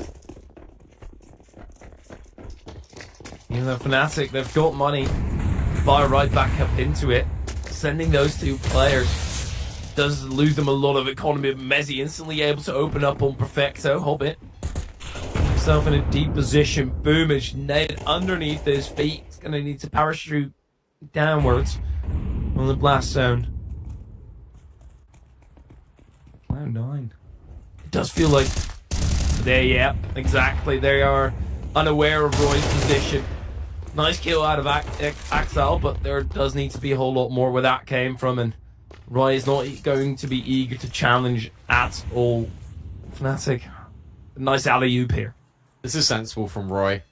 Pushing deep on Fountain, it just locks the B players in, and it also means that Afro can focus solely on connector. Boat comes in at the perfect moment. Roy can now look to backstab. Boomich is currently holding, because Cloud9 have no map control outside of Monster, but as he looks away, Roy will strike. And that really feels like the suffocating blow. The last one that you need. Great counter-strike here by Fnatic. Where Cloud9 will try and utter some words, but as soon as they start piping up, Roy at least have some sort of presence. Cloud9, they have to do something, because you can't just sit here until the very end. Now you can. Otherwise, it would just be way too dangerous with everybody from Fnatic being able to crash down upon you. Looking at the economy here, though, for Cloud9, Axel might be able to drop it a little bit. They're definitely going to have to do some math here. As you grab the AWP. That's good. That's money for an AK. Yeah, I feel like there is enough to drop. Here's that opening kill, the spam. Picture perfect. Yeah. I feel like obviously Overpass, it hinges a lot on these crucial primary zones of short and connector. But I feel like this match, you take a look at the way that Cloud9 are defaulting. Fnatic, it's so important they keep contesting connector here and having these options to fight for it. Because if you give Cloud9 this much space, they are going to strangle you out with intel. And they are going to completely deny you knowing exactly what's going to happen until the very end. Afro versus Boomich on this long extremity. And Roy will find Hobbit and Con. So often times where Cloud9 lose a player early on. Can't really blame Perfecto, but Boomich here is careless. Electronic, flashed. Now, all lights go out with his brain. Fnatic. There's no insane double spray downs, but every single time that they peek, they are vicious, clawing down whoever is on the opposite side, and they make it so swift as well.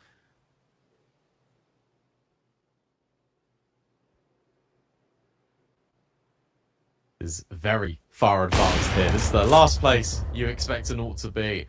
I also like the fact that Fnatic have made that conscious decision to have a rifler in connector rather than the AWPer.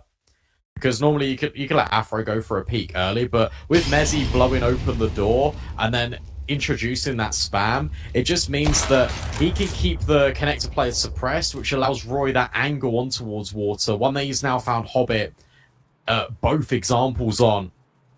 It's a great way to play it. It's why blowing off that door and connector has become so popularized and meta over this calendar year. And for Perfecto now in this round, just focusing back in on the present, this is a really difficult save, and they could even wind down the clock here. Fnatic can kill him after time, and that really would be the worst case scenario for him. And that's exactly what they're doing. And Perfecto is starting to make some moves here, making a lot of noise. Flash comes through. We're looking at the ground here, but we've still got something to focus back on. Yeah, and all the wooden panels, that's not going to be enough to stop the array of bullets that Fnatic look to dish out.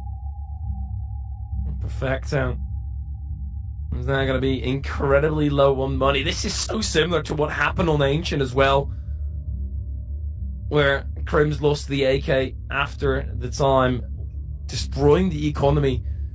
But Fnatic, after getting eco'd, their backs are upright again. This is a pause from Cloud9. Second one. Pulled it in for 30 seconds to reevaluate what's going wrong. I think, again, I feel like I'm repeating myself, but this time it's with a different team. We've not yet seen just a straight execute out the gate from Cloud9. We've not seen them test Monster early. We've not seen them go for a quick play through connector up towards A. It's been these very slow, defaulty rounds, allowing Fnatic a lot of wiggle room on this CT size to really set up all of these different crossfires. I want to see something a little bit more punchy out of Cloud9. Probably not in this one, but maybe in the next. I think it was a missed volley from Cloud9 on short as well. They're not going for any aggression, but missing that mullet. So, wow. Up against the scope rifle. Crims lays in flat and immediately gives himself up on the open angle. Dexter assumes. Cloud9. It's been a while since they were able to find that first kill. Perfecto still with a P250. No armor, of course. Cloud9. You're going to have to heavily rely on any of their individuals showing the capabilities, and currently it's the substitute that is showing the most.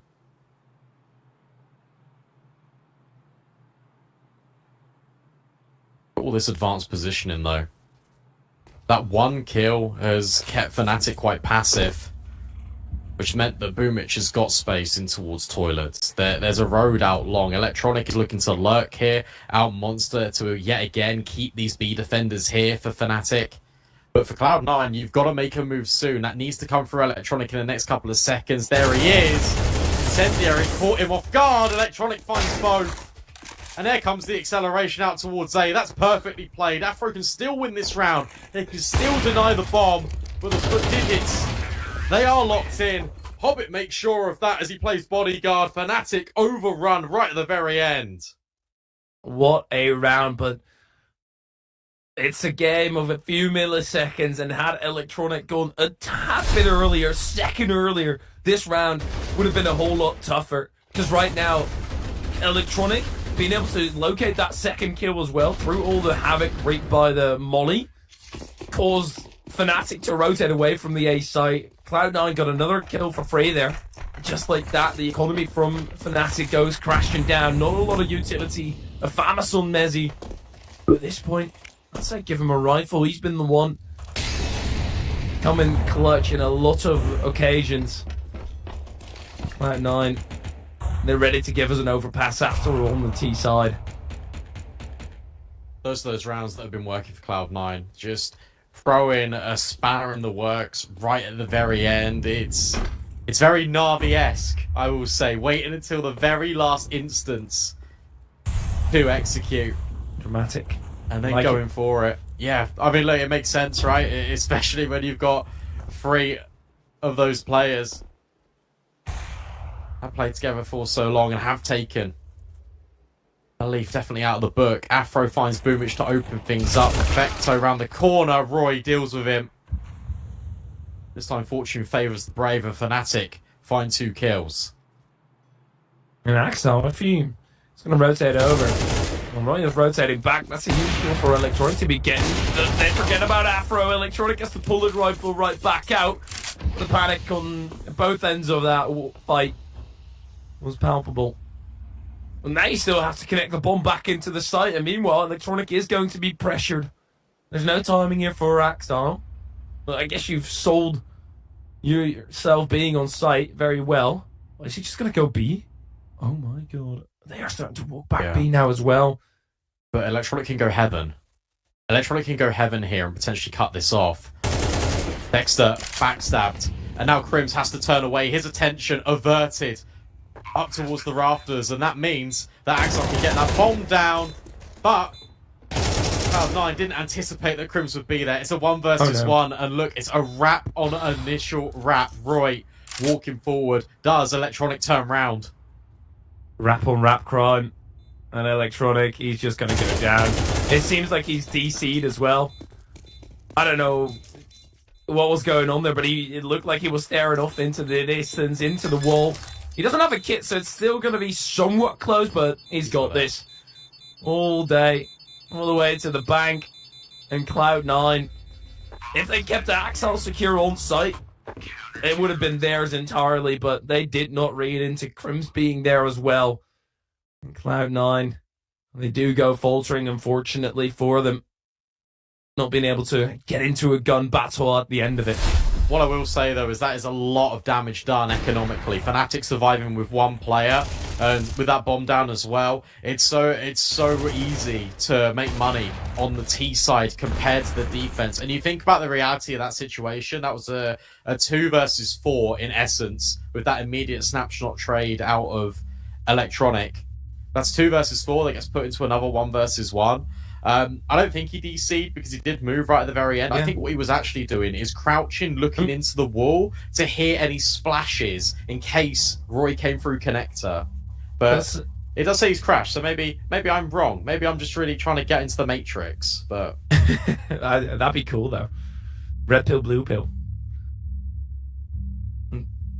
That's unfortunate if that is the case, and he did time out. Because with the look of it, he was probably not going to pull through, but it's kind of like you want to see it through to the end yourself and not, like, you know, exit the game injured, basically. But unfortunately, that's also part of esports. You can't fully rely on those electronics continuously. Wasn't meant to be a pun, but it is a dreadful one. No, we love those here. I've got to say, I've been very impressed with the mental fortitude of Fnatic. The fact that they got blown out the water on that CT side of Ancient. They then start the T side of Overpass, and they're looking down, they're looking out, they lose that full eco, and yet they've still been able to mentally reset themselves. They're well within touching distance of closing out this map pick and sending us to the decider. What was that insanely scary Halloween music coming through for a second? My goodness, gave me chills. Yeah, you do kind of, to a certain extent, you need to see this from a team like Fnatic. If you're going to be down and out and not be able to rejuvenate yourself and get back into the proper mindset, I don't think you would have gotten this far. That's a Cloud9. They need to do it themselves as well. A rough round in the previous one, but also very well done, because that was a 2v3. They're going to rest here. Electronic walking through the smoke is nicely traded out, but Afro, he wants to make it more favourable, but the trading offers is currently located in the capital of Electronic. Is, oh my god, I don't know whether Afro aimed at Perfecto, but he did locate his head, leaving just Axel, who might just go for a quick B play that would run him right into the arms of Dexter. There's 1v1s here that can be isolated. Okay. It's so important for Fnatic they win this round. Crims tucks in the corner. This is very smart. A is open, but Axel, with all this commotion that was put forward, it would make sense for him to go here. He does clear the angle, but Crims holds his nerve. That's now map point for Fnatic, and you're going to see in a second the economy for Cloud9. It is not there whatsoever. Not at all. Lovely position here.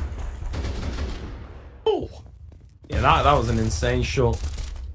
Yeah, no, the Afro most certainly did not mean to shoot a Perfecto. There was a stray bullet that ended up in Perfecto's eyeballs.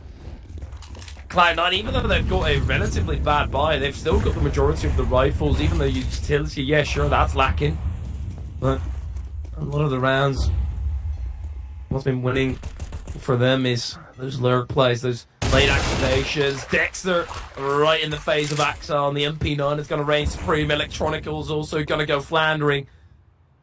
And with Dexter escaping there, that might just be the finisher. Roy did make a few steps, but backs down due to it. He's got all this space, though. I think ultimately that's the thing. Boomich, he's hit the timing on Afro here. Afro's not ready for this, but I was going to say could adjust. Instead, it's the headshot going the other way. However, if Roy finds the bomb here, then you've basically locked in the round. How deep do you push, and how thorough do you clear? Well, it might not matter. Hobbit's just completely gone down the ladder. And the fact that Roy is still staying silent while A-Site has capitulated. Got such a deep flank, but him making any peep would send the round tumbling into disastrous affairs. Cloud9, they're also giving up presence on the A-Site. This is a very weird round now, because technically Mezzi could just walk on the A-Site again. They're going to be using Boomage as a flank securer. And there is somebody coming through connector. It's Dexter up against Boomage. Dexter does check his corner, but with how low he was, the chances weren't that great for him. Fnatic, they themselves have barely any money, so if Cloud9 win this, OT, the chances shoot upwards. You've got a real decision to make here, Fnatic. It's a 3-on-3. I'm pretty sure you will go for this.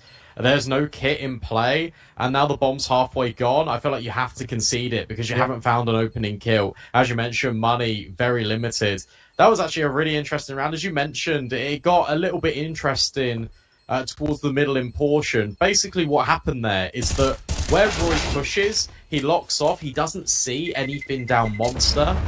He can now confirm to Fnatic, okay, let's rotate. Let's make it on towards this A bomb site. At the same time, where Cloud9 had pushed, they'd come through connector. So they had no intel really over towards toilets. They didn't know if there were players out long. So where Boomich hasn't felt a trade, he might have thought, okay, well, potentially Roy could have pushed anywhere. I need to go back. I need to hold off this connector rotate. And pretty much Cloud9 take the risk that Fnatic will be on that rotation path. And if they can hit these timings in which to catch them off in transition, as such Boomich did with Dexter, then that means that they can lock the round in. And that's exactly what's happened. You know, it's incredibly close, but this still could go to an OT. But it's Fnatic that hold all the cards. Roy, that holds my heart at least. And the auto shotty, he's won it outright. Love that weapon always being pulled through. Start to come into effect a tad bit more, especially in these type of rounds. But yeah, sure, you saved over 3 rifles. Boomage entirely blind. This is such a huge step up that Fnatic need. With the other weapons that they've got, the chances are that they are going to lose a fair few players due to the superior weapons on the side of Cloud9. I think this is still a very good call out of Cloud9. The design here is always to go B. And what have they not done a single time? Just pop into the B bomb site. Here comes the flashbangs. They're just going to rain through. They've got the superior weaponry. Good counter from Fnatic. It all comes down to the fight in water, and Crims make sure that water belongs to him. The territory remains for 3 kills. Hobbit left alone in a 1 versus 3. Will smoke himself off. Tries to isolate Afro over towards CT, but doesn't clear the angle in its entirety. Afro will strike, and Fnatic avoid overtime and force a decider map. Absolutely spectacular, and of course much needed for Fnatic there. But even though the round was great out of Cloud9, and the idea was most certainly there, Crims, what a stand to be making at the bottom of the scoreboard. But that is going to put him into the double digits. It connects with the rest of his team, and also has got himself feeling a whole lot better, because obviously on Ancient, he wasn't necessarily the showmaker either, going minus 13 in the end, getting 4 frags. So this is that round winning and game winning play that you really need. But now we've got 1 map left in the wings. Inferno is going to come through. We've got to hurry this up. We'll cut to a quick little break, but as soon as we're back, Inferno's ready for you. See you there.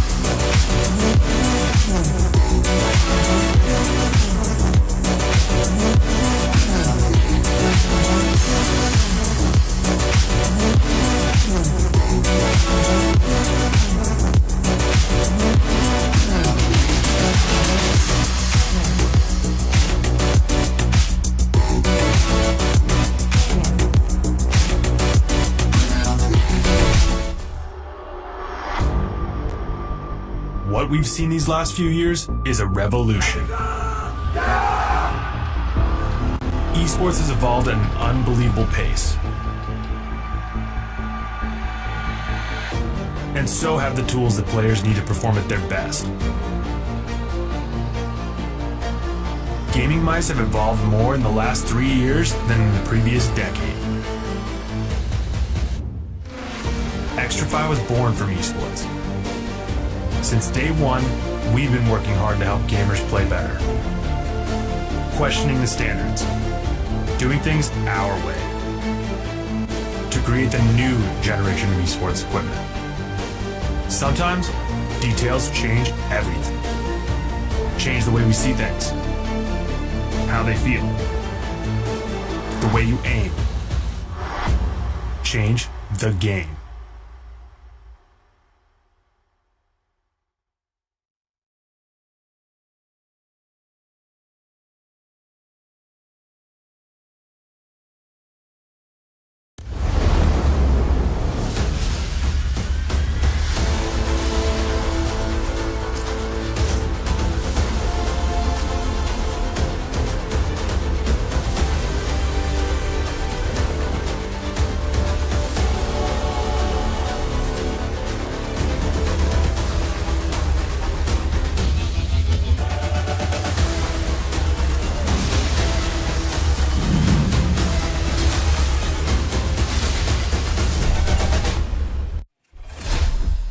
Thus far, both teams have converted their own map pick, and as we enter the dungeons of this best of three, Inferno is waiting up on us, where both teams are going to have to get those gloves up, Brandon. Yeah, no, absolutely. Look, this is a rematch, obviously, from what happened in Sydney between Cloud9 and Fnatic. That one went Fnatic's way. It was 13-9. It was really settled in the CT side of things. It was Fnatic getting more CT rounds. Their T side, they got 6 rounds, and Cloud9 also got 6, because now we can end even in MR12. But yeah, I feel like it really does come down to that. In terms of where Boomich will be playing, it looks like he's got his roles on most of the maps. So if we take a look at OneWin's roles and how he plays and he operates in the team, he normally takes Banana on both T and CT. Plays the B-bomb site, we'll have those fights. So it'll be interesting to see if adding Boomich into the mix, he's been firing pretty consistently just through all this series. So maybe that extra addition of firepower on towards Banana might help C9 tighten up the defense just a little bit. Yeah, most certainly had a lot of firepower over on Overpass at least, and I'm curious to see whether he will be able to do that. Because right now, he's looking like he's fitting right in with the Cloud9 boys, and of course it's a whole lot easier to have a substitute come in and think, oh, this worked very well. Yeah, okay, we're going to continue working with them, but I think there's a conversation for a later day, and not one you're very much desperate for a replacement coming through. Inferno, we're going to have that knife round. Do you reckon it's going to matter on which side they start on? Yeah, look, I do think it matters. I feel like whoever starts on the CT side should, especially for Cloud9. I feel like it would be good for them if they do start on the CT side, because you can get settled into the game a lot more. Fnatic, that they are a very proficient Inferno team. They do love playing it quite a lot.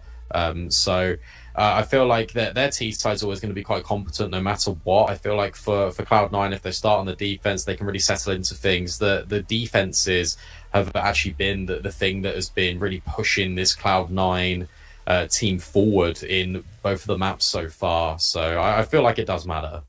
I do feel like on Overpass, what happened a whole lot is that they went for that individual engagement, and due to the T pushing the CT and having a lot of angles to deal with, they lost the player early on and were continuously trying to fight back. Whereas on Ancient, when they were on that T side, they were oftentimes just balling down and staying together as a group. Of course, you had those rounds as well where they got picked apart slowly but surely. But yeah, this Inferno, I do feel like it's, with the nature of CS2 as well, it's starting to slowly but surely trickle more towards that T side. Do you feel the same?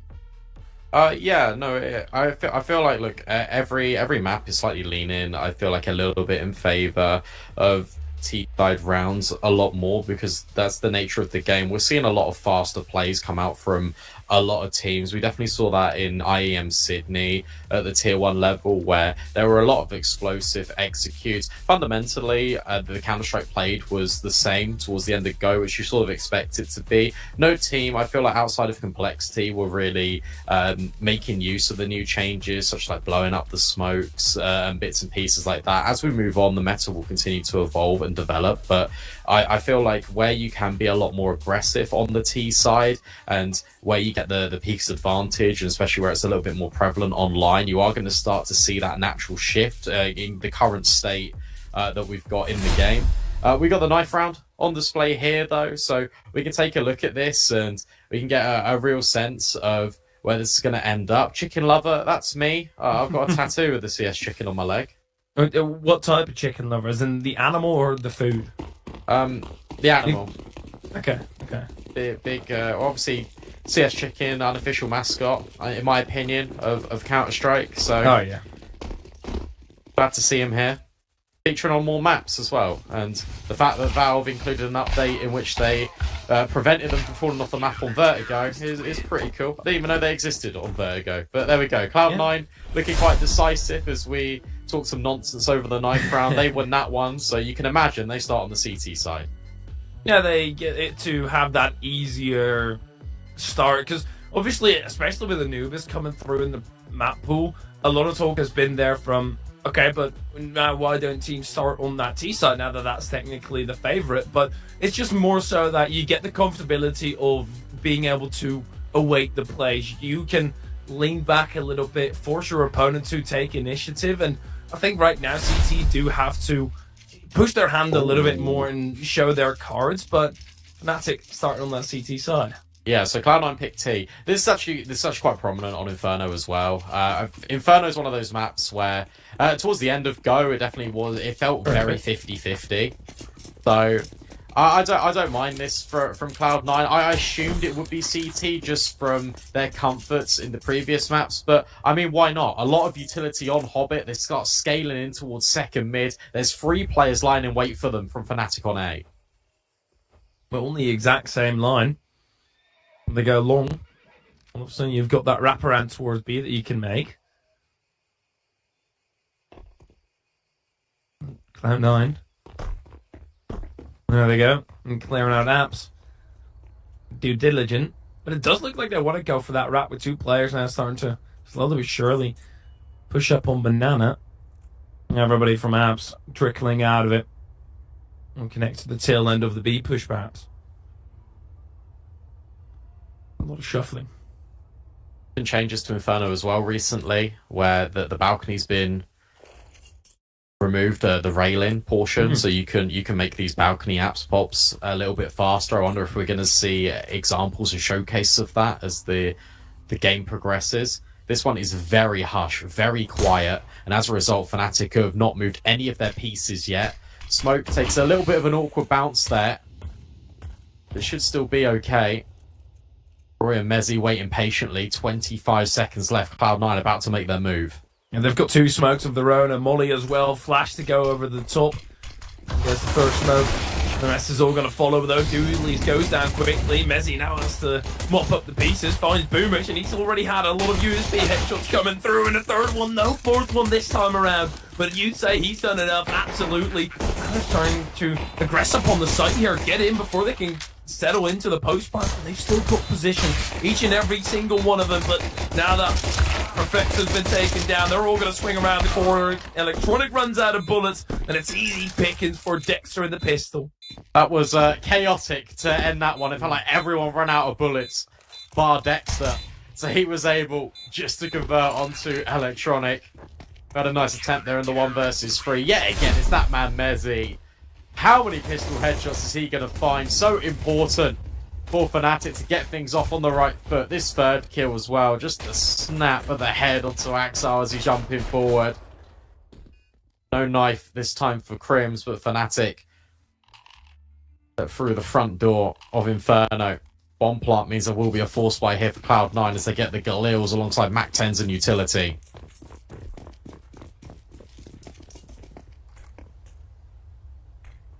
like these buys. A lot of venom attached to it.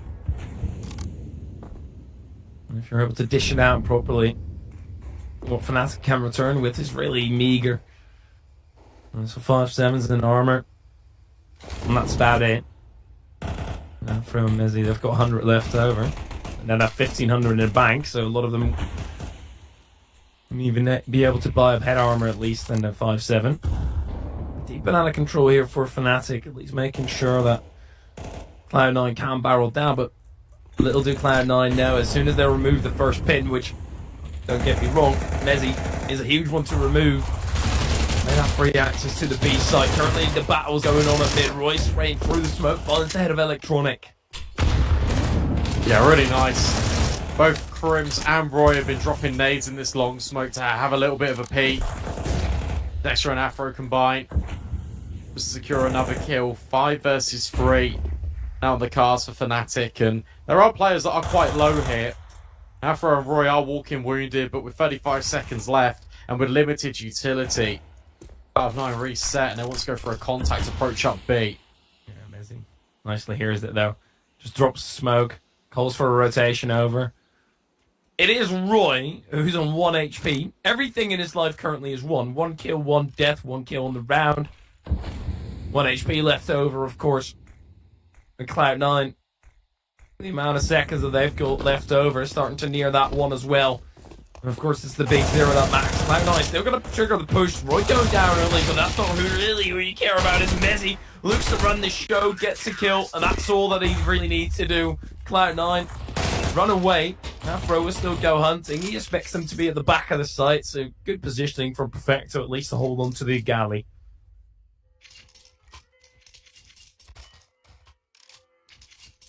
Yeah, again, a really well played round. The fact that Roy is 1 HP doesn't matter at all, because he's just selling the idea that Cloud9 can plant that bomb, but little do they know, they've just left it way too late and they can't clear out the back portions of the bomb site, so Mezzy's just able to find a kill, and that ultimately completely seals the round. Boomich has to drop off this bomb. And speaking of kills, Mezzy now trying to find even more. Roy's here to help him this time, but they go 1 for 1. The trades are even, and that's B bomb site open for business for Cloud9. The bomb was running back, so there's going to be a slight delay before they get the site cleared out and the bomb is able to go down. And Boomage having different ideas. Boomage running back there does, to a certain extent, give an inkling of maybe he's the one calling the shots right now. Instead of just, oh, what a smoke as well. Hobbit very well could not be checked here. And it doesn't look like they're going to enter the dungeon with them. They're going to fight this head on. Axel ready with the nade. He's going to break the smoke, but scopes in on the wrong player initially. And he's just going to molly, but yeah, you hear the smoke. You don't really want to try that one again. Runs back, does get caught. Afro picks up the kit, and it's all going to be alright. Hobbit saw the play, but didn't have enough time to pull it off. That's all good from Hobbit. He hears that smoke, he just assumes it's going to be on the bomb, so doesn't commit to throwing the incendiary. If he had lobbed it in and then swung the corner, that round probably should have been Cloud9's. Good trades up Banana though. That's a warning sign to Fnatic that Cloud9 are more than happy to completely change the pace on them at a moment's notice. Fnatic hold on, another successful round, and a retake now lodged in the book. But also Axel going for the smoke break there. He had post-plant position. It's very aggressive, and with the nade obviously being hurt on the ground, perhaps a tad bit too aggressive. That's easily said when he doesn't get a kill. He manages a kill, that's basically the round converted. That's the risk that you take, and it didn't work out for Cloud9. They've still almost got the better buy here due to continuously being able to crank up the pressure. They have kept the rounds very close, so as soon as Cloud9 do manage to get one, they're able to quickly build on top of that, so they've laid down a nice foundation. Now you just need to start building the house. There are opportunities. This bears familiar with the second map in which Cloud9 went up a few rounds and then Fnatic were able to break that economy. Feels like where these rounds become so close each and every time.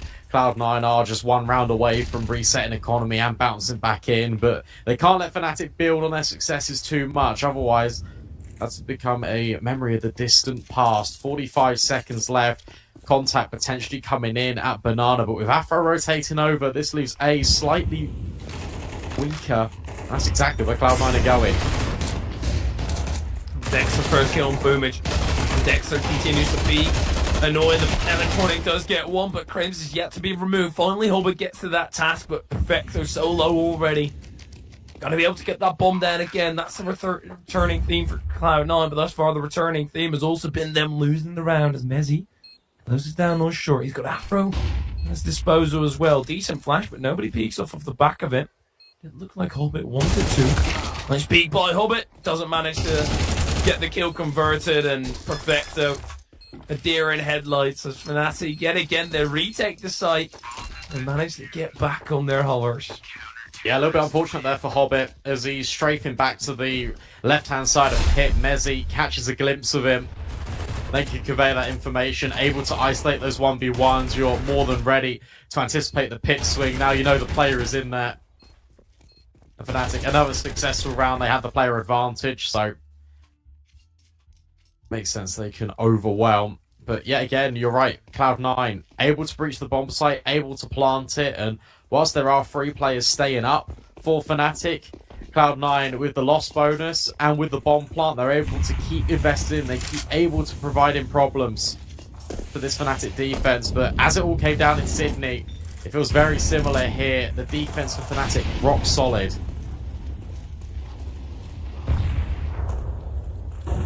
Retakes just flawless the entire way to the shop and the start of the round. Hobbit at least is able to barbecue Mezzi. Now back in contention. Afro has to be a kill here for Electronic, or at least he can't go down. But now there's some reinforcements. Crims takes down Electronic. Crims is going to double up with Axel in the wings. And again, Cloud9 are running after the fact. Got Crims in position. Hobbit able to decapitate him at least. Cloud9, another post plant looks imminent. Perfecto. Okay, they changed stances. And it's going to be Perfecto who comes out on top. This looks like the first round for Cloud9 could just be on the cards here. Unless Roy clutches up. He's got here in time, but this is a really difficult crossfire to break, especially with the elevation changes. Start to creep forward, spots out Perfecto, and now the information's also given over towards Hobbit, who could swing on a moment's notice. Perfecto just tucks in, draws Roy in closer and closer to the trap, and it's been sprung. Cloud9 finally, it takes 5 rounds, it takes 3 attempts at putting the bomb down on the site, but they're able to convert the round.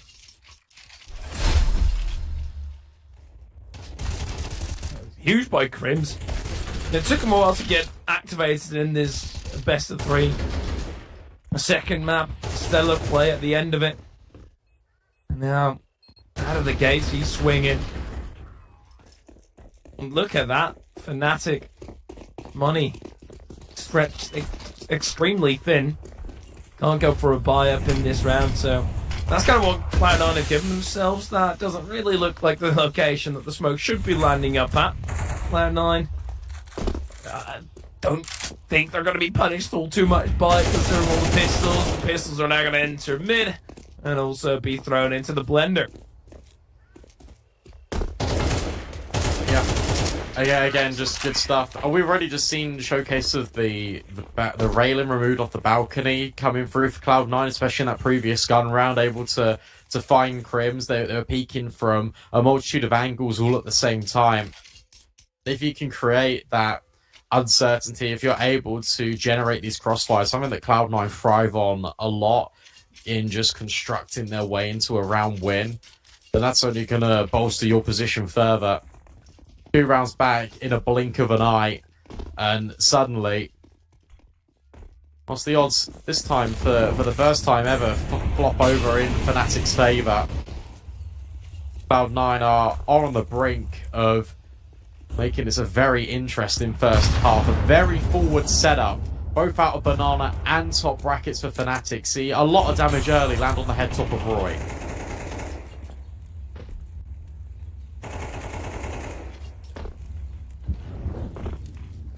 Certainly has to be a tad bit more passive now. No standing position that usually gets a nade thrown its way. Cloud9 aren't going to test him. Afro, he's going to be at the forefront. As soon as he regains his vision, that's where they enter the battlefield with him. It's trading back and forth as it's red and blue in the kill feed.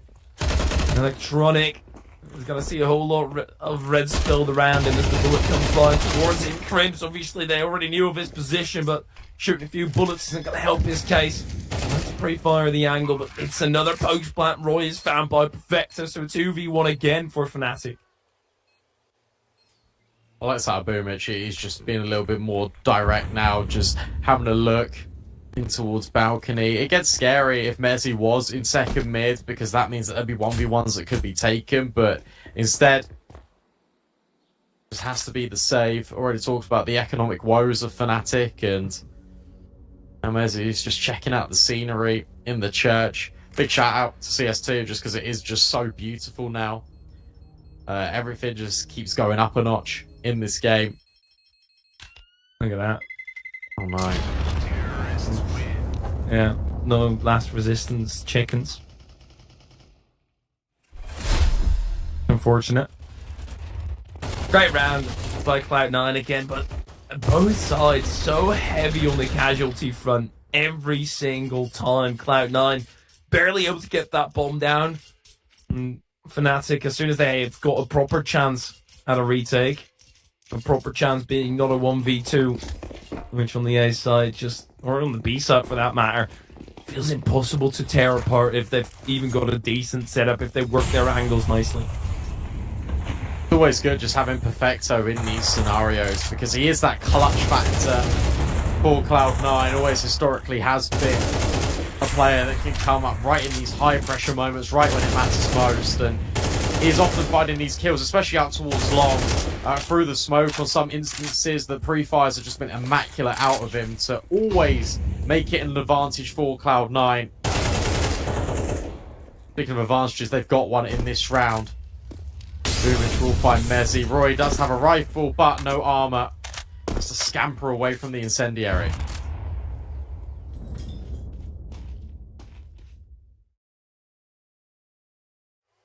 The chance for Fnatic aren't really all that great in this round. No armor. And nothing really to fall back on that you could make an argument of, oh, maybe they've got this going for themselves. Unless Roy decides to go God mode. Which unfortunately isn't something that you can usually decide yourself. It just happens upon you. Well, they do have the entire harvest now over towards the B site. But Roy now decapitated. Cloud9 walking for the pistols. They could be mean, but right now Dexter finally is able to convert the kill on Boomage. Afro also goes down, at least while swinging. So 2 casualties on the side of Cloud9. But we're tied back up at 4 apiece. Yeah, this comes right down to the wire again. Look at this, 25 seconds. Kills being taken. It's unfortunate, because if it was classic Cloud9 and they left it even a couple more seconds there, then potentially Afro could have tucked in, could have drawn the fights in to him. But that's very expensive for, in essence, an eco with a couple of the one save rifle that was brought forward by Mezzi. Fnatic take a pause, not happy with the outcome of these rounds. Will definitely be investing in, and I'd like to see Afro get a little bit more proactive here. He's got the spawn, not for B, but he could go in towards top mid. He's definitely got the sight line potentially to go for a second mid peak if he elects it. I just want to see him being a little bit more dynamic.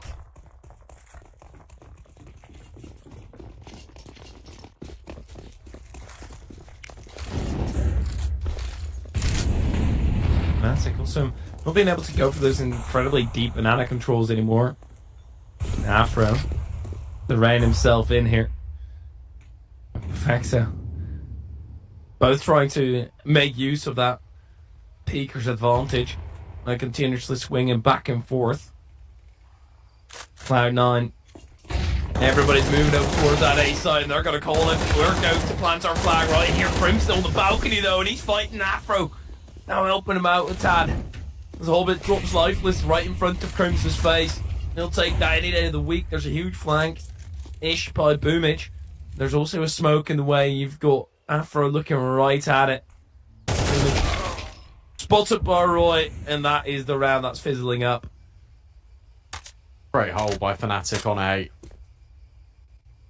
Crim's on the balcony. Afro taking the contact with the AWP out long, and it's Dexter right in the middle, orchestrating all of this chaos. Crim's even bails out the sniper there of Afro to make sure he lives on. An important round for Fnatic, one in which Cloud9 wanted to change the pace off the back of the 30 seconds, do something a bit faster to potentially catch Fnatic off guard, but that doesn't happen. It's a complete mowdown. Yeah, rough dealings. Cloud9. Enough money secured, saved up for them for a rainy day. And even though the sunshine is out here on Inferno, both teams could feel themselves being in that loser's part of this group stage. Carpet bomb down banana. Napalm hits and spreads across the entire field. Boomage. Oh, whoa, okay, Afro. Wrong button there, lad. Oh, Roy's dead. Done for. Dunzo Washington. Big time. Mezzy on the defense. Boomage gonna go down as well. This is awkward though. Mezzy needs to drop a smoke and he needs to escape. Meanwhile, Cloud9, look at this. Look at Axel. He's right now just walked out on the bomb site. 2 players in the balcony, but this will be relayed info. Electronic, well, he's going to confirm that in a sec. 2 players are here, but look at Axel. He can backstab Afro, instead announce his presence as they start to come back out of the balcony. Dexter will deal with him. And now the round is a little bit less up in the air. They're fighting at both ends of the map here as well. Hobbit trying to find an opener, but Mezzy's been so incredibly strong all throughout. Not anymore as he goes limp. Hobbit will slump him. Surely that's going to accelerate Perfecto, who's waiting for a bit of help from Hobbit. They're going to change positions. It's Hobbit up close. Flash to go through. Afro down. Feels a bit too quick. Hobbit trying to find some information. Bomb going down. Dexter doesn't want to push anymore. He's done with it. Understandably so. I reckon he's just going to go for that all. Run out of here. Right there as well. And you probably will now. But I really like that out of Hobbit, the game sense and the understanding. He trades places with Perfecto as he's able to get the bomb on the site. And where Perfecto hasn't been challenged over at CT, Hobbit then knows that potentially Dexter could be lying in wait in that smoke. Drops the incendiary close and just backs off. Doesn't even need to commit to that fight, give over an even gunfight whatsoever. It's very smart. The round looks up in the air for a second. But this is very similar to Overpass, where Cloud9 are just having that many moments individually that give information to Fnatic, but they aren't really able to do anything with it right away because they have to hold another angle. Another tactical pause here by Fnatic. They're all calling them really early on. That one was really fun actually, because it was a lot of timings that Cloud9 hit. Because you had the Axel play where he just walks up short for free. He communicates that. Electronic then walks into the apartment, finds those 2 players. And if they hadn't regressed out of apps in towards the bomb site, there was a world in which Axel could have backstabbed Afro before the next commitment even came in. But all of that distraction, disorientation on A allowed that wiggle room for Hobbit to progress up towards the top banana, find that 1 versus 1, and from there Cloud9 were able to pick up the pieces.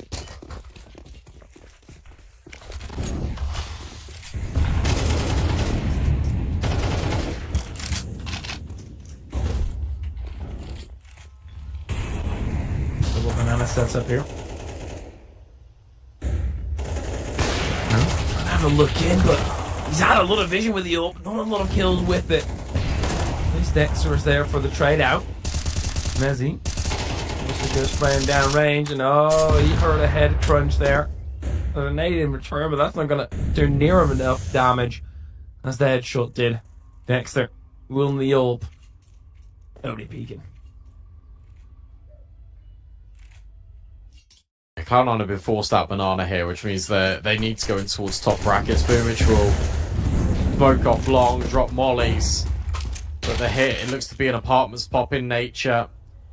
This position from Crims is everything right now. As long as he doesn't get blinded, Boomich doesn't have a flashbang. So instead it's going to be pure contact. But Crims gets overwhelmed, and as too does Dexter. Takes one to the grave with him, but at the end of the day, it's still a 3-on-2. Do they have enough money to have a crack at this? I don't think so. I think those 2 rifles are too important. You just throw yourself forward and see what kind of damage you can do. There's 2 players heavily tagged up. The decision. No. It does get more interesting. Yeah, they're just too far out. No kits on them as well. And they're just looking for what kind of damage that they can do, which really doesn't matter for Cloud9 here. Whatever damage they get against them, it's all what they can do. But Roy manages to take down Hobbit. Facto. Close. I was going to say, you do just die there now, right? Especially with the plant as well. But still, they've got more than enough money. Yeah, they're fine. It's the pressure on Fnatic's shoulders. Last round of the first half here. Crims has got an XM. Afro will be able to afford that AWP. That was saved over. I think Mezzi managed to pick that up right at the tail end.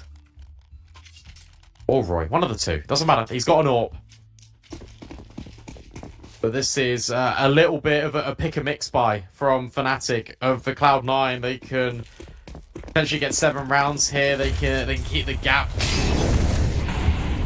against Fnatic. It's a very important round here. And of course, a double apartment sellout with the XM. Crims gets close. Afro starts to hold angles. All comes down to this. Axile fakes out the shot perfectly. Flashbang goes in. Smoke goes forward. And Axile just wants to try and take the fight, and he's managed to.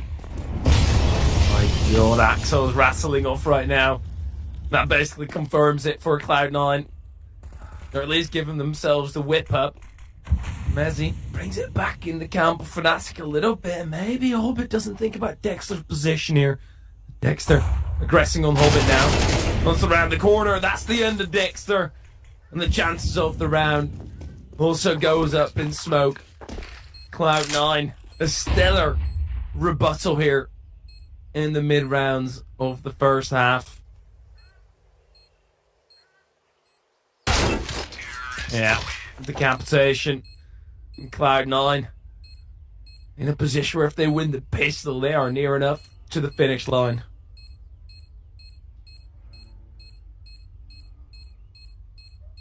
Look at that. That's 7 rounds, 1 out of the last 8 for Cloud9. Just when the guns came into play for them, the mid-rounding was just really excellent. Applying pressure evenly in both top banana and brackets. It felt like Fnatic could never truly rotate. That is sublime out of Axile. The Cloud9 have not been very good at picking up these pistols in this series. That needs to change now. If they grab this one, then pressure really is on Fnatic. But they have got that to rely on, this T side. They've been very good at putting Cloud9 away in the pistols. Fnatic. This is very quick. Boomer, sure, he's got a nade, but he's also got a whole lot of flurries of T's are heading towards his way, and they're just running forward. The nade is going to be a tad bit behind them. Boomich still getting aggressed upon, and he's probably not smoking a cigarette right here, even though there's enough of them behind this little box. Dexter decapitates him, takes his position, and Fnatic, an incredibly quick B take. There's no util here for Cloud9 either. They're going to go and get crunched straight into this from CT and the site. Not everyone needs to peek. Dexter is going to start off proceedings, and he gets even closer on them. Great round out of Fnatic, completely overwhelming Boomich, and from there, they can have all of the space required on that after plant. It's a reliable factor for Fnatic. The pistol round comes in as a resounding success. One that Fnatic absolutely had to get. For Cloud9, yeah, this is just impossible. Especially if Fnatic are hitting their shots the way that they are. So crisp. Not missing a beat here at all. There's Cloud9. They're gonna have to miss around. They could to barrel down Banana. But now that Fnatic have got the proper tools for the job, well, no, they're just going to go for a stack up.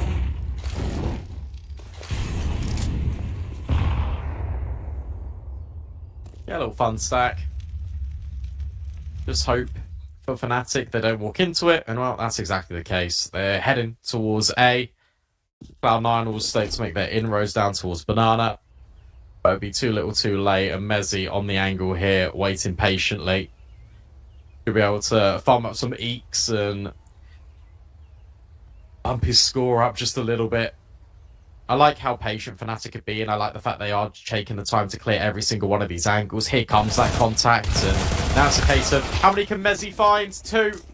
Not too bad at all, and that gives up the ghost for Cloud9. Everyone's now going to try and hide and spawn. Fnatic dabbled in the idea of going B for a second. Afro running back, getting the bomb planted, and this is going to be a rather smooth sailing to the end of the round here. Maybe Crims wants to hunt a tad bit more. That Galil would be nice for him. But then again, losing your max 10 in the armor, drop the utility over, but I reckon you're happy with the round as is.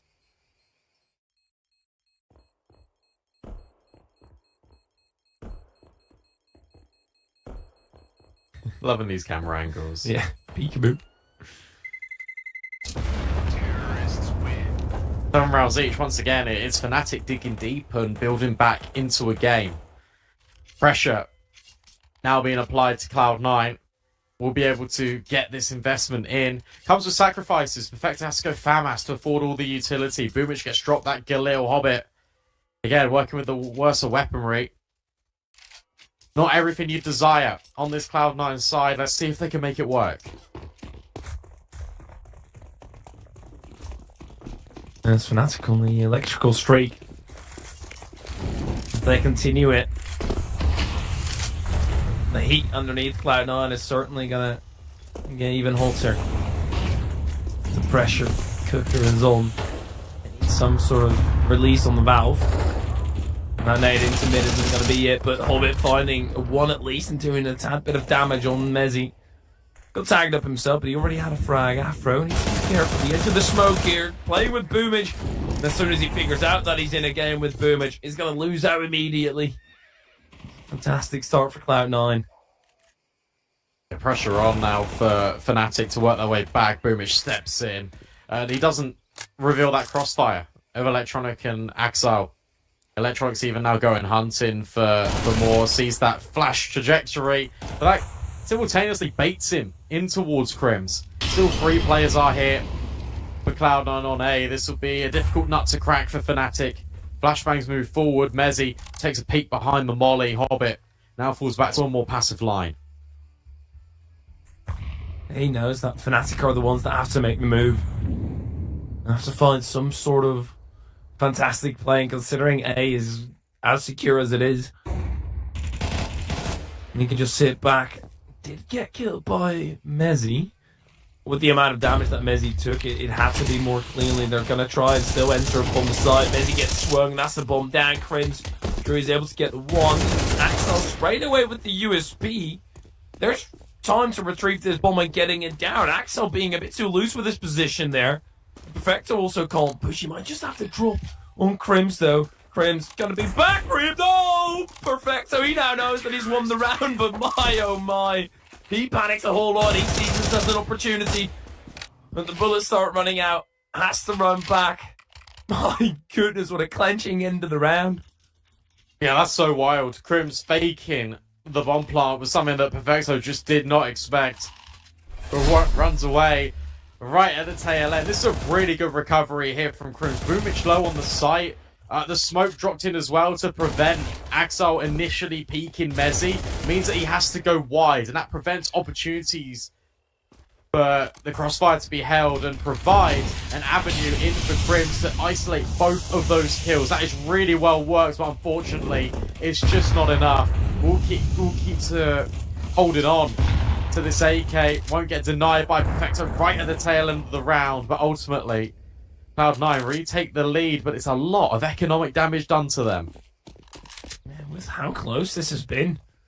Surprising that the odds favour Cloud9 that massively. Especially with the economy being as close to the ground zero as it can be. If Fnatic can one explosive round through, and then it all goes up in smoke. The fact that they're the only one holding some reserve cash underneath the mattress. As Fnatic are getting up on their soapbox, they want to get loud here. Roy tagged up already. Hobbit, you've only got an MP9 smoke break as well. He's able to get himself back into CT. They're not reading into two-player being right underneath. Hobbit trading himself out. That's still so much damage done though. And the utility that's left on the side of Cloud9, especially the nade of Axel, could come into play here. They're going for a flash through though. Dexter, Afro switching, but he's right behind Electronic, doesn't realise it. And Afro is going to get that kill in the end, but they're all so incredibly low. Afro, maybe there was an elbow spot, but Boomage has to be careful. Roy, he's right in the corner. Love that off angle. And Fnatic in pole position to win this round. Yeah, really nice recovery there from Fnatic, especially after Hobbit was throwing chaos in. Axel can do some damage, but will only find the single casualty. All these new little angles on the B-bomb site, throwing spanners in the work of Cloud9 and their retake efforts. Big important kills here, but this one especially. Boomich doesn't completely go around the corner because he spots out Afro. Wants to try and guarantee the kill, instead gets baited in perfectly. Really well worked round out of Fnatic, and that has completely ruined this economy of Cloud9. They're only operating with pistols.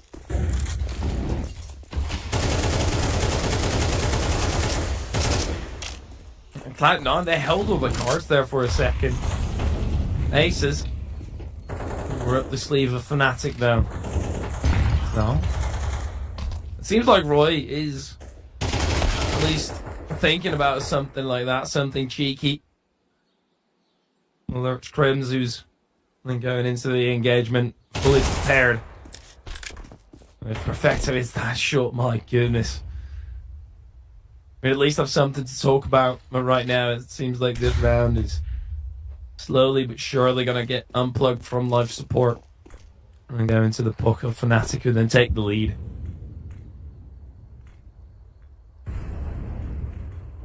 Been a really interesting game of Counter-Strike to watch. I really like how methodical and diligent Fnatic have been on this T side. They're leaving no stone unturned, no matter what the investment is going up against them. They're very calculated mid-rounds in which they are just ensuring that Cloud9 are always seemingly in the wrong place at the wrong time. But pretty comprehensive from Cloud9 as we took battle initially on Inferno, but this T side from Fnatic has been very special indeed. Another round successful, a round in which Fnatic will take the lead in the final map of this opening group stage game.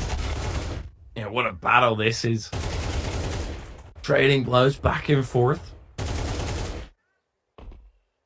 Fnatic, I have to say that they look a tad bit more ironed out. What's your favourite one of these postcards? I like the top one. Quite fun with the second one as well, to be fair. The bottom one is garbage. We can all agree on that at least. I mean, you're not gonna. You're not gonna miss this flash. Apparently, you are. You're not gonna go to Italy and then send back a picture of a flower. You gotta make something local, hold it. Make sure that Mezzi will stay local as it can be. Lifeless Afro, very much the same. Damn, alright. That's just 2 kills through the smoke for Hobbit. Again, he's been a player that's really been impressing me this series. Electronic. Roy's creeped under the crosshair. But doesn't clear him. And Electronic's able to adjust. How does this happen? Just as we're praising Fnatic and saying that their mid-rounds have just been absolutely fantastic, they've been really methodical. 2 kills for a smoke from Hobbit, and suddenly Crims is in a 1 versus 5. This could mean everything for Cloud9. If they win this round flawlessly, that really helps out the economy.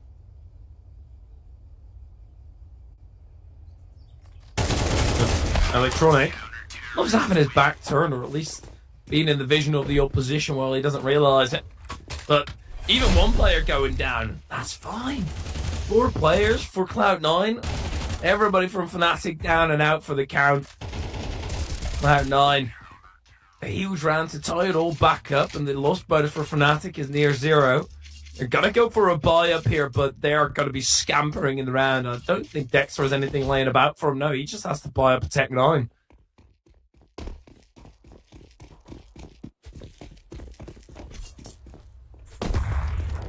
This is awkward. We just need some bomb plants here for Fnatic. Just to kind of iron out the economy a little bit. Afro, looks like he was moonwalking. But the flashbang, it's so spectacular. On towards top middle. Roy will get that trade. But that's the AWP, the highest value item already out of the hands of Afro. Roy will start to wield it. Cloud9 have found a decent scout to take. I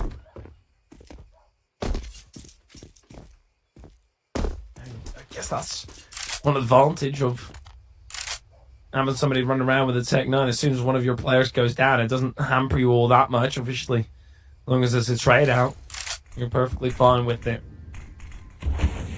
Dexter, in a position where you can retrieve any of the rifles, any of the weapons. And Fnatic, he flashed through, but Mezzy, and then Dexter is right behind Mezzy, and as soon as Perfecto sees that, he'll be more than lenient enough in the spray continuance to give a few more bullets down Banana, all landing up in the body of Fnatic. Stumped. Oh, wow. Magnifique. Yeah, what a round out of Perfecto there. Dodges the flashbang and just slides into the angle, lines them up and knocks them down. Crims has made his way out towards the balcony, but ultimately him staying alive would be a blessing. And won't even manage that. Axel will find him. Cloud9, yet again, another round in which only there's 1 casualty suffered. They hit double digits first. With a lack of bomb plants, there will then come in a lack of money. I'm pretty sure it just has to be pistols in this round for Fnatic, and that gives Cloud9 a window of opportunity. Fnatic, they're not getting anything. Nothing from the big man upstairs. And the only way that you're going to get a blessing right now is if you sneeze. Otherwise, Cloud9 are not going to be polite to you at all. They're looking to beat you up like a flag in the wind. Although, good dink. And that's going to accelerate the play. They've heard that, Fnatic. Looking to potentially burst through on a timing. No utility. Here's the biggest issue. And Boomich with the drive-by. Sure, why not? Even swaps to the USP for good measure. So much damage done, but it's not affecting Crimson Afro. They've now upgraded themselves and they are trying to hightail it towards the B-bomb site. Perfecto is very pressed up, but Afro on the swing. The MP9 of Crims is also going to fall flat. But considering everything that Fnatic had coming into the round, that they gave themselves a chance is already a pretty big feat. But now, they got to do it even better. Boomage. Oh my. But he was very involved with the rap scene in the 90s. Great drive-by from Fnatic. Now their backs are against the wall and they've got a gun in their face.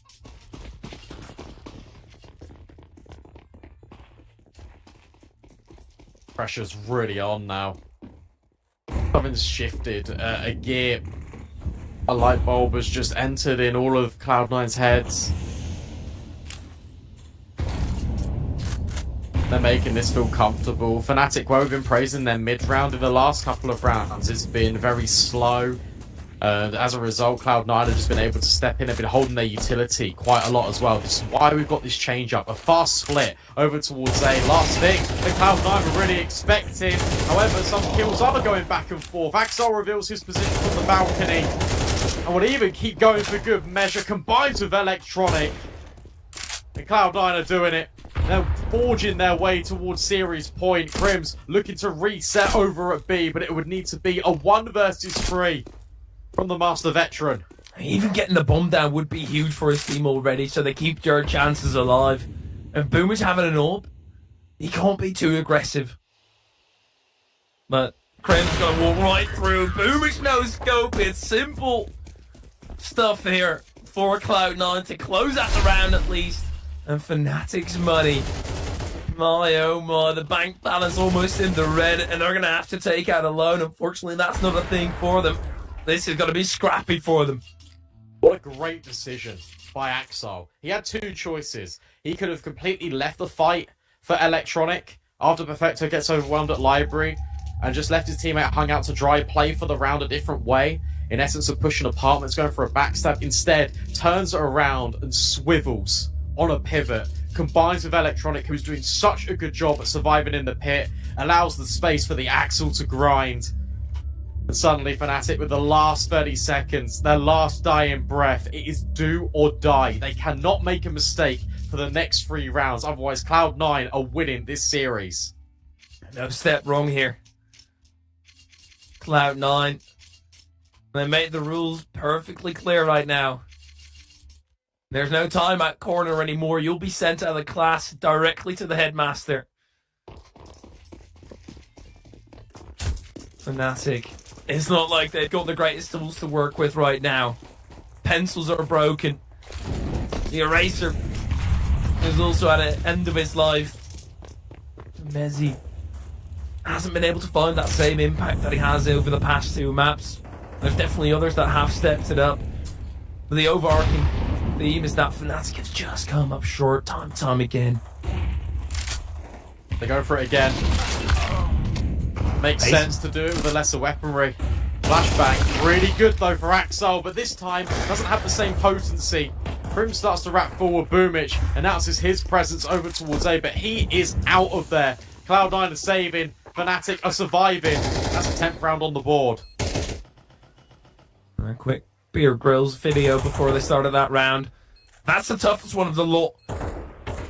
Fnatic are going to be able to pick up the weapons, upgrade it, but a huge part of why they won this round is due to the movement speed that they had. When they upgrade their rifles, running a similar round, that's going to be a tough one. Boomich wants to make it 100% sure that he manages to run away with the AWP in his pocket. And if Cloud9 save it in the manner that they are currently looking like it. Roy, that's fantastic. Boomich evenly somewhat seemed aware of it. Now Cloud9 could get into economical trouble. Perfecto holds onto a pivotal rifle. They're fine for now. I mean, Axel's got just shy of 10,000. Great call out of Dexter here. This works really well. We just got overwhelmed by Axel. This time we'll do it again. Here's that boost to eliminate that AWP. Creative stuff out of Fnatic.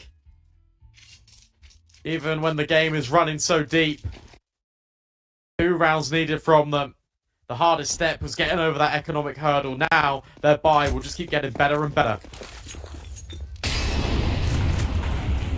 This is also immediately a lot of pressure on Cloud9. They know that the best round that they had, the best chance in, it had gone afloat. And they're going to have to do it the harder way. Hobbit looks to aggress, but there's a lot of bullets flying through. Mendy looking for some aggression, but it's Hobbit instead. He'll continue to spray down range. Dexter takes a lot of damage here, but he gets away with the trade. Zaxel drops off the balcony, hunkering down. That change to the balcony is so nice for both CTs and Ts. It just feels a lot more fluid to move off of. Smoke comes in at long. One thrown down in response to Cloud9. Their utility is dwindling here with a minute left on the clock. As Afro and Dexter take possession of Banana, it is only Boomich here. The stand-in's responsibility to lock down this bomb site on his own. It's just a case of hold them off as long as you can, and that smoke looks eerily close to the wall. So that Fnatic had earlier as well. Gave Cloud9 a lot of leeway, and I reckon it will do the same, but maybe for Boomich it also funnels them into the exact same position. You've got a scope weapon, 25 seconds, so those rotations are going to be quick. They're going to be coming through. Boomich gets the one, claims a victim. Roy, he's been able to cross at least. But the timer is ticking and they all start entering the vision. Boomage doesn't manage to get anything else. Look at how quick Cloud9 have been there to respond. They're not even planting the bomb just yet. This is disaster. This is drama. Fnatic, they're not going to be able to pull it off due to the merits of time. It's Cloud9 to steal it away from Fnatic. It was a valiant effort, but it's Cloud9 with a standing that win against Fnatic. Yeah, really nice from Cloud9 right at the very end here. We'll see the highlights of the round come in. Boomage gets 1 kill and that's enough. And all this spray through CT, it is serving as a purpose for Electroid to scale Banana aggressively. And by the virtue of time, Fnatic are unfortunately losing that one out. It was a really good fight from them, but the opening group stage matchup falls in favour of Cloud9, even with that stand-in. Boomage did so damn well. He did his job perfectly. Hold them off, get a kill. Okay, that's it. But he wasted so much valuable time, and at that point, every second was worth its weight in gold. Fnatic go down, but they're not out just yet. This is a group stage matchup, so they've at least got another one on the cards as they're in that loser bracket. My oh my, what an opening inaugural match here for the Thunderpick World Championship.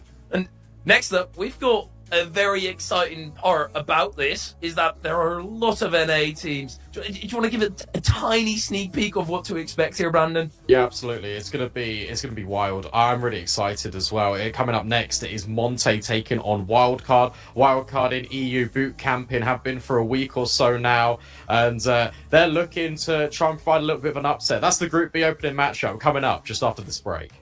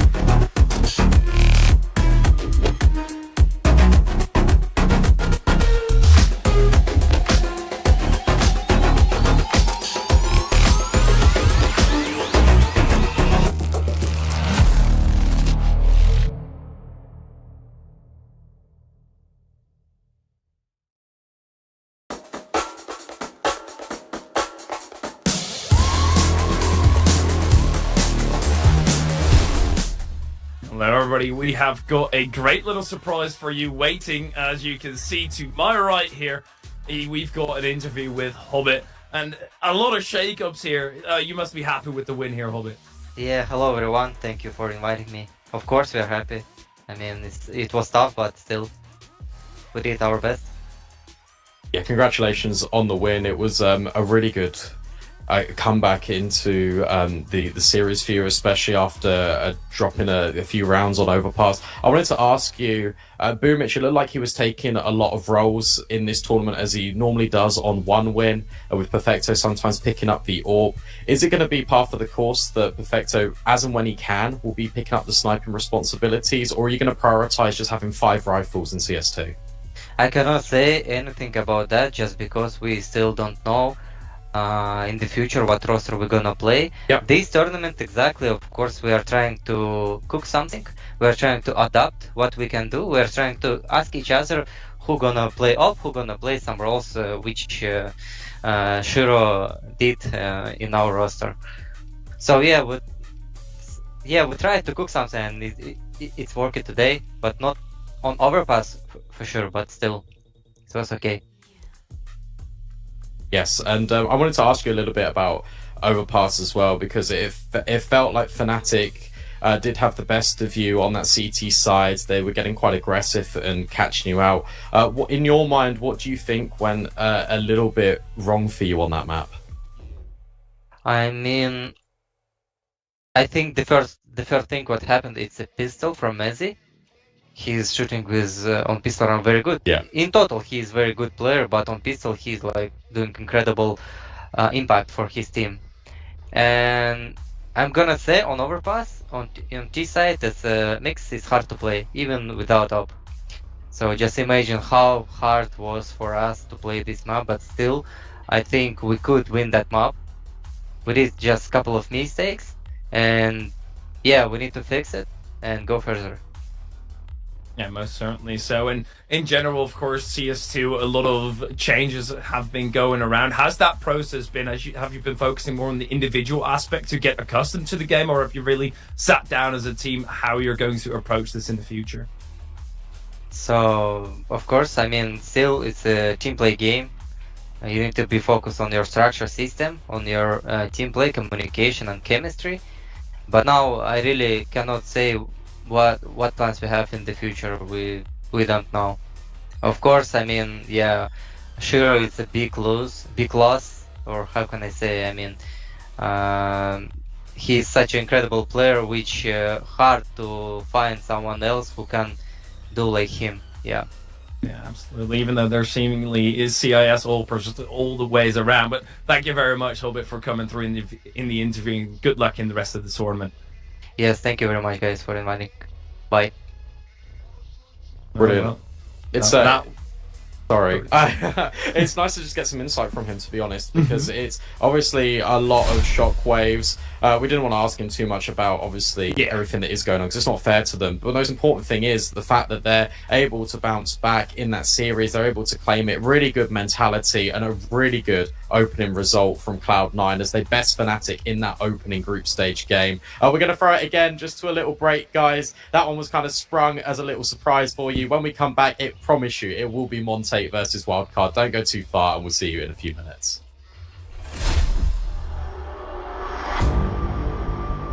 What we've seen these last few years is a revolution.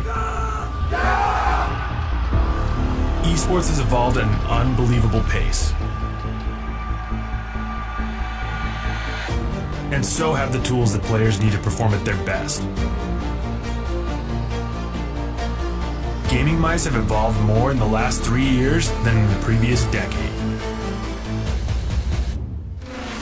Xtrfy was born from esports. Since day one, we've been working hard to help gamers play better. Questioning the standards. Doing things our way. To create the new generation of esports equipment. Sometimes, details change everything. Change the way we see things. How they feel. The way you aim. Change the game.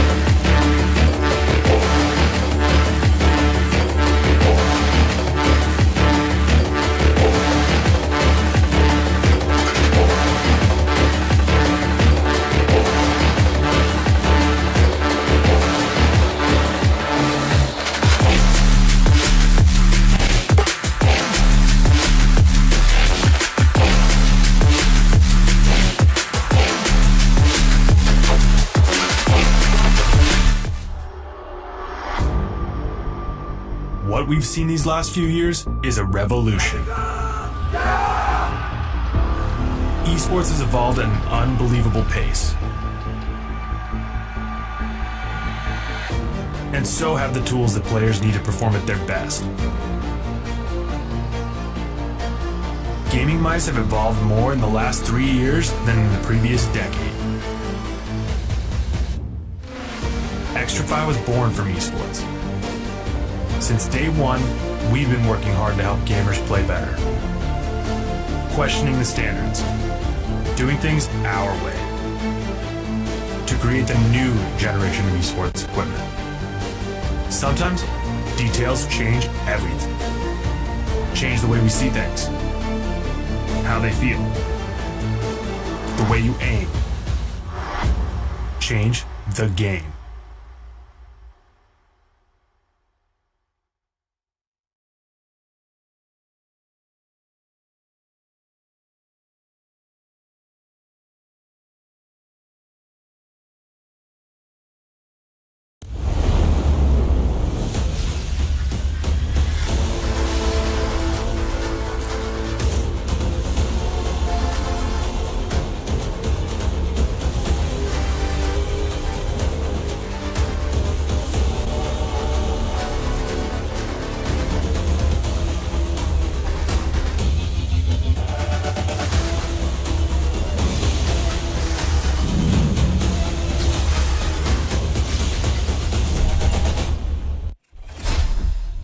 Welcome back in, everyone, to the Thunderpick World Championship.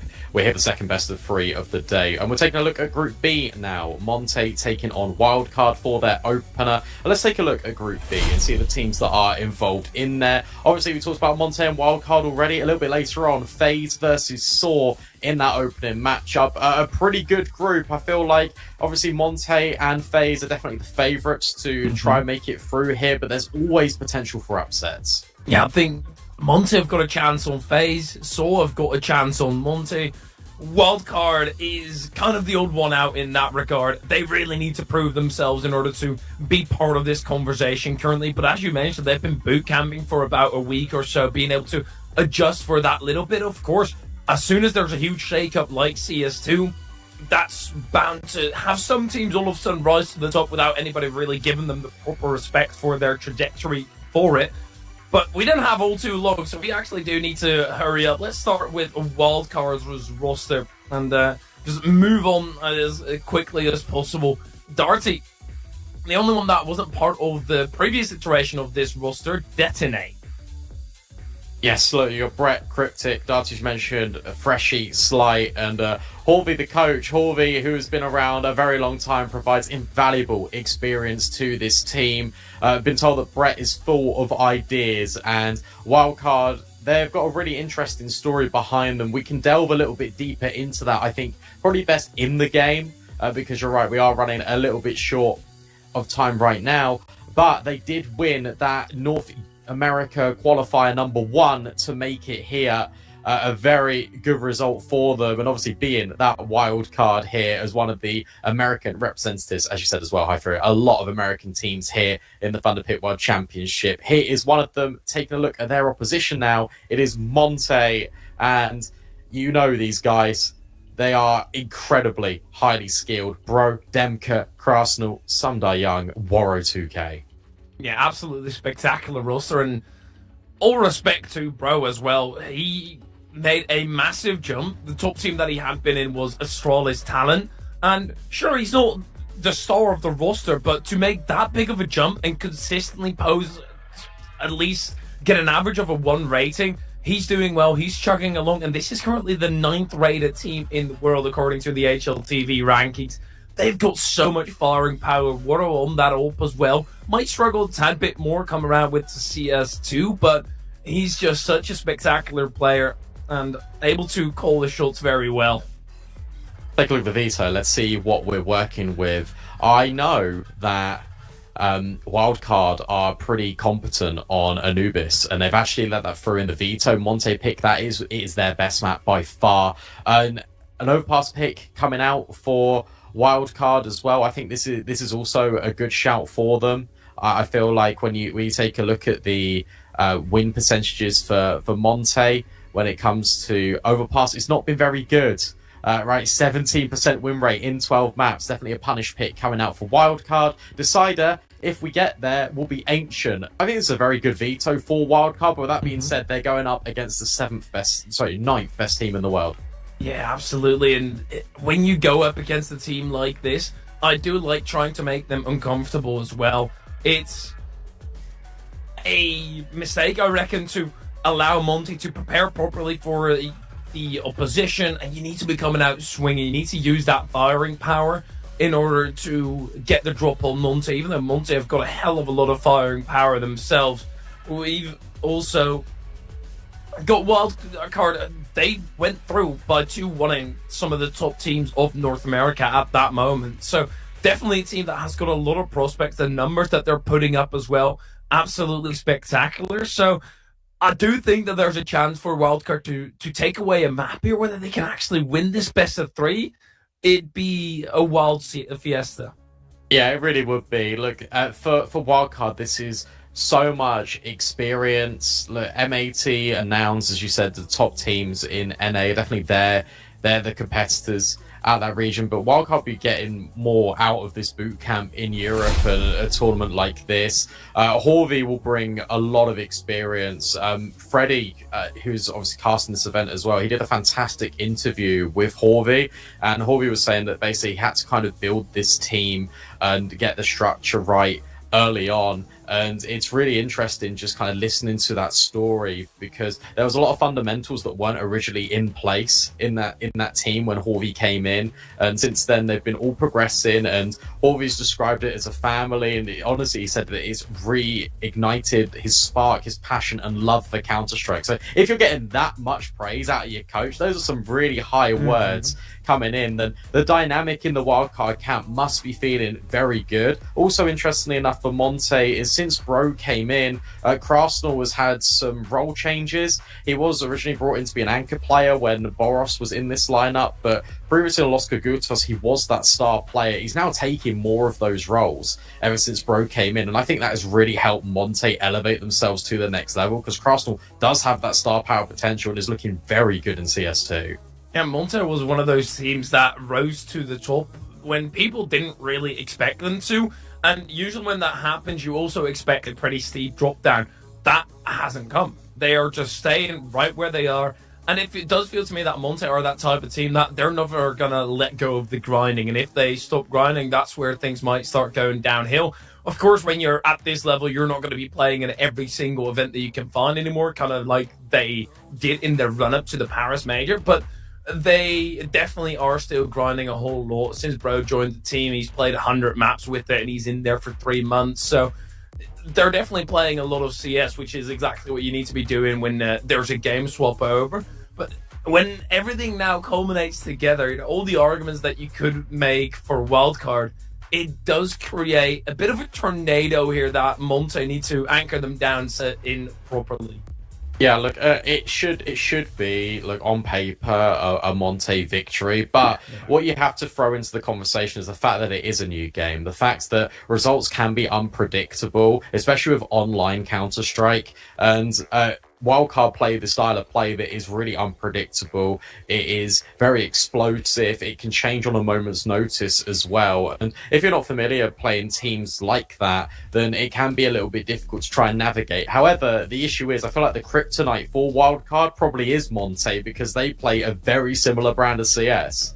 Yeah, exactly. So it is going to be a rowdy one, I feel like. And the IGLs are going to have a big task. You hear a lot of teams as soon as they're up against, not like Wildcard is a pokey team, but as soon as you play that wild team that you don't really know what to expect, it's really annoying. It can really take the blood out from under your nails if you don't deal with it properly. You just have to have that bit more of a patience and wait for them to make an action. But then again, they could also sit silent. So you really need to have a plan for, okay, if they push, then we can quickly counter with that. You already need to have that preemptively thought of, and there's going to be so many of those different moments where you need to call entirely different strats. So I think the IGLs are going to play a big role, and then hearing that Brett has a lot of ideas, And I'm slowly but surely, I want to dip my toes in the wildcard water. Yeah, that's fun. Hopping on the train a little bit. I think it's exciting to kind of give as much intel to teams that don't really have the spotlight on them as much, especially with a team like Wildcard, just to kind of give some intel and put the spotlight on them a bit, because Monte, look, we know what these guys are capable of. They are fantastic, and they are a very high-profile, high-firepower team that Wildcard is going to gain a lot from. I think another interesting thing I'm going to throw whilst we've got a minute, and I'm not going to try and waste all of my Wildcard stats and facts, but one thing that I think Wildcard does, which is really cool, is that they actually scrim against EU opponents. Even though the ping is like 100 for them, they don't care about the results. They're just looking at reactions and seeing what the European teams do, to then try and implement that in their gameplay, and how can they build like a counter strat to it. So I've never really heard of that before, like an NA team actively looking to scrim and dedicate slots into EU despite the ping disparity, to take a peek at kind of what's behind the European curtain when it comes to strat layering. So I think that's a really good thing for them to do. It's very possible, right? Because if the majority of them are East Coast, that is relatively close. And if you've got good internet connection, you can even get start very close to this moment. They're just getting their cam set up. And even though I didn't necessarily miss them all too much, it's so good to see those reactions, right? Yeah, no, absolutely. It's cool because you kind of just feel a little bit more connected with it, even with it being online Counter-Strike, just to kind of get a glimpse into how they're feeling and how the mood is. It's great to have, to be honest. And well, I don't have to start waffling for too much longer, I fear, because the game is ready. We can jump into things. It is Overpass, Wildcard's map pick, which means, of course, Monte starting on the CT side. And Wildcard immediately have to prove themselves, because even though you said they were strong on the newbies, I don't know whether they're going to be able to steal it away from Monte. So it's definitely a case of Wildcards out of the gate. You have to get swinging. Honestly, I reckon that's better for them. Being able to show yourself unexpectedly, and you can see by the odds as well. It's Monte that are in the driver's seat twice over. Maybe Wildcard can just surprise if you're not too prepared on the side of Monte. It can quickly snowball, especially with them R12. Yeah, look, let's not get ahead of ourselves here. Very fast play. Warrow wants out Darty, but can't get the kill. Freshie has made his way out on the bomb site as well, over towards B. The bomb will be committed up towards A. Monte are in quite a powerful spot here to try and crunch down some of this retake. However, I like this. Brett Slight taking space from beyond the bomb site. Crustle gets overwhelmed. Bro will find a couple, though. That's insane. They've retake on the site, at least. Monte still need to get to the fusing. Slight is going to deny them the favor, and oh my goodness, it's all falling apart here. Wildcard, they started up well. Here we see it on boot camp as well, being able to fist bump each other. And one huge part about boot camp is also building that team chemistry, because that's why it's so important for every sport team to have a good connection to each other, because then you know way more about what your teammate wants to do. Yeah, good vibes as well. Being connected, and you can look down the line and feel the energy. You see on as well from the cams that Monte are playing from home. Cool stuff. Great pistol coming in. I like the fact they're taking space from beyond the bomb site. Warrow could have denied the bomb. That could have unraveled everything, but doesn't go the way intended for that CT side. Will be a force up for Monte. They've got the scout in play. They've got pistols, and Wildcard are running it right back. But this is much faster towards A. We saw a fair few times in Goban. Fourth buys into the economy already straights them, but my goodness, Warrow. A nice bullet in the head of Cryptic as well. Another one, but that goes up into the armored truck. Oh my, this is all falling apart again. Wildcard at the butt end of it though, as Monte completely obliterate this Wildcard push, and it's just Freshie left alive. Last man remaining. Bro is going to wide swing, sees Freshie. Nah. Alerts everybody on Monte. They don't need to push. They've got the bomb in their lap. Watto on the angle. Lands a tag. It's a nice reaction out of Freshie, but you don't really expect him to be getting everybody here. It would have been nice had he got a second. That's despair. Yeah, what a round from Warrow. insane shots over the top of the truck. Finding headshots left, right, centre. Let's take a look at this again, because that one is just through the corner of it. And then he drops a right, clicks of smoke to go up and over, creates an avenue for him to find that second kill. And that buys enough time for the rotators to come up towards Monte. That's more like it. That's more what we come to expect from this CT side. Now Wildcard only armed with Tech 9s. Yeah, that's rough. And Tech 9s on the T side, it's still a scary prospect. Wildcard might just go quickly about this again. Slight spotted. Unless they've got all the information about a lot of Wildcard players being in short already. They're going to run down Wodo. He's done so well here. SDY is there with them. Beautiful stuff out of Monte. Disallowing Wildcard to even get a singular kill thus far. And honestly, the damage front also looking meager.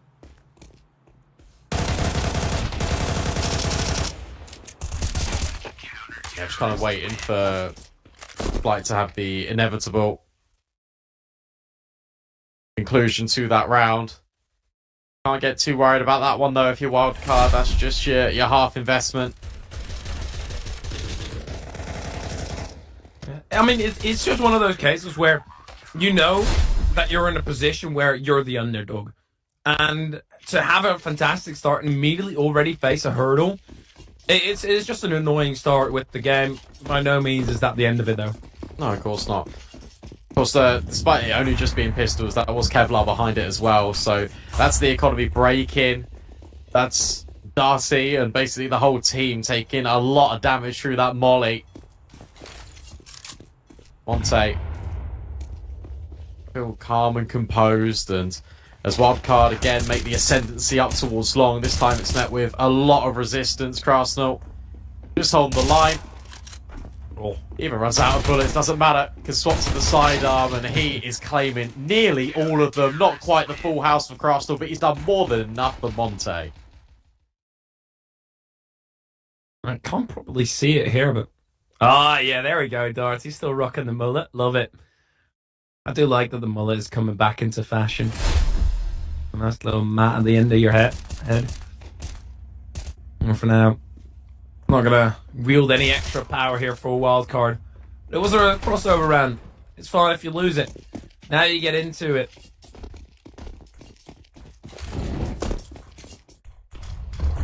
Can't afford the York because of the lack of bomb plants. That's a miss molly from Demka. But this is aggressive from SDY. Straight into playground round the corner. But Cryptic will get the jump on him. A lot of damage has been done the other way, but most importantly, the advantage will remain with Wildcard. But Monte still wants to apply the pressure. When you're going that deep, though, and making the amount of noise that he made, you're always bound to at least face a challenge. Brett, low case, bro. It's going to shut him down out of any playmaking in this round. And Monte, that's one thing that we haven't really mentioned just yet. When you're facing the underdog, you can't really go into the match above and think this is going to be an easy one. You have to respect them, especially when they've been boot camping, when they've been putting forward some decent results. Let's way into the round again here for Monte with Wodo finding the kill. Darty. I think he's going to come as a surprise, but perhaps. And Wodo is already assuming an angle where he'd be able to deal with it, whatever they throw at him. Look at that, by the way. Round 5, Warrior's going 7-1, but he's also got 6 assists. Like, what on earth? Like, it's just absolutely farming the damage right now. Wildcard wants to commit in towards B. They've got the utility to do so as well. They have got the player advantage to boot, but Slight and Cryptic are hobbling in towards this bomb site. Krasnal starts to get closer, but can't convert any of the kills. And now it is left on that man. Warro, 10 seconds, drops a molly and the nade. I think that's going to deny the bomb. Oh. No, not quite. Freshy lives on a prayer, and suddenly, I think Warro, now the objective is to try and save. Oh, yeah. But that nade, it lands. Wildcard had to be very much on point. And Warro, at least in this altercation, is... I've got a feeling that his exfil from this site is going to be a whole lot tougher. I mean, you can run through connector, but you've already got a fair few players sprinting towards your location. With the amount of distance in between, you just can't really rotate back towards T-spawn, though. You have to respect the extraction from Wildcard. They're just staying posted up, want to preserve their own economy. Started building that bank. My goodness, though, that was close. Yeah, really good round out of them. A very slow mid-round after taking the space out towards short. They were holding for aggression. It came in the playground. It came in towards short as well. Brett and Cryptic were ready for it. Think about this fight here on towards Bro. From there, even though there's a trade out from Warro, just the slowdown and then grouping together as a unit just means that you've got more of a chance heading into that execute. A really well fought round out of Wildcard. Stuff work right now, man. These are just the initial signs. I'm sure that a lot of people aren't going to be familiar with Wildcard and what they're capable of. Even if they put up a respectable scoreline, look at this out of Brett. It's not something that works out, but definitely see the vision there. And it just comes down to a few seconds. Now you do go down a mana with how low Cryptic is in HP as well. This can quickly fall in the pocket of Monte if Wildcard aren't careful.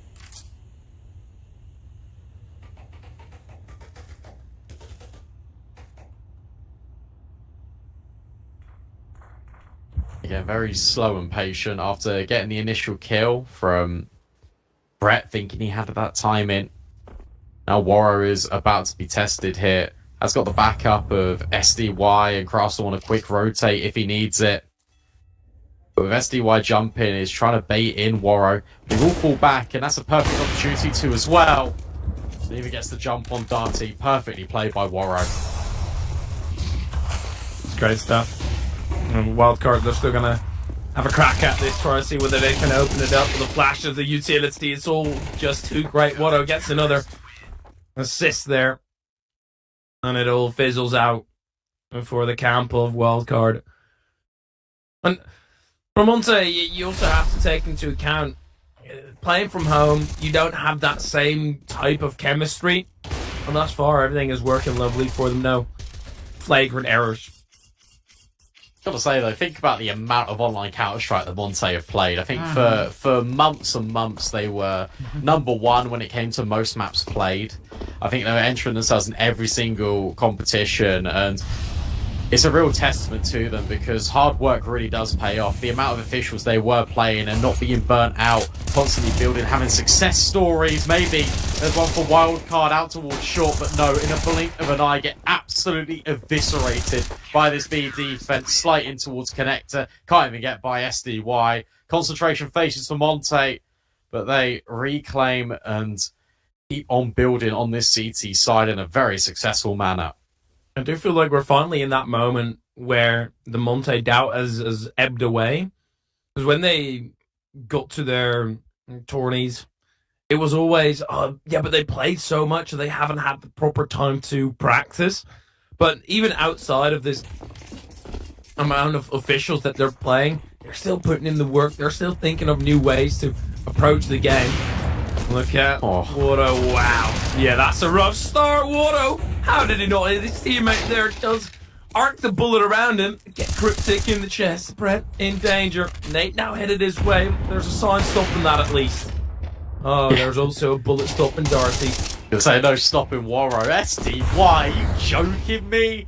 Just a wallbang through, and whilst fresh he finds one. He now has to reset, but the bomb is firmly under Monte control, and they are more than happy to press the issue here. Warro on an absolute rampage. 4 kills in the round for him. And a 6th. The server for Monte. Look at this. Like it's absolutely nothing. That second shot's so gross. I still don't know how he didn't hit his teammate. Lightning fast there. I love no emotion.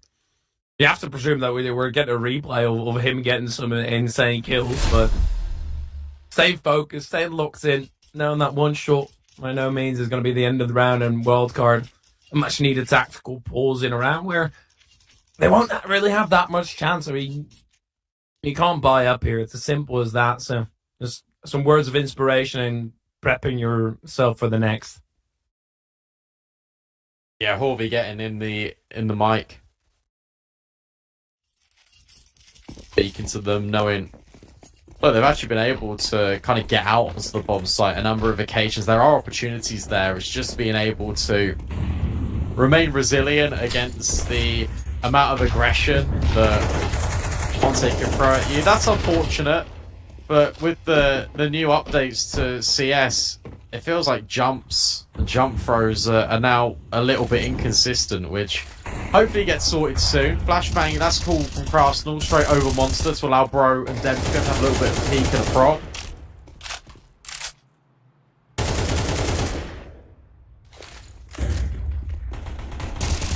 They're pushing, not realizing Demq's position. Bro and Krasnal, they double up as well.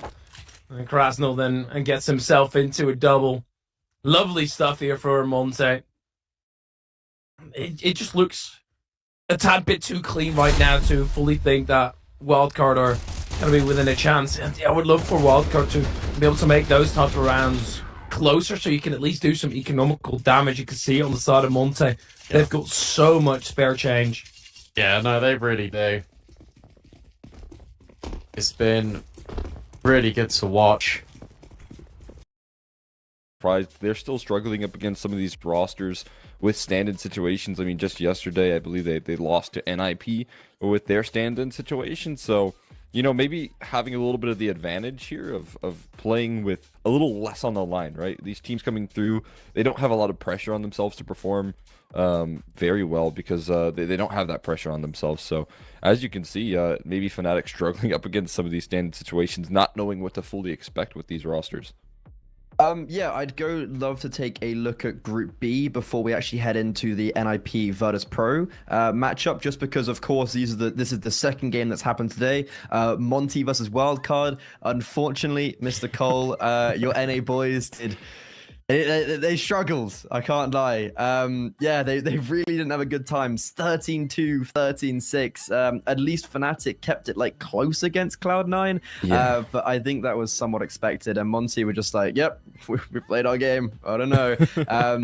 They're a team that I think are really looking to take advantage and capitalization of this roster shuffle because it's just going to keep on benefiting them, and then FAZE will be up next. However, let's go take a look at the teams that we have right now, right here. NIP, I'd love to start with them. They've obviously had some recent changes, not only one, but two. Maxter has come in and replaced Brolan, and then Estag has come in and replaced Hampus. Maxter and Estag, though, both seemingly being on more of a trial basis, and that's coming from what the organization has said in form of threats. Cole, there's so much to talk about this team. You're going to have to summarize it for me. Absolutely. I mean, Estag coming through out of the wilderness after a little while here and now resurfacing on NIP is a great look for him. It's an excellent opportunity for him to prove himself and get a chance to play back in Tier 1 because, again, he's gone on a little bit of a hiatus. I'm sure he's eager and hungry to come back here in CS2 and start to prove himself. And he's got a good opportunity here with the NIP team because I feel like this roster can only go upwards from the point where they left off. I don't think the IGLing from Hampus was a big issue. I think they needed to give it a little bit more time, is my opinion. But Estag coming into this roster and fielding some success is going to be a perfect case for what he can do in terms of the supportive element. And then you got Maxter here coming through as well. And I feel like this guy has a golden opportunity to prove himself as well, coming through from the Young Ninjas project. So clearly they're utilizing that Academy project to full effect. And so far, again, in that Fnatic matchup, he really proved himself. And as he comes into this roster here, he is fighting for maybe not a chance on this roster. I don't know if that's guaranteed. But if NIP ever need those replacements here, they're going to be looking towards him immediately to try and fill the void of firepower that he could potentially deliver. Yeah, I completely actually kind of agree with everything you just said there. Like, was Hampus really the issue? I think Brolan had to go. That's obviously come through. He hasn't been performing at all for years. Rez, they've tried him on a rifle. They've tried him on an AWP. They've tried him as a star player. What's left for him? I feel like he definitely needs to prove himself in a tournament like this. Config as well. I'm looking for him to put some more stats on the scoreboard. And Headtrick, he's been improving. Can he cope with CS2 change? But we move over to Virtus.pro, the Virtus Plow, the boys from Russia. James, their IGL. This is a team that I think is incredibly interesting because they are known for their passive play style. However, is that something that might have to change, Cole, as we enter this new element of a fast-paced CS2? I almost certainly think so here. Initially looking at the changes here, I was thinking that MR12 would actually be a even bigger buff for this roster here. You know they like to go the distance. You know they have the stamina to go the distance. And so I was expecting all of those save calls to be very influential when it comes to like less economy on that CT side. This sort of meta is going to feed right into them. But actually what I've noticed is this team, whenever they're picking up the pace, whenever they're picking up the heat a little bit, especially on those T sides, you start to see more success here. And I think that's the adaptation that this team might need to lean on a little bit more often when it comes to CS2, because we know how powerful those quick executes can be, those fast-paced plays, and that isn't really the most comfortable tool in terms of James calling here, but I feel like he has the right riflers to get the job done, right? I mean, you talk about the firepower between the trio here from Fame, Flit, and Mir, and you've got a golden opportunity to utilize that fast-paced aggression. Yes, completely. Mir, I think utilize on that luck could be very important, but we can go take a look at the veto now. And I just took a look at it there on HLTV, Overpass, Ancient, and Inferno. You know what? I'm very happy because I predicted this 100% correct. I don't think that was honestly too hard. Overpass, it's Virtus.pro's bread and butter. Like, that was a completely expected thing. I don't think we ever thought they wouldn't pick into it. They literally just beat Movistar on it. They beat Spirit on it, Ecstatic. Like, they've looked good on CS2 on there. They put it 4 times, being unbeaten. However, Ancient, maybe a little bit of kryptonite for them because they actually lost against both Spirit and then Ecstatic yesterday. And with NIP picking into it against Fnatic and Maxter having an incredible T side, I think there's a general scope that this goes 1-for-1. At Inferno, I feel like it's a perfect decider. It felt like it was going to come here anyways. Both of these teams like to float it. VP sometimes second ban it, and it is something they do sometimes. But I feel like it was going to be a very clear-cut Inferno. I think this veto is very obvious, and I think both these teams will have prepared like really well for this exact veto. Yeah, absolutely. And again, when you look at this veto, you're knowing that NIP is going to pick into Ancient. So there's some work that needs to be done here for VP. There's some discussions that need to be had as they head on into this this matchup here on this map in particular. Because again, like you said, NIP is a team that's super comfortable. They always have been on Ancient. It's been a map that they've tried to wield for quite some time underneath all the different IGLs and all the different banners that they've played under. This has been a map that's been a staple. And, you know, again, like you said here, I think VP are coming into that one fully aware that this is the pick that they're going to be going into. And then finishing things off on Inferno here is also a little bit of a worrying sign here potentially for Virtus.pro, because like you mentioned, a tough loss just yesterday versus a Static. And you know, not a team that you would expect to lose. They don't have the most officials posted on Inferno as well. Again, that's both in CCT that they've played Inferno, and that's versus tier 2 teams. So they're going to be tested here initially on this map as a decider as well. And again, this is all for VP to start things off successfully for this Thunderpick World Final or World Championship, where they're trying to really kick it into gear. Yeah, I think something that's interesting to note, this is Virtus.pro's 5th ever CS2 game on HLTV, and if I'm not mistaken, NIP don't really have much either because they were also, you know, like they had their roster changes. This is actually their 2nd one, and this is their like literally 2nd series since Pro League. So we've got these teams who are largely, we have some data on them. We don't have that much data on them from CS2. And for Virtus.pro, we were just talking about it, but in the break for VP, like they yesterday against a Static, I was watching it and I was like, okay, we've got the same VP, you know, like Mir's faking out the A bomb site at 20 seconds, they're still hitting the B bomb site, they're still going for these saves. And then you've got like very weird economical management where you've got James who's always guaranteeing a buy in the next round. However, sometimes that does mean that he just has a CZ and he's still very happy to buy these AWPs around. He's happy to have that AWP around Tech 9s and P250s. And he's very good at still working those hero buys. But then against Movistar today, they came flying out of the gate and they were playing a lot more aggressive. So I don't really quite know which like CS2 VP we're going to be seeing, because they seemingly have changed it up overnight potentially. But we do have a head-to-head ready, and it's going to be, I think we've got a lot of head-to-heads, to be honest. Like, yes, you've got a head-to-head on your screen of Maxter and Flit. I think that's kind of the one I was going to mention the most of maybe the 2 star players right now, but you've obviously got a very big difference between those 2 players of Flit major winner, is incredibly consistent, maybe not against top 5 teams. And then Maxter now, who's coming in, and he's got a lot of reliance on him because he's the second or third entry now that will be looking to trade out his opponents and actually be the closer in the round. And being incredibly young and only been competing for about a year and a half, he's now facing off at tier 1 level. That's a lot on your shoulders. Yeah, it is a lot of pressure here to put him in those sort of positions here, but so far, again, in his initial matchup versus Fnatic, he has been thriving in those positions, so you really got to appreciate the faith that NIP is placing it, and this young player here clearly have full faith that he can step on into this team and immediately field some of that success, which is exactly what he's doing. What a great replacement for MIP to be able to call upon this individual here so far, and again, if he can continue that into this next series, if he can continue that energy into this next matchup, then he'll be certainly giving himself opportunities to prove himself, because as we've seen from the headlines here, we do know that DGL, he's got an IGL in the pipeline here, so not sure if he's going to be able to again prove himself in this field out of the gates. But in the future here, if NIP ever do go into these roster changes and with the instability of CS2, we know that's a possibility. You know, that could be a player you can lean on.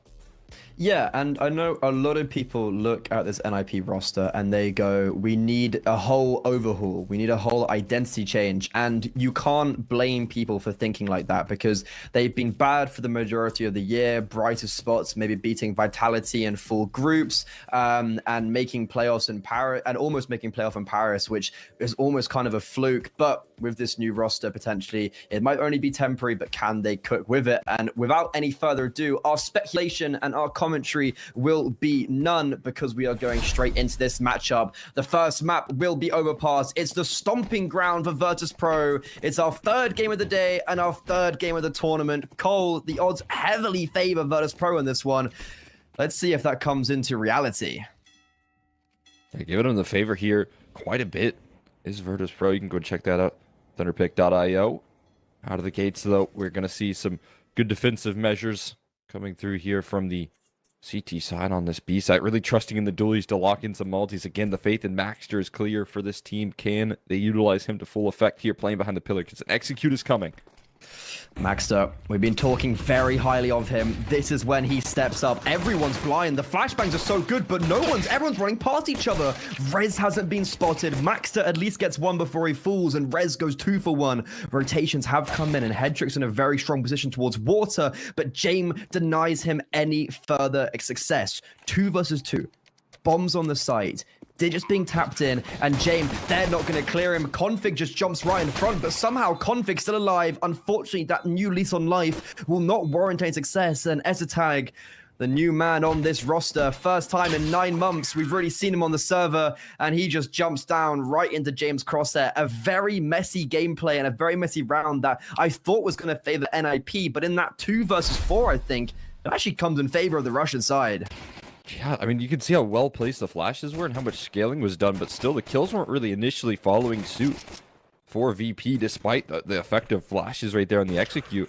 What didn't work out very well is in that 2v2, James getting himself in a beautiful post-plant position, somehow snuck by enemy lines there for NIP, and they start off this T-side campaign here on Overpass successfully. Again, that's a little bit of that kicking it into gear that we were talking about. Very explosive from VP. Maybe not what you're used to seeing out of this roster, but willing to go for it on the pistol. Now they're up against this USP stack. Again, I feel like USP stacks are much more effective on CS2. When you get 4 USPs swinging you, you have a bit of a difficult time there finding those big multi-kills that were easy to do and go. I feel like just being swung in general is a lot more scary. And VP, even, I actually quite like it. So they're playing really slow. They're going to identify, there are just quite a few players towards speed bomb sites, and the MAC-10s are just being sent in. Even though NIP are swinging on them, the MAC-10s make it very light work, and with Ezatag and Maxter, the 2 new kids on the block, so far, they'll be all by themselves, and realistically, like, we're not going to amuse this round and say that much could have happened, but I think for VP it's important to note that they keep, for now, 5 players alive.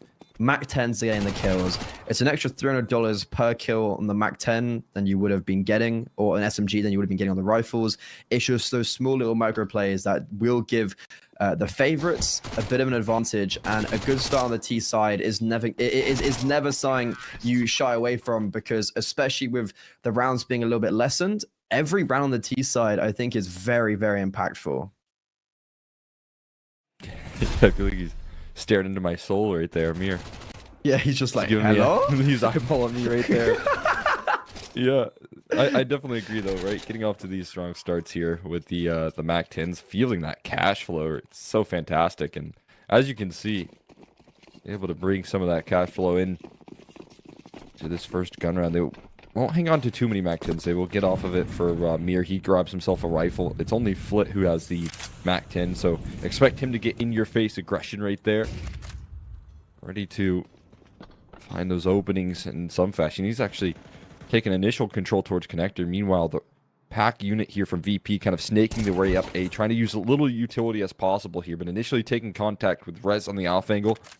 There towards Divider again. This is a huge goal of VP. Take as much map control without using that utility. Instead, you're going to use time on that clock to take this ground. Bait out that utility, especially in this third round buy. The NIP, they don't have a lot of smokes. They don't have a lot of Molotovs to keep you at bay. They've definitely chosen weaponry over utility, like no FAMASs, no MP9, just straight A1Ss and Rez.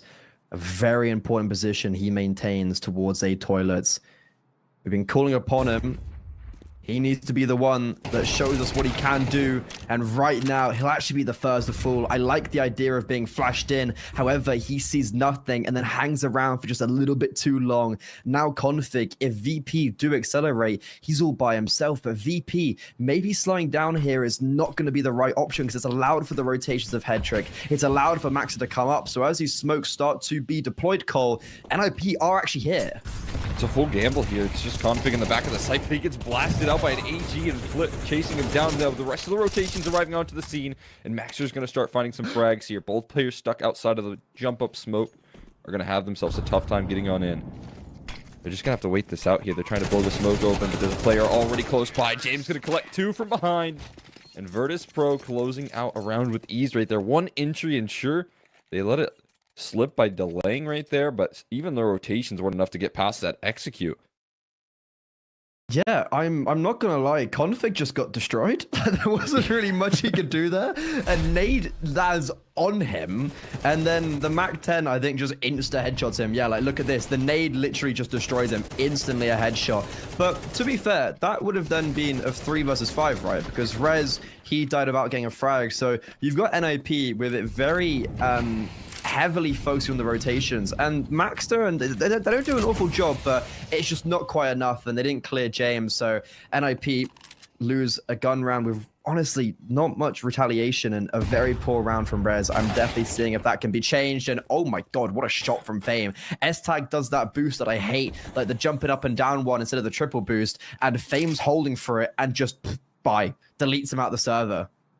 I feel like they had to have heard him jump right there, but yeah, it just immediately deletes him, was covering that boost. I guess it's an eco, so you're expecting some gimmicks, but a big gimmick here, though. Maxter with an AK in hand, he's definitely the man for the job, has found himself an opening, and they've assembled themselves a heavy stack with the information that Rez has over towards A. It's a great molly there. It's going to start to flush him out of position here. Short's been mollied off as well, and Maxter's not revealing his position behind this pillar just yet. He's finally getting chased down. Norbert struggles to contain the aim right there, but eventually able to unleash, and that is going to be that here. It should be a little flank here. Maybe Rez can get something done. I mean, it's not an it's not an unlosable round, right? Like, this is definitely something that Rez can pick up, but he's going to have to be very clinical with this Deagle, and he is going to potentially be able to isolate his frags because Norbert swings into him, but unfortunately, Norbert gets the better of the Swede, so that will be still a flawless round for VP. Also, it's so random. They're all drinking tea right now. Are they really? Yeah, I've seen at least 3 of them drinking tea, and they've also got the exact, like 2 of them have the exact same glass, and yeah, like they're kind of in coordination right now, a little bit of tandem. The hot drink before the while playing the game. We know James loves his little superstitions. Yeah. His pre-match rituals. Going to see the T helps there. Certainly helping them so far. This T side, again, it's been very explosive here. Not a lot of slow-paced rounds. They have been very aggressive to take map control. They've been very forward, in your face. Again, you know, just earlier watching them versus Movistar on this map here, I feel like the aggression worked out, and I feel like they learned very quickly that, you know, teams aren't able to deal with some of that fast-paced play. There's a gap in that smoke, though, Rez. He's going to take some shots again. He gets that early information, but he's so quickly forced back into those passive holds here. Going to have to rely a little bit more on Hetrick to take the helm of this A defense here. He's calling him over towards front bath here, and now Hetrick is going to contain a lot of space right now with this position that he's playing. Yeah, I do like this, but what I don't like is the fact that configs rotated up, even though NIP like literally have whole control towards the A bomb site. Config is only just going to rotate down now, but I guess it is in good time.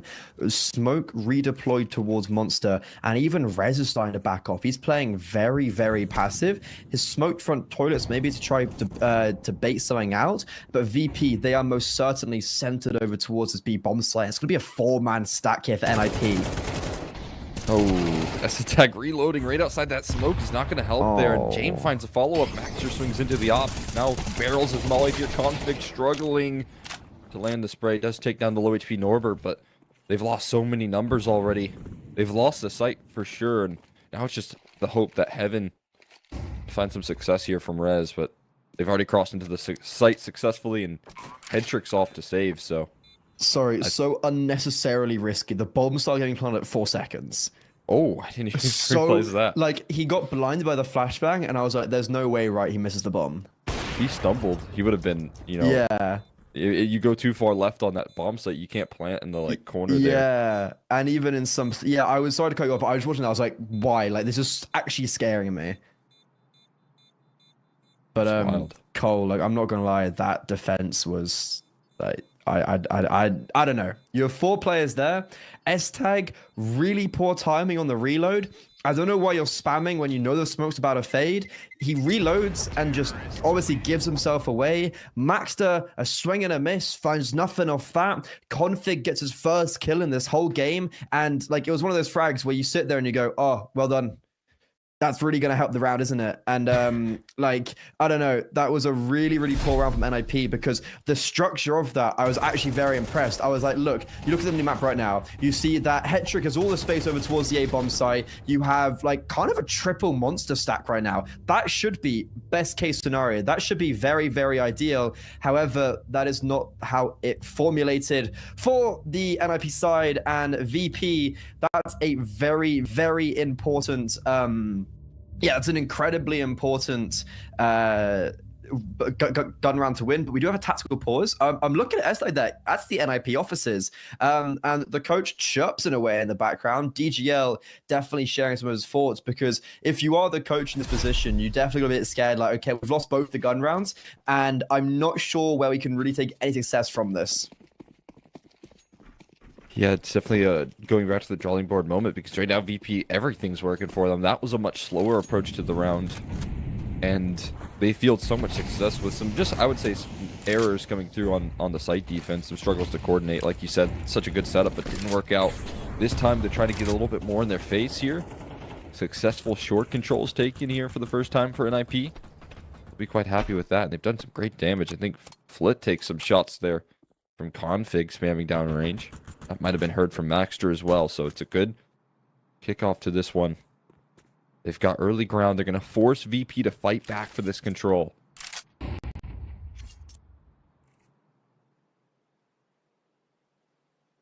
And VP are doing the El Clasico, right? They are playing so methodical. We've had about 50 seconds, and we're only just starting about to see some movement in an aggressive motion, and that's going to come potentially towards long, where it can come head-to-head with Rez, but in the meantime, Fame will bypass him temporarily, and Fame might just slot into Miz roles here, and he's going to turn into a bit of a lurker as the rest of his team execute onto this B bomb site. There are only 3 players here, and VP is a lot faster than normal.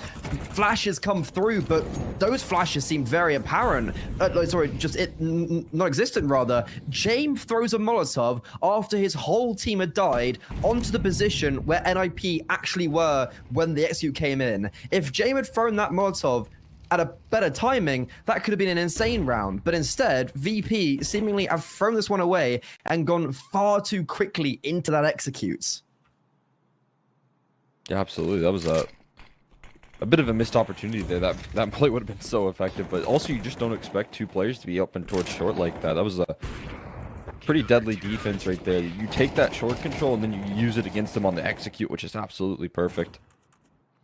NIP able to field that success off the back of that timeout. After a vocal DJL, they're able to field their first defensive round. That's a fantastic start for them.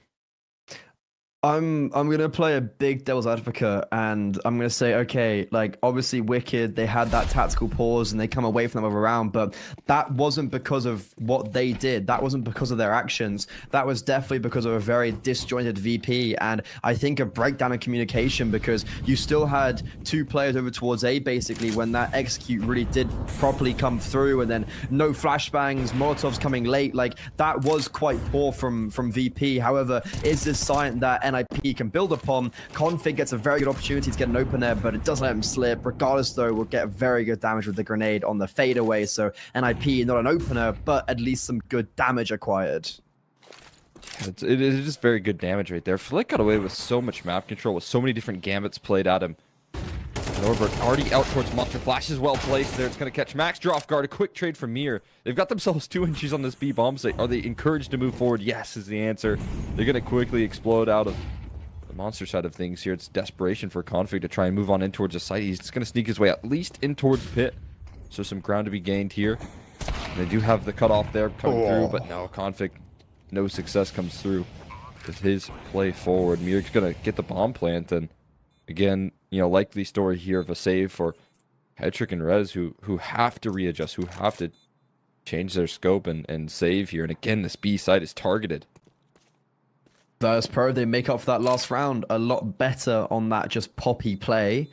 Maxter and S-Tag, they are really struggling on this B bomb site as the main anchors, and then Config as the rotator is also likewise just not having a great time, and that is a really important kill for Fame to get. Rez, that would have been a huge gun from taking the next round, and now if the AWP could not survive, oh, that's tragic. NIP just not allowed any sort of sanctuary, as the Russian side are really showing why this is their map. Yeah, I mean, no question about it here. They just executed that B bomb site with a little bit of flashes coming through from James there over towards Monster. But if we take a look at this replay, Norbert is out here alone. He's got Mir coming through a little bit later, who finds that quick trade, but that was such a like lacking in resources execute coming through from VP. Only 2 players really going on the aggro before you saw that second phase of execution come through from VP after Mir and Norbert already found the entries, and they field so much success off the back of that. So again, VP kind of kicking it into gear. I don't know if NIP is really prepared for some of this aggression that's being thrown at them. You don't expect VP to be running through smokes a minute into the round. Yeah, it just feels very poppy. Like, it's not fast, it's very poppy. Like, they get the map control and then just bam, they hit. And also, look at this. Oh, the timing. God. Oh my god, they've slipped the net. What is this? NIP have a gaping hole in their defense over towards Connector. Sure, Fame dies. Honestly, that's quite a nice kill from Rez, and it does mean the bomb might have a bit of trouble actually getting towards his teammates, and that will be the case. Probably could have waited for Mir to enable himself sooner, but in tandem, both Flit and Mir secure a frag. James follows up with one of his own. Bomb's going to be acquired, and even though NIP actually had quite a nice sequence of play there by Hetrick and Rez, everything tumbles away in a blink of the eye. They don't even know what hit him either, right? That slow crawl up connector is never accounted for. You stick one player to hold on to that site, so Flit cut off a rotation that made its way up from B. And then James is so aware of the possibility that Rez has continued his aggression, that he gets cut off as well. And you're seeing S-Attack poke and prod forward here like he's going to go for this. But as you can see from Maxter, I don't think there's that much interest here. And in fact, he might go down. He's looking at the ground and is going to fall there quickly, so no rifle saves for him. And I mean, at this point, it's not even, I would say, the most important that they save these rifles. They just need some rounds for their defense on the board, and that is not afforded to them.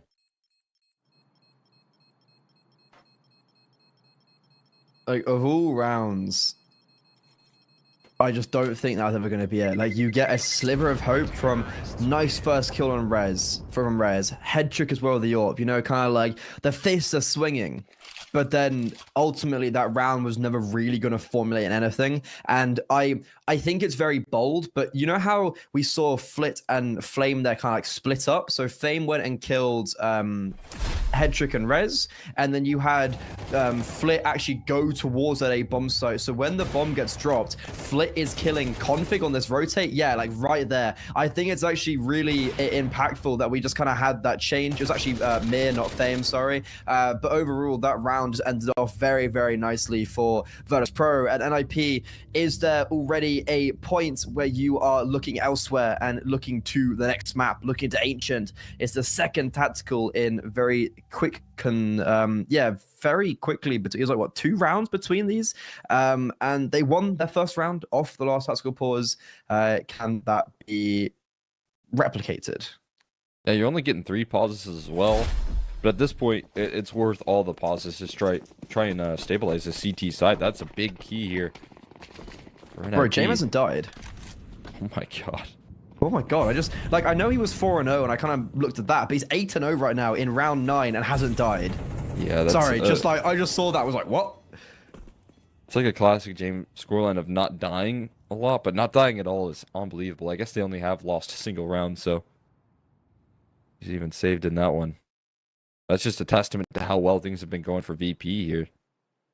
James winning these rounds and not going down. And then money is stacking a little bit for this T side. And there's not much room left in this half. Again, these pauses need to come out because they need to gather some stability here. They got a half buy to do it, but they got to make the most out of this half buy. Yeah, it's going to be a rotate away. They did have 4 players here, and Config is going to maneuver himself up towards the A bomb side. Super unlucky from Rez there onto Mir. I feel like he had to get that frag, and unfortunately putting him down to 3 HP I don't think is enough, because he still bears some util and still has an opportunity where he can cause some trouble. And yeah, Maxter, wow, what a shot from Fame. I don't know if he had a pistol there, but if that was a pistol position, it was a very bold place to play with a pistol, because obviously they kind of just... Okay, it didn't A1S. Oh, wow, okay, yeah, they turn around the corner. Max has no chance in that. We were singing his praises, and he hasn't quite lived up to it. Unfortunately, Config just gets negated over towards long, and this round... It's not even seeming troublesome. VP are just moving as a pact. They're moving as a death ball. They're playing super quiet. And then when they take the space, they take it together. Sometimes quiet, sometimes a little bit louder. But they're just forcing through as a collective. And the tear of desolation right now is really sign that NIP are just not holding up to. They cannot withstand it. And VP now put themselves on 8 rounds on their T side of Overpass with the capability of going even higher. Yeah, I mean, it's just a statement so far here. And definitely you can see some of the struggles here of NIP. I think playing with a stand-in and some of the disjointed nature of this B-side defense is haunting them just a little bit here. There's a chance that James might go down sticking around. He hears some footsteps, though. No, James, no. Oh, he gets saved by the bomb. It's written in the stars. He's never going to die. Yeah, no, I think Group A is Virtus.pro's to win. You've got Cloud9 stand-in, NIP stand-in, 2 stand-ins, Fnatic, and like you've kind of got Virtus.pro where it's like they don't really have an excuse. Oh my god, what a shot onto Max. Yeah. Like, we watched it live, but I didn't quite register how crisp that was. Unfortunately, NIP, it felt like they got taken apart one by one. VP were using NMP smokes against them. And that was very disjointed low buy, even though they had 4 players in the exact same position at the very beginning. And James, he may be on 0 deaths, but like he's going for these aggro players. Look, he's poking and prodding quite a lot, completely by himself towards the A bomb site. He has, yeah. Mir, I really like what he's been doing so far. He seems very vocal when he's in the server as well. We saw him last round. He gets dinked by the 5-7. He doesn't go down. He just immediately starts calling and communicating while in the fight. So you know that's a player who's got some experience to his name. That definitely is Mir here, taking so much established ground here towards short. Such a critical point of the map as well. Yeah. To help out with those B executes, especially when bomb's kind of hovering there. It's going to hint at some of that B aggression coming soon.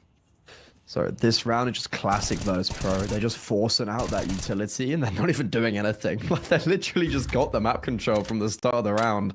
You were talking about Mir being experienced. He's the one player on this roster that isn't the major winner. Gotta remember that. But also, Nade's being lined up for, I think, S-Tag's position. They're gonna land on him. It's not gonna kill him, but that's an insane amount of damage and a lovely play to give Virtus.pro some early advantages. But this is scaring me. It's classic Virtus.pro. They've waited so long, and now they might have just allowed Rez to get in a position where he can perform, and he will. That's the first to fall. James, finally, his first death will be seized. Where's the bomb going? I have no idea what's happening, and Virtus.pro, this is the second time now where their slow game style, you just kind of sit there and you go, what was the plan there? Like, were you waiting for NIP to make a move, and then even when they did, they catch you off guard? Yeah, it's a little too late here. Norbert might go down after time, too. He's going to have to fight around this corner. Okay, he does take down S-Tag. It's a little bit of damage, but that's, you know, more of what NIP were coming into this match expecting of VP here, is that slow style that fizzles out, and you can get that late round aggression up against this team here. That can really work out in your favor, as we saw. I mean, James goes down to this flank, or Rez is pulling this flank off with around 25 seconds left on the clock, so you know that from that point forward, they really don't have a lot of good options here. They just wait behind the smokes. They take that early control and don't really capitalize off of it. But again, I mean, they do have rounds to kind of lose here, right? They're up 2-8 on the T side of Overpass. So. Yeah, they're chilling. Like, 8-4 you can half, throw a couple don't of worry. those in half and be okay. Yeah, I think right there, which is a prime example, they were waiting for NIP to do something, and NIP just didn't. They just kept on replenishing those util bits. And yeah, unfortunately, the Nordic squad just got a bit better of them. So at least some sort of success. And okay, S-Tag, that didn't feel like that should have happened. I think he flashed himself, if I'm not mistaken, ran away and got the headshot on Mir anyways. You know what? You can be a good player. You can be having a good game. You can be taking all that control. There's some things you just can't quite account for. Yeah, I think that flash had a weird bounce as well. And it, like, flashed himself pretty heavy there. So just about everyone in that exchange was blind, but S-Tag again walking away the victor there, so smile on his face. We're going to see a boost attempt here for Barrels. That's another touchdown AD. Poor S-Tag keeps on getting blasted out. The boost actually is going to give them some vision, but Config is aware of this, and now they're just going to try to make their way out. Monte. Dodge flash here from Maxter is going to deal with that quickly. No troubles getting past Norbert's aggression. And Fame and James, you know what's going on here. It's going to be a save. Game time. Okay, we're heading to the last round and a half here. VP were doing really well at just garnering map control and then popping. And they seemingly changed that a little bit in these last two rounds. Like, there they tried to pop, but they just didn't have the manpower for it. They send one player out and then he dies, shockingly. But yeah, I feel like that was 2 rounds in a row for Virtus.pro, where I'm just kind of a bit like, look, you've had this formula that's been really working out, and then you've changed it a little bit. So NIP at least are holding down a little bit more on this B-bomb site. Like, Maxter and S-Tag aren't just dying. They're actually surviving, and they're actually maintaining some sort of control for their squad. And I think that was such... Yeah, look at this. Okay, oh no, it wasn't a team flash. It was actually a flash from Mir. But doesn't matter. What is this? So he fires 4 bullets. He fires 4 bullets, and 2 just land on Mir's head. You know what? GG. Was so far off of something. It's just a skill. It's a skill difference. What you see is what you get here. CS2, baby. That's a little bit of fortune right there, favoring him. Because again, that was a really good flash. I think it bounced weird, and he blinded himself up. Config. Was that a double spam headshots to connect again? He's been doing some good damage on this list over the grand scheme of things here, but again, this aggressive, in-your-face style coming through from VP is going to try and work out for them. They've already gotten their way back of Pillar here. Hetrick doesn't account for it and does go down. But it's just James left, last man standing here in a 1v2. Needs to pull through big time with this clutch. An opportunity here to deliver in the late round. Only 1 death so far in the half. And he's looking to keep it that way with this clutch here. He's in a good position as well, Cole. There's currently no one on that A bomb site. Both Rez and Config have just gambled towards B. I don't hate that they've gambled a bomb site together, because that means at least in the rotation, they can come up in unison. If they were one on A, one on B, then there's a high chance that James could have actually tried to focus in on those 1 versus 1s. But here we are. James, as you said, only one death. Cole is looking to keep it that way. He just positioned himself in a prime post plant now. I mean, it's bomb planted for him. He has an op.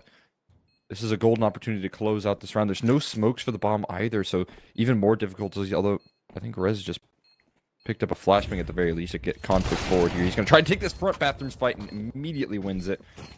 There goes James' chance out of clutch here, and there goes the half. It is going to be closed out eventually by NIP. Smiles on their faces and a nice warm sip of tea as James, he does get his second death. Yeah, unfortunately. And yeah, Cole, like that was a very, very achievable and winnable clutch by James. As you said, he puts himself in like a really prime position to succeed. Just unfortunately, it's that close range angle, like here, Config, just a little bit too sharp from him. And overall, actually a really nice round from Config. Like, okay, you know, we're going to give praise when praise is needed. Config, he gets a double hold there and is the one player who saves his team in that last round, because as much as we might want to focus on that 1 versus 2, James had really good supportive flashbangs. Mir had a really nice double entry. Maxter still struggling there on that anchor position. Luckily on the T side, but we're going to be looking at him a little bit more. But NIP, what, that's 3 rounds in a row at the end. Is this the start of something? They still trail by 4. They're on their T side. Well, I don't know, Cole, but you heard that overpass is a T-sided map now? It has been for VP. They've been able to do a really good work on this T side. It's probably a reason why they like it so much is their effectiveness. But again, it's still a long way to try and break past here. You're gonna have to rely on some of these newer players. You're gonna have to rely on Esatag with his supportive element. You know, calling up a storm here is gonna be a bit of a difficult task to do when you're brand new to the roster and just standing in that IGL role in the interim. And then Maxter, of course, you're going to need to rely on him with some of that firepower that he's going to bring, some of that youthful energy from the Academy roster, hopping into CS2 and fielding some of that success here. It's going to be a snake up A, though. So far, just crawling things up. Maybe back down connector they go. They do have control in real estate, but Norbert is going to be there to meet him as they swing open the door. Oh, back up con they go here. Never mind. They're doing the old switcheroo, and, well, maybe they would have liked to face Norbert instead of the masses, because Virtus.pro, they have 4 defenders. Flashbang gets thrown out for them by Mir. However, look, they all turn away from Mir, and all the T-side is succeeding. Oh, no, Config. Oh, no. You had a great round in the last, but somehow, James, he's literally Jesus. He is unable to die, and somehow that does not matter because the rest of his team find no success. And I mean, of course, it would only be James saving in a pistol round, but NIP, a lovely entry that really could have gone awry by 1 or 2 flashbangs, but unfortunately for Mir, they dodged all of them. Yeah, they were really quick to react. That was a great flash setup right there, and then you see it avoided easily. So I thought that was going to work out well, but again, NIP able to overwhelm that site. That's a great sign here because they faced adversity initially, right? That's a heavy stacked bomb site right there. 4 players. Without much long control as well. They didn't have it other than Config, who died to James early. And they're able to break past it with relative ease. Don't have too much trouble finding those entries. Again, Maxter good with a multi on the inbound. And that's going to be a fantastic start here for NIP to start climbing back into things here. At least it is a start for them. But, of course, a lot more work to be done. Yeah, like 4 players hit. Yeah, look, it's that flashbang. Just they both instantly turn around, and then after that, I think it was just like Virtus.pro. They were like, oh wait, we haven't got the openers there. Oh no. And then Unisys fires from James. I know it's really small, but like I do like the fact he saved that. Like, he doesn't have to buy up armor. He has a 5-7 here, still money because he got that kill onto Config. Like, you can't hate the man for just playing the numbers and playing the odds game. Like, he's giving himself more odds to succeed in this next round, even though he is largely by himself with everyone else on USPs. But as much as people might hate James and the VP slow game style, it's worked.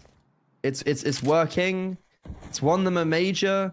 Like, it is, in some eyes, the very raw bones of how you're supposed to play CS. Sorry, what? My God. Sorry, what?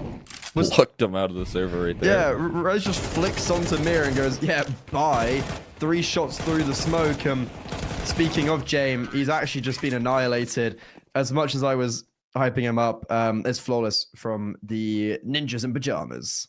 And as you can see here, a lot of stone cold faces here on NIP as they have a little bit of work to do to claw this thing back, but again, taking it round by round. That one's a very easy anti-force buy. Just tapping Mir out of the server there. No chance for him. And even in the stack here, Molly really disrupted the ability to work from that point. So it's going to be 6 to 8 again. You know, a little bit of momentum. The wind is in NIP sails now, but this is the first gun round here. And as we said, with James finding a kill, he has just enough money to invest into this AWP with a glass cannon, though. So Nothing a bit else. of a risk. Just an AWP. He is putting a lot of emphasis on his main weapon right now. Yeah, I think this has to be, he has to get an advantage with this, and he might get tested over towards long. In the meantime, VP are just playing very passive. They're not quite playing together on the A-bomb site, but they're just maintaining that control. However, as James does get pushed off of a flashbang, he doesn't want to find out what's on the other side. He is just going to give them that little bit of respect, and is going to try fortify the actual A-bomb site alongside Fame. And for NIP right now, they're grouping up over towards this A-bomb site, maintaining the control by Maxter. And if I'm seeing Maxter over towards B, there is a world they do come back down towards B bomb site. That's exactly what's going to happen, because you don't put Maxter in a position where you're lurking. You're going to try utilize him in maybe these late rounds. He's actually joining back up with the rest of his roster here. Go So up while and it down, did up look and like down, initially up they and were going to down. make their way back down, again, these the connector control does give you a lot of opportunities here. But we got 30 seconds left on the round. A lot of utility left to throw this execution, and especially if you're making James uncomfortable with the lack of armor that he has. Molly's can quickly damage him. He goes for a swing right there, and it is a miss. He's going for more, though. The repeats coming through are fielding no success here. In the meantime, Fame taking a forward angle. Good for one, and then traded here. James is stuck in the back of the site, but they're scaling way too quick here for him to be prepared. He's spotting the shadows, but the no-scopes aren't connecting. And he goes down without a single kill. The rest of the team is stuck behind smokes and utility, so again, there's a save likely here coming through. Mir gets a second smoke thrown his way, and that's enough to call it off. Yeah, I mean, Fame gets left on an iceberg there, right? Like, James not really supporting him. I think James had to at least get 1 kill on that first swing. Like, he had, what, 3-4 players in front of him, and he doesn't hit a single target. Those are the shots you have to be hitting if you are a player of the caliber that James is. And then Fame, the fact he even gets 1 there, I think is quite impressive. It's very interesting to see Maxter actually being the first player that's going into this bomb site, not Config, but it is going to be Headtrick that gets the double trade there, picks up the AWP. Great supportive flashbangs coming out from Esatag, and then Virtus.pro. Well, the save, don't want to, you know, kick a dead horse, like kick the dead horse, but like, good save, 3 rifles, like it's just what they should have done. So nice, very well played on that. But NIP, as you said, momentum yet to lose a round on this T side. I joked and I was joshing around the fact that it's a T side map. Who knows? He's had discomfort from James, as you can see, stuck in towards the back of Dice. He's not able to field any look at success him. right there. And yeah, he's chatting up a storm right now, trying to get everything in line here, because again, they were up 8-1 here, and now they're looking at a tied scoreline with the, I guess they do have a pretty decent buy still, but again, there's a lot of words being spoken by James right now as to how they batten down the hatches. I almost feel like that last round, it did come down to maybe not having a third rotate in time, especially with 30 seconds left, but also, you know, James missing a couple of key op shots there, probably feeling uncomfortable with the fact that he did have that glass cannon op, right? It's not comfortable to go for those repeaks and swings when your teammate's so far forward, right? Fame was never getting out of that angle in the back of map. So it is reliant on James to try and whittle the numbers as they move on in, and that wasn't afforded to them. I don't know why, but they don't look happy, like, at all. They look far from happy in those photos, and like they're still in the lead. You know, like they don't need to be too upset. Oh, Config gets a taste of his own medicine, and Mir, that is a wonderful opener to be getting very early on in a very important round for the Nordic side. That is a tough start right there. Again, Config, he was dishing that out all first half. A lot of damage, and so whenever Flit sees him go down because of that same spam there, he's probably cheesing. saying thank you very much. Mir would return the favor. Smokes get recycled here. This is risky on this A side defense. Jump spotting up against Headtrick in the op. Can he be sharp enough here? Fame is also jump spotting. They have 2 players. Now that's the information spotted. 4 players chasing him down. And they're closing the angles, and James, only a CZ. He could have potentially bought up a little bit more, but no, he'll be the one player without a rifle on this Virtus.pro side. However, very good counter utility, and NIP, they're going to think better of it. They do have Hedrick on an AWP, and with all these smokes, it does basically negate his ability to find an opener. And yeah, like, it makes it very awkward for him, but the bomb is still staying here. It's on the back of Maxter, and the rotations for VP. Honestly, I wouldn't blame them if they're a little bit uncomfortable. They do have 4 players here on the A bomb site. Surely this is success.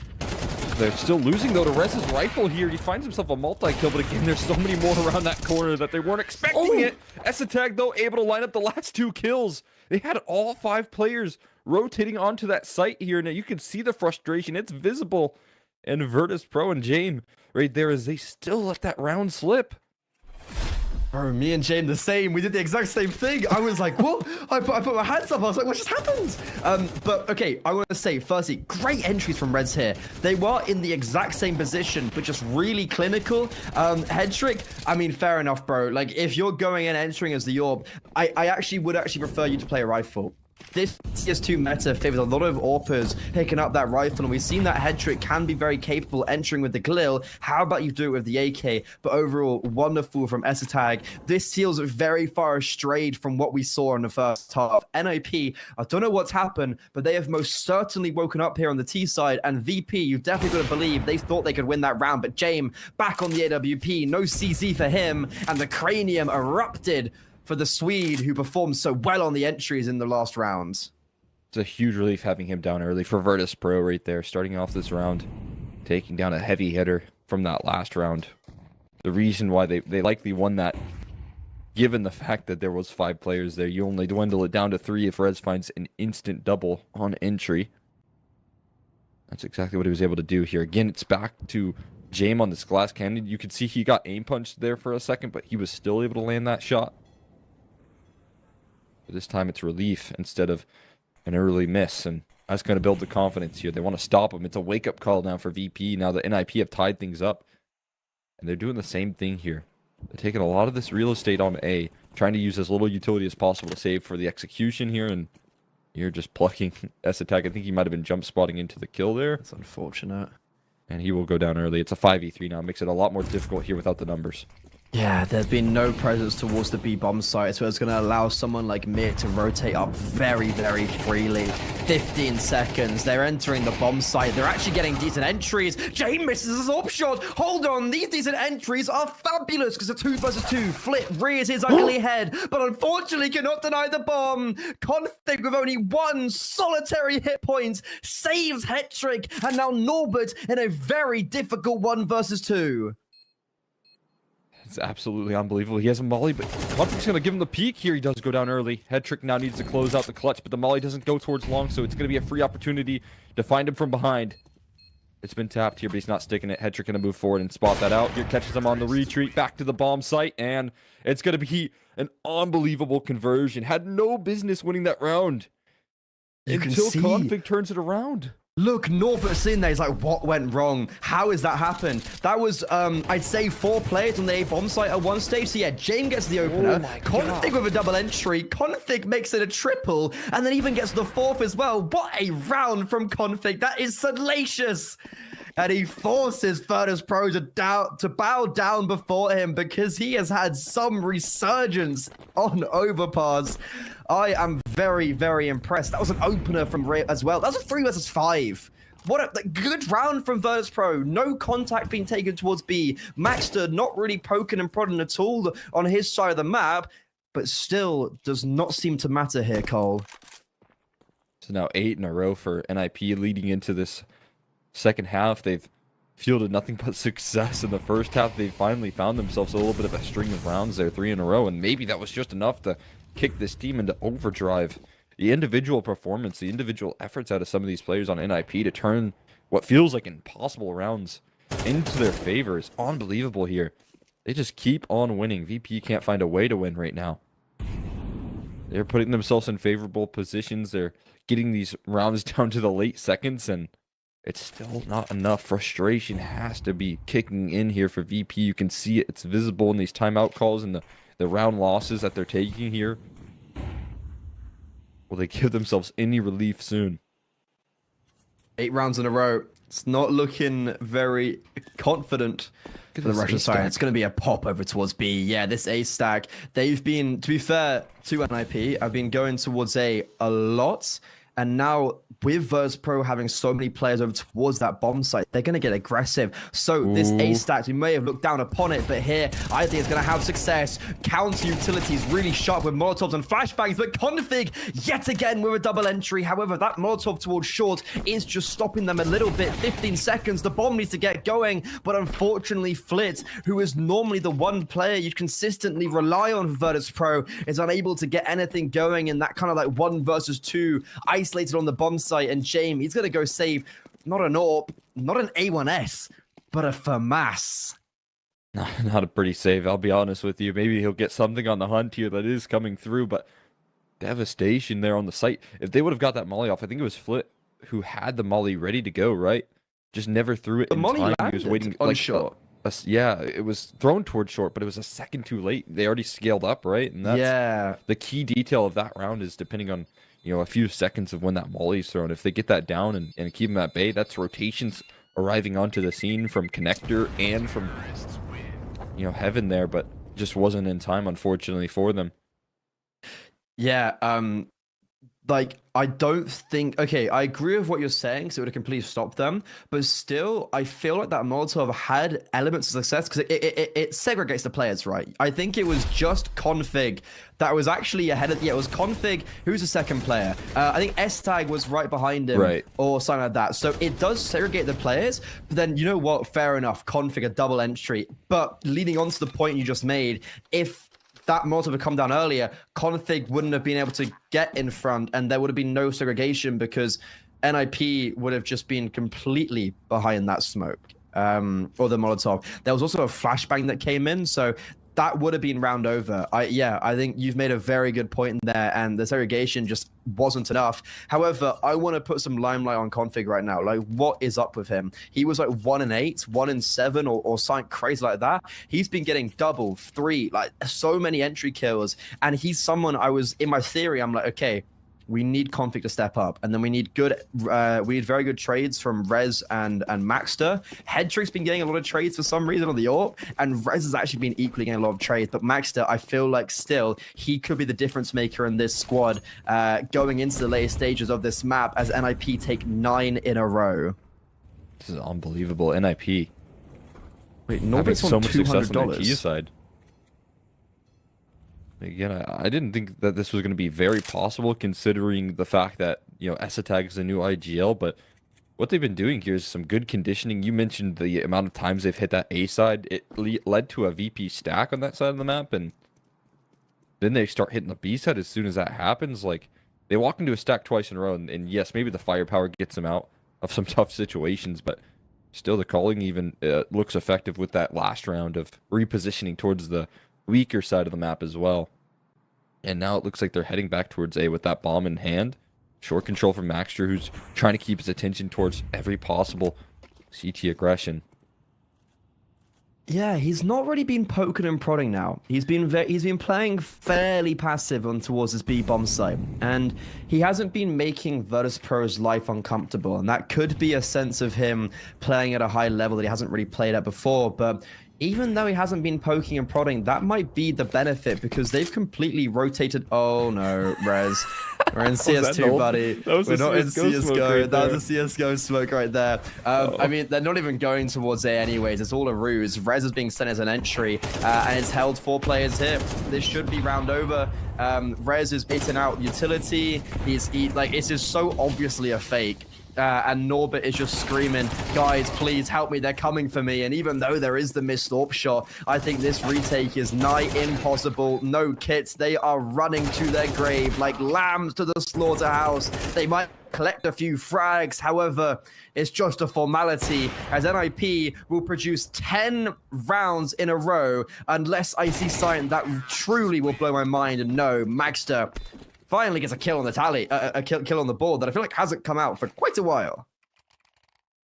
Just feels like it's an impossible battle to maintain bathrooms control for any team on this map right now, and especially with NIP utilizing that so effectively in the beginning of this first half. You can understand why VP feel the need to stack over that A bomb site. They've needed it because it hasn't been enough. Even when they've had 5 there, they've still been entryed up, and you can see the problems continuing here because now they're abusing that B side because of the over rotations. It's all over the map here. Success. Yeah. Man, what's happened to VP?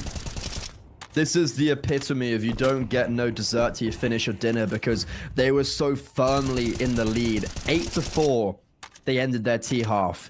It felt, well, it was 8-1. That felt like it was enough. And then 10 in a row for NIP, and they're changing up their directive once again. If they continue on this pathway, Virtus.pro are going to not have any information, and the gap in their defense is over towards long, and NIP are looking to push through that gap. I mean, how do they keep identifying the weaknesses right now on the map? There's nobody over towards long whatsoever. And this is going to be 4 players just slow crawling up here. They're setting themselves up for success, but you know VP, they're not going to stick to this for too long, right? Surely they know that there's some timings to be had. There's some opportunities for this flank, even if it means a 3rd player to rotate over and watch long, but they're going to be too late. They're not going to be accounting for this in time. And NIP have once again targeted the perfect side of the map here. And now they have an entry to do it here. Config ducks underneath the scope. They spot out the 2nd player quickly. Fame, he has to duck and cover here. He's going to take some fights and not finding any further success. I think that's very well done from Config. 1 for 1, I think, is all he needs to get. But that's a huge kill from Magster. The fact that he was able to cut off the rotations and just force Flit to not have any place he can walk into. You can see how scared Flit is now because he knows Magster is in towards CT. And alongside that, Fame just kind of gets lost in the source. So NIP, overall, a very simplistic round. And I actually want to take you back to a point I made a couple rounds ago. So you remember how I said that Magster wasn't poking and prodding towards B at all? And I was kind of like, I'm not sure if I like that, because it doesn't make them VP uneasy. And oh my god, Norbert, oof, that was rough. If only James could hit shots like that. But in a round like this, because Magster is nowhere seen to be seen towards the B bomb site, it doesn't affect VP whatsoever, because VP have never had to deal with Magster poking towards the B bomb site. So NIP, they just send all 5 players long, and VP, they don't look twice at that. They go, okay, sure. Like, we don't realize something's up, because Magster has been playing incredibly passive and has been getting the short control for free, so hasn't felt the necessity to make noise. Yeah, I mean, that's a fantastic point so far. Again, that sort of, again, conditioning here is been pretty evident throughout this entire half for NIP. And it's going to just lead to a pretty tough buy here. I mean, this time not even a glass cannon to scout that. You see James have to work with here. Some spam no longer connecting. Flint tries to send it down range. He does do a little bit of damage, but nothing too much to write home about. And they're already taking so much space. Rez is already over towards Divider. They're forcing them back into the sites with 1 minute and 20 seconds left on the clock. They've got them back in towards these site positions. At least Fame is going to try and fight forward, though. This would be 12 rounds in a row from the ninjas in pajamas. VP, they faded away. Shots are being missed, but my god, Nordic side, I don't know what is happening, but this roster right now, it's cooking. And we've seen this round before. We've seen Rez be pestering over towards this A bomb site, and he's been very good at holding rotations, but this time it will be Mir at least backing away. However, look at the lack of utility. Norbert has a Molotov. There's a smoke on Flit, but they're not going to allow for that utility to be dropped. Nate. a lovely flashbang over, lovely entries, and I think that is most certainly 12 rounds in a row. That is impossible. We have seen the impossible unfold in front of our eyes, and NIP, I don't know what they've been cooking, but this is insane. And look at this as well, the utility just to not allow anything with the retake. It's just a collapse here from VP in terms of the mental battle. They have completely lost control here. Headtrick gonna end things off with a kill there. Jame will find one more kill to his name, but that'll be all. NIP closing things out, and you can see nothing but smiles on their faces as they make that job look easy right there. No questions asked when they were down 8-1. They come back, they get a little bit of momentum on that CT side, and then they take that into a flawless T side. That is unbelievable. I'm actually dumbfounded. I genuinely don't know how that's happened. It was 8-1, and it just looked so like, okay, VP, they're gonna run away with this map. Like, it's a bit unfortunate, but to be honest, it's kind of how we expect it. But then out of nowhere, they just put the burners on. And I feel like that was a very unified effort. Esatag's flashbangs, I'd love to see his statistics because it felt like on every execute, someone or the majority of the squad were blind because of him. And then you had a mixture of Maxter, Config, and Rez making space. And then at times, Headtrick was the one trading. I think Maxter definitely didn't have the performance I anticipated. And I'm looking forward to Ancient now because he was really good yesterday against Fnatic, especially on that T side. But you could see as soon as it was like 8, I think it was like 8-6, 8-5, and VP, their cams were something I've never quite seen before. Like they looked so frustrated, they looked so annoyed, and they were still in the lead, Cole. Yeah, I mean that was definitely the turning point right there when I saw Jame really starting to lay into them. And again, it's not all that unsurprising, and it's very custom for Jame to really be direct and start talking about the flaws in Virtus.pro. But right there, like you said, that was my turning point. The frustration was pretty evident in terms of, a couple of crucial missed op shots from Jame probably led to a little bit of compounded frustration in that round. And again, they just weren't able to field any success from that point forward. It was a shocking affair there. And again, it was a mental battle that they could not really overcome here versus NIP. And again, NIP playing like, there is no pressure. They're making moves that are absolutely incredible. They're taking risks, and again, you got to be very happy with that victory considering the way that things shaped up. Well, there's a legit chance that NIP will be taking this not only in a victory in the series, but a 2-0. And if I'm not mistaken, that would mean that every single talent prediction is incorrect, including my own.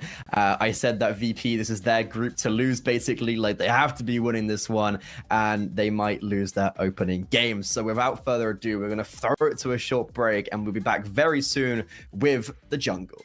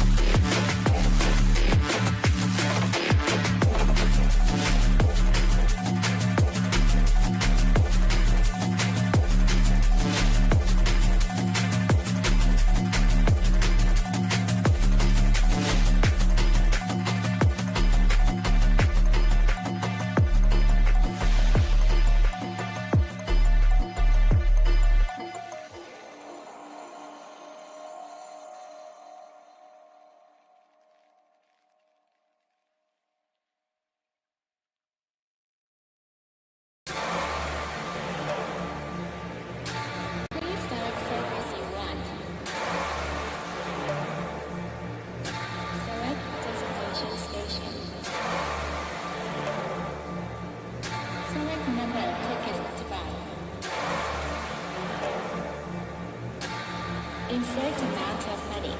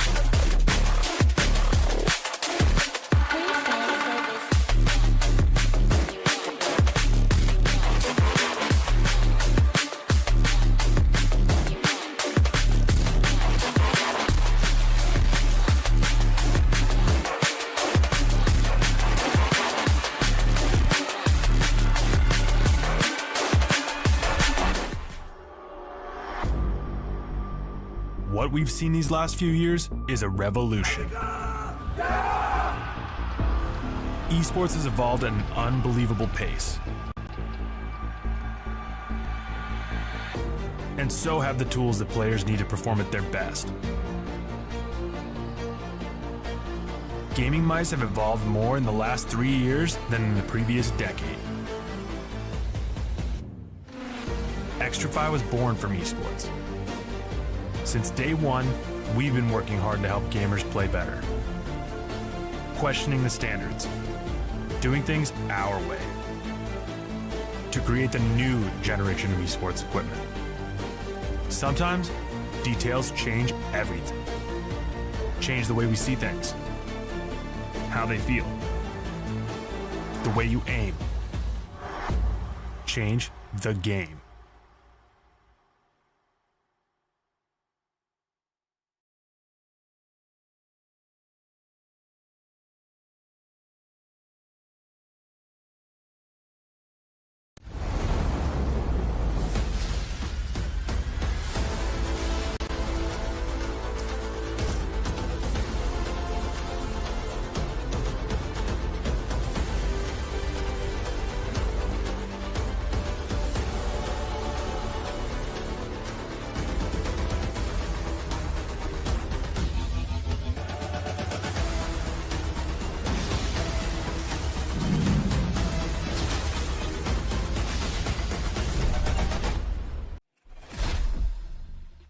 Hello everyone and welcome back here to Thunderpick World Championships. We got a bit of a shock for VP in that first map, as we could see kicking things off. NIP coming through with a fantastic comeback effort, down 1-8. They closed things out 13-8. Not the way that we expected their own map pick to go, and only further strengths to be shown here from NIP coming up in Ancient as well. Yeah, I mean, you're saying VP got a shock. I think we all got a shock. A lot of those rounds as well on the T side were definitely advantageous towards the Russian side, but somehow this new form molded squad of NIP kept on pushing forward. And a little interesting thing I think I was going to mention when we look at the FAZE game was the Thunderpick odds that they released, basically about the outright odds to win the event, and they gave like an odd for every single team, and you have like 5 or 6 teams that are in the like top 5, right? That are the favorite ones. You got Mouse, FAZE, you've got Cloud9, and then Virtus.pro in there. Virtus.pro are one of the kind of like most in Thunderpick's eyes, one of the teams that will probably win it out. However, they may literally lose their opening game against NIP, who I don't think anyone really anticipated this. NIP, who have been invited, have had some roster changes, but those roster changes seem to actually be working. And Config right now, with a little bit more space in his hands after Hampus has left, he's cooking. Yeah, I mean, I feel like that's been an excellent addition there, is getting some of these less pressured, calling styles coming through here. It feels like the space that's been taken, it's taken without using a lot of utility. It's not a lot of set plays. It's just establishing as much ground as possible. I mean, we saw the defaulting coming through from NIP, the amount of bathrooms control they were able to take without using anything. So it definitely puts them in a good position here. And again, that less pressured CS is certainly going to be setting themselves up for success here in the future, where they are kicking things off into Ancient here up next. And we've seen how strong their T-sides can be on this map already with the stand-in situation. So can they keep that forward? Yeah, this is where I'm a little bit hopeful now. We look for, because like they lost to Ecstatic yesterday, Virtus.pro. They did beat Movistar Riders earlier today. 2 best of 3s in a day is never something easy, especially when they are like very much back to back. Yeah, for NIP, they didn't used to have very solid ideas. People might say that this is again not them having those ideas and game plan with everyone on the same page. But S-Tag, hyper support, Maxter and Rez second, third in, and then like maybe Max the star player, config card entry. It's kind of what we saw a little bit. And with Headtrick actually really good support AWP on these entries, it's kind of worked out. And we've seen maybe the ideas like form a little bit. And I think I was picking on Maxter a little bit when he was quite negative rating on that whole map. It was just because of how well he did yesterday against Fnatic, and especially now we come on to Ancient. He struggled a little bit on the CT side, and it was actually on that CT side, I remember I was looking at someone like S-Tag, who was the A anchor, that really impressed me, but on the T side, like, he was everywhere. He was doing so well, and I think I'd love to see something similar from that again. Yeah, I mean, I feel like S-Tag there, especially in those late stages of the game, obviously calling in a bit of a storm there with the amount of T-side success. Now, he did have 2 incredible entry units there in Res and Config, finding a lot of that opening space on that T-side. But even when he was called upon, individually speaking, he had a big like 1v2 clutch that he closed out for his team when they were walking into that A-stack. From a leadership perspective, you're watching that go down, and the rest of your team probably going to inspire a lot more faith after you close out a clutch like that. Everyone's going to start believing a little bit more, going to be feeling a whole lot more faith in some of the calling, and that's what you mean, I think, especially by talking about how everyone was on the same page for NIP in that map. Now again, Virtus.pro, they've had their struggles here as of recent on this map of Ancient. They're going to probably continue those struggles when we talk about NIP strengths coming through on this map as well, but VP is not a team I think that is going to comfortably go down 2-0. They have a little bit of a break here in between these maps, and we talked about the frustration that was lingering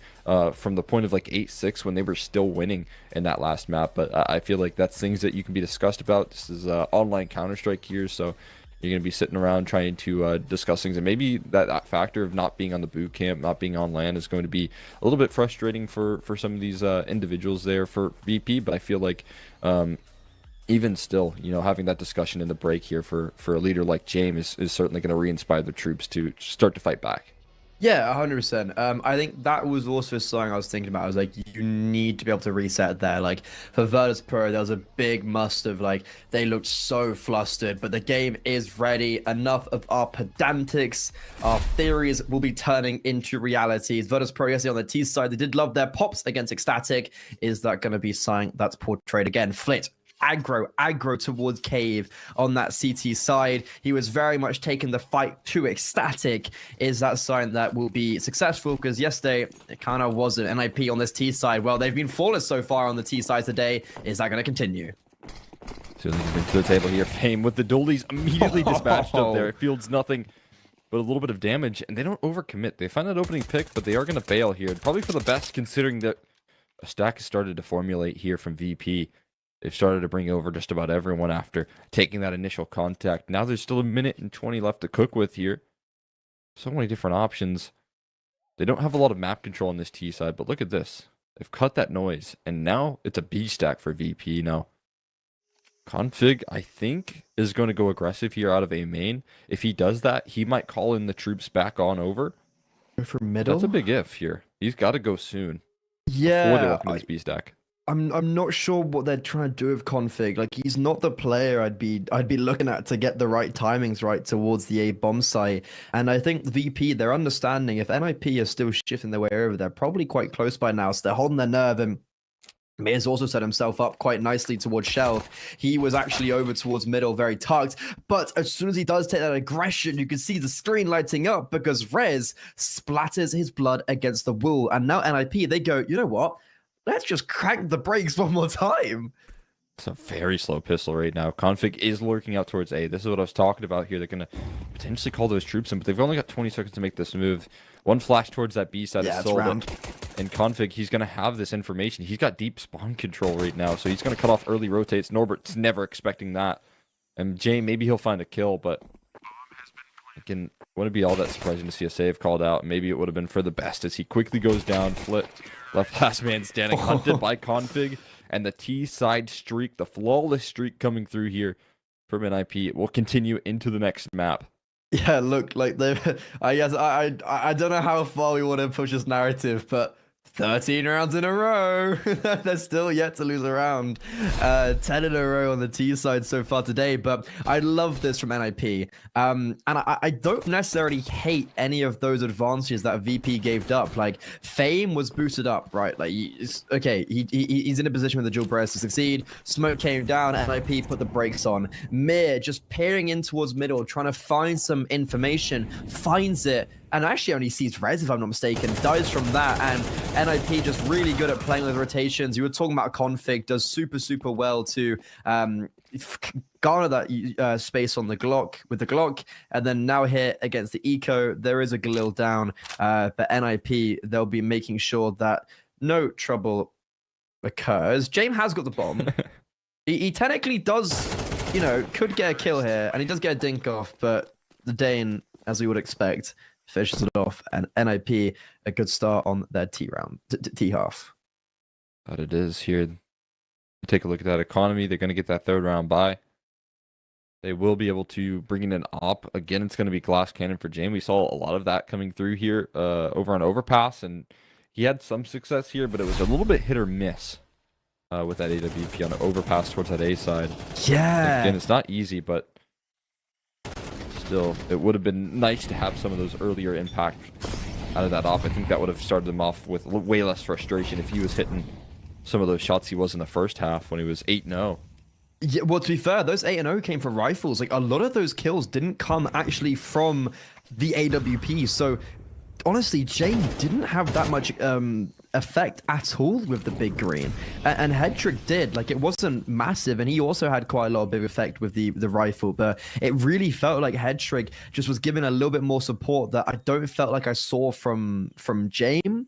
But right now, okay, let's turn our attention back to this round. It's the first gun round, and VP have used so much utility early, not only towards middle, but also on the extremities. And right now, with a minute left on the clock, they have no real map control and a single smoke left. This is looking far from ideal. Always the challenge with these third round buys is utility is going to be lacking, especially if you don't see those FAMASs or MP9s in play. That isn't in play right now. You've got everyone on the rifles. They're going to start to gear themselves up for what feels like a little split in towards that A side right now, but you've got to get past James up. He's just got a hard line towards the A side of things here, A main, and now Mir, he might be tasked with a pretty tough job at hand. HE down to half HP. They're taking care of business already towards mid. They're splitting in from the mid side of things here, but Fame is going to collect some names, and now Donut is firmly in control. Yeah, this is really good from VP. Got very, very scary, but James is also not going to identify himself to the very end, and because of that, unsheaths his dagger, and a nice little backstab there. Virtus.pro, a round that I did not think was going to go their way with 4 players staying alive. Flick gets traded out in middle quite nicely because they killed the 1 player aggressing towards Shelf. Don't anticipate the second. And overall, like, Mir, I thought he was dead. Yeah, look at this. So Flick dies and they just don't really expect Fame to be right there, but like 2 seconds later, if that makes sense. And it was a very calculated trade, and now armor can be bought for James. And overall, well done for Virtus.pro for not panicking, and NIP ends the streak. That's going to be a fast play towards A here, Cole.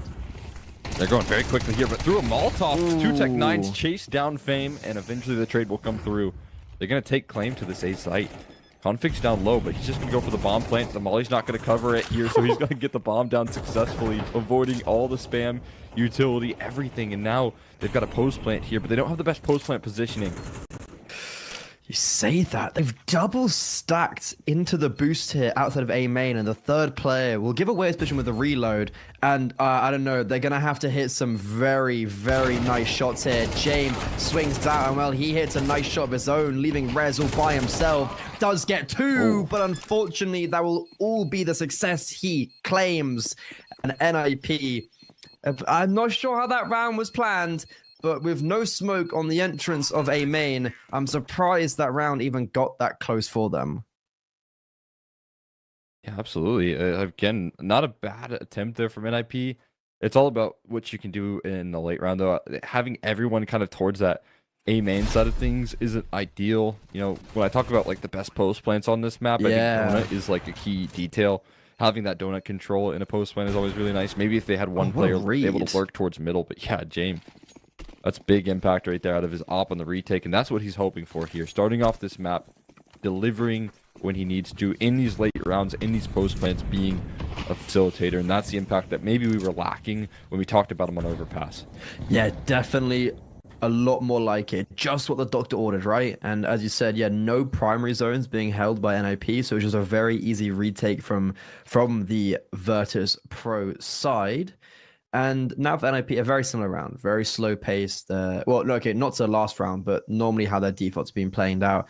They're going to switch up a little bit from the previous, and they're just going to be playing very chill with some fake util being thrown up by Config. And honestly, Mir's given a lot of respect towards Donut. If I'm not mistaken, he's just jiggling a very passive angle, so there's no real control towards middle, and it's going to see James rotating slightly away from this B bomb site, which could be an opening for NIP. Still have an incredibly well triangulated defense on this B side with cave control and pretty passive op here. James, he's got to be sharp with his shot if they do slow crawl their way up the ramp. But they have cut all noise, aren't spotting out anything. They're just waiting for this execute, waiting for the right time to go on in. And Max are going to lead the charge here. Once again, it was sometimes a bit of a surprise to see him going in first, but he's going to try his luck here in the early aggression.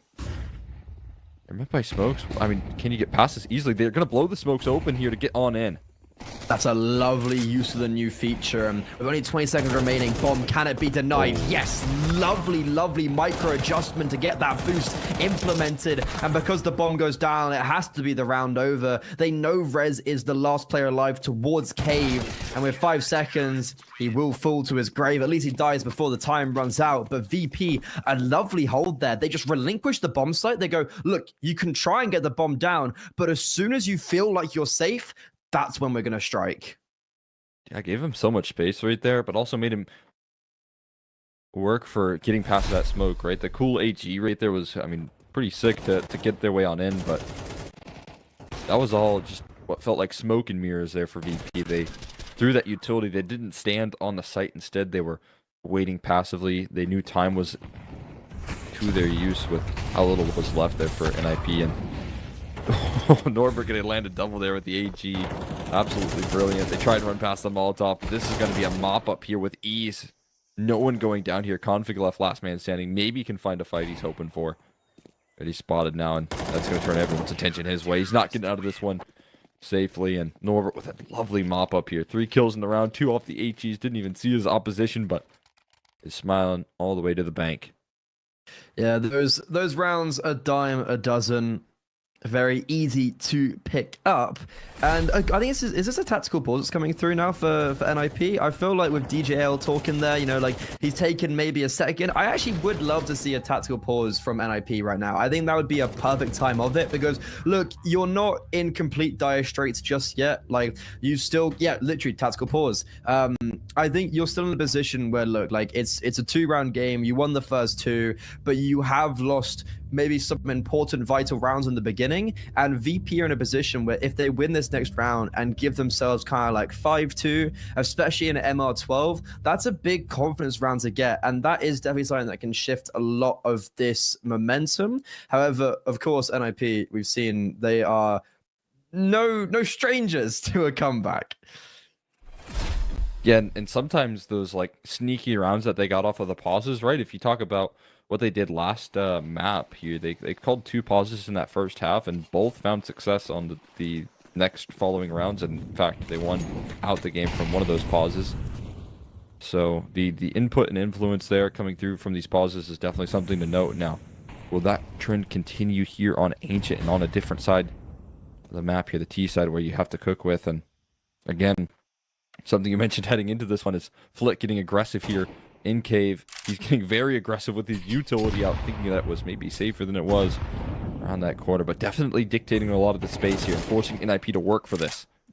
This is very reminiscent of what I saw yesterday. And Flick, I would have thought he'd have cold feet when maneuvering around this position, because yesterday it did not work, but today it's going to be, it's going to try and replicate it, but with a little bit more success. However, it will just end up being him forced away, and James now tested towards middle. Config bounding through that smoke at first, and James very scared that someone might come up from shelf, exposing himself slightly to elbow, double scoped in. Hold on a second. Oh, if Maxter hadn't made noise, I think James would be a dead man walking, but still, he will fall. What a shot from Config, and the Dane gives them the opener. Maxter, well, he gives them a second. The Nordics giving them everything right now.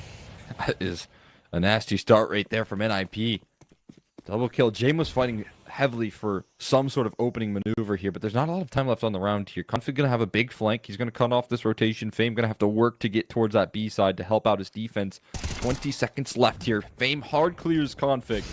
That's gonna secure at least some safety here. A third rotation arriving onto the scene, but Flit gets separated from his team on an island. They are able to get the bomb down just in time here, and now Rez is gonna be taking the next fight right there, knocking Norbert down. Fame doesn't last too long either. And NIP, again, it's a timeout, and it's instant success manufactured thereafter. Yeah, this is exactly what happened over in the first map, where they took a timeout, won their first round. Second timeout, I think that's what started the 12 rounds in a row, and they even took a third timeout when they were in the midst of victory. And it feels like whatever these timeouts are, they are really serving a lot of purpose for NIP. And that round, like, it wasn't anything special. It was a very simple default towards mid with 2 individuals that basically set them up for success. And as well, the fact they were able to mitigate the aggression from Flit, really well played from NIP. Is that something they can replicate? I don't know what this is, but Pandemonium, VP have gotten an opener, but they've lost so much HP because they've just run through every single Molotov possible. Yeah, but they get out safely here. Maybe James. Oh my goodness. Again, James is feeling the need to get very aggressive with his AWP on the CT side. He is eager for the openings. Flint the same. We've already seen this. It's already been discussed here. They love to get that cave activity rolling towards the B side, especially to try and find those openings. So far, again, it's a sacrifice of a lot of HP, but as the dust settles, they walk away with the 4v5. It's definitely something you can be happy about. Maxter over there towards that A side lurk now. He's got the bomb close by, so again, it's going to hint at some reinforcements to stand behind him. Normally VP, who are really good at forcing out util from their opposition. And roles reversed. Taste of your own medicine. Util now on the A bomb side, completely barren. There's only 2 flashbangs and smoke. Half of that is over towards Cave, and the smoke will replenish. So config is actually completely negated for now. And it seems like NIP are looking to change the direction. Mir made some noise. Config identifies that, eliminates. 20 seconds left now. VP panicking. Thames rotating away. It's a double stack over towards Cave. James forced away. 13 seconds. The bomb needs to get to the side. Config, how has he got that kill to Norbert? But still, can the bomb potentially be denied? 6 seconds. They're planting it. But Config, he seems to have done it all. That is sensational. And he has been impressing me time the time, but Cold, the round's not over.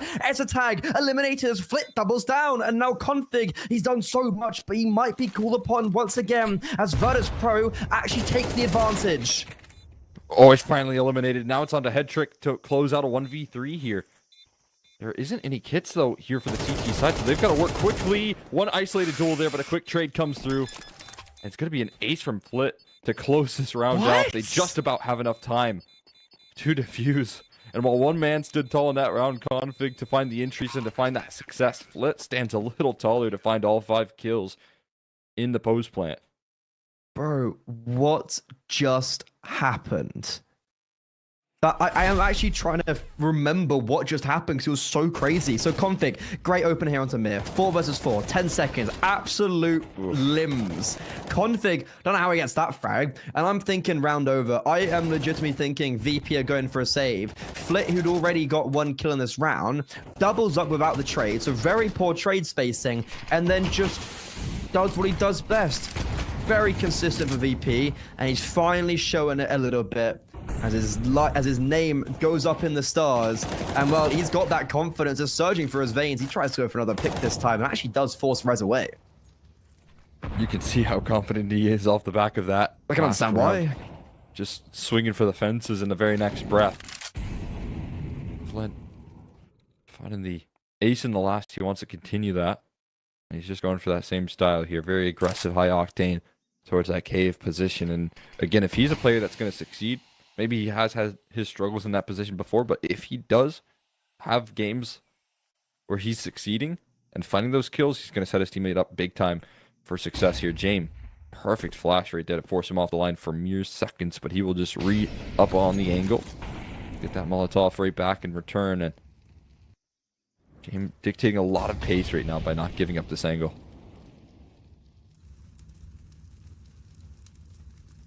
Look how passive VP are playing. Like, look at all, you've got 3 players holding very deep angles, but those deep angles, if they're just maintained, it means NIP can't really get any work. And like, yeah, look, Flit, lovely use of the smoke, very different from what he was at the very beginning. You said, you know, like in the same breath, he is swinging, then this time it's going to force them away. And Fame, aggressive over towards the A-bomb site. The spy succeeds with his espionage as James even took that first poke to success. And NIP in this round, 10 seconds, very reminiscent of the last, very similar to how VP play their rounds, but won't quite have that same allure as Headtrick tries to get some damage, but in the end, it will just be one solitary frag for the NIP squad, and VP looking pretty decent right now on their CT side. But they are. Looking like they can establish themselves a good foundation. Again, the CT side has been already pretty difficult for them today, so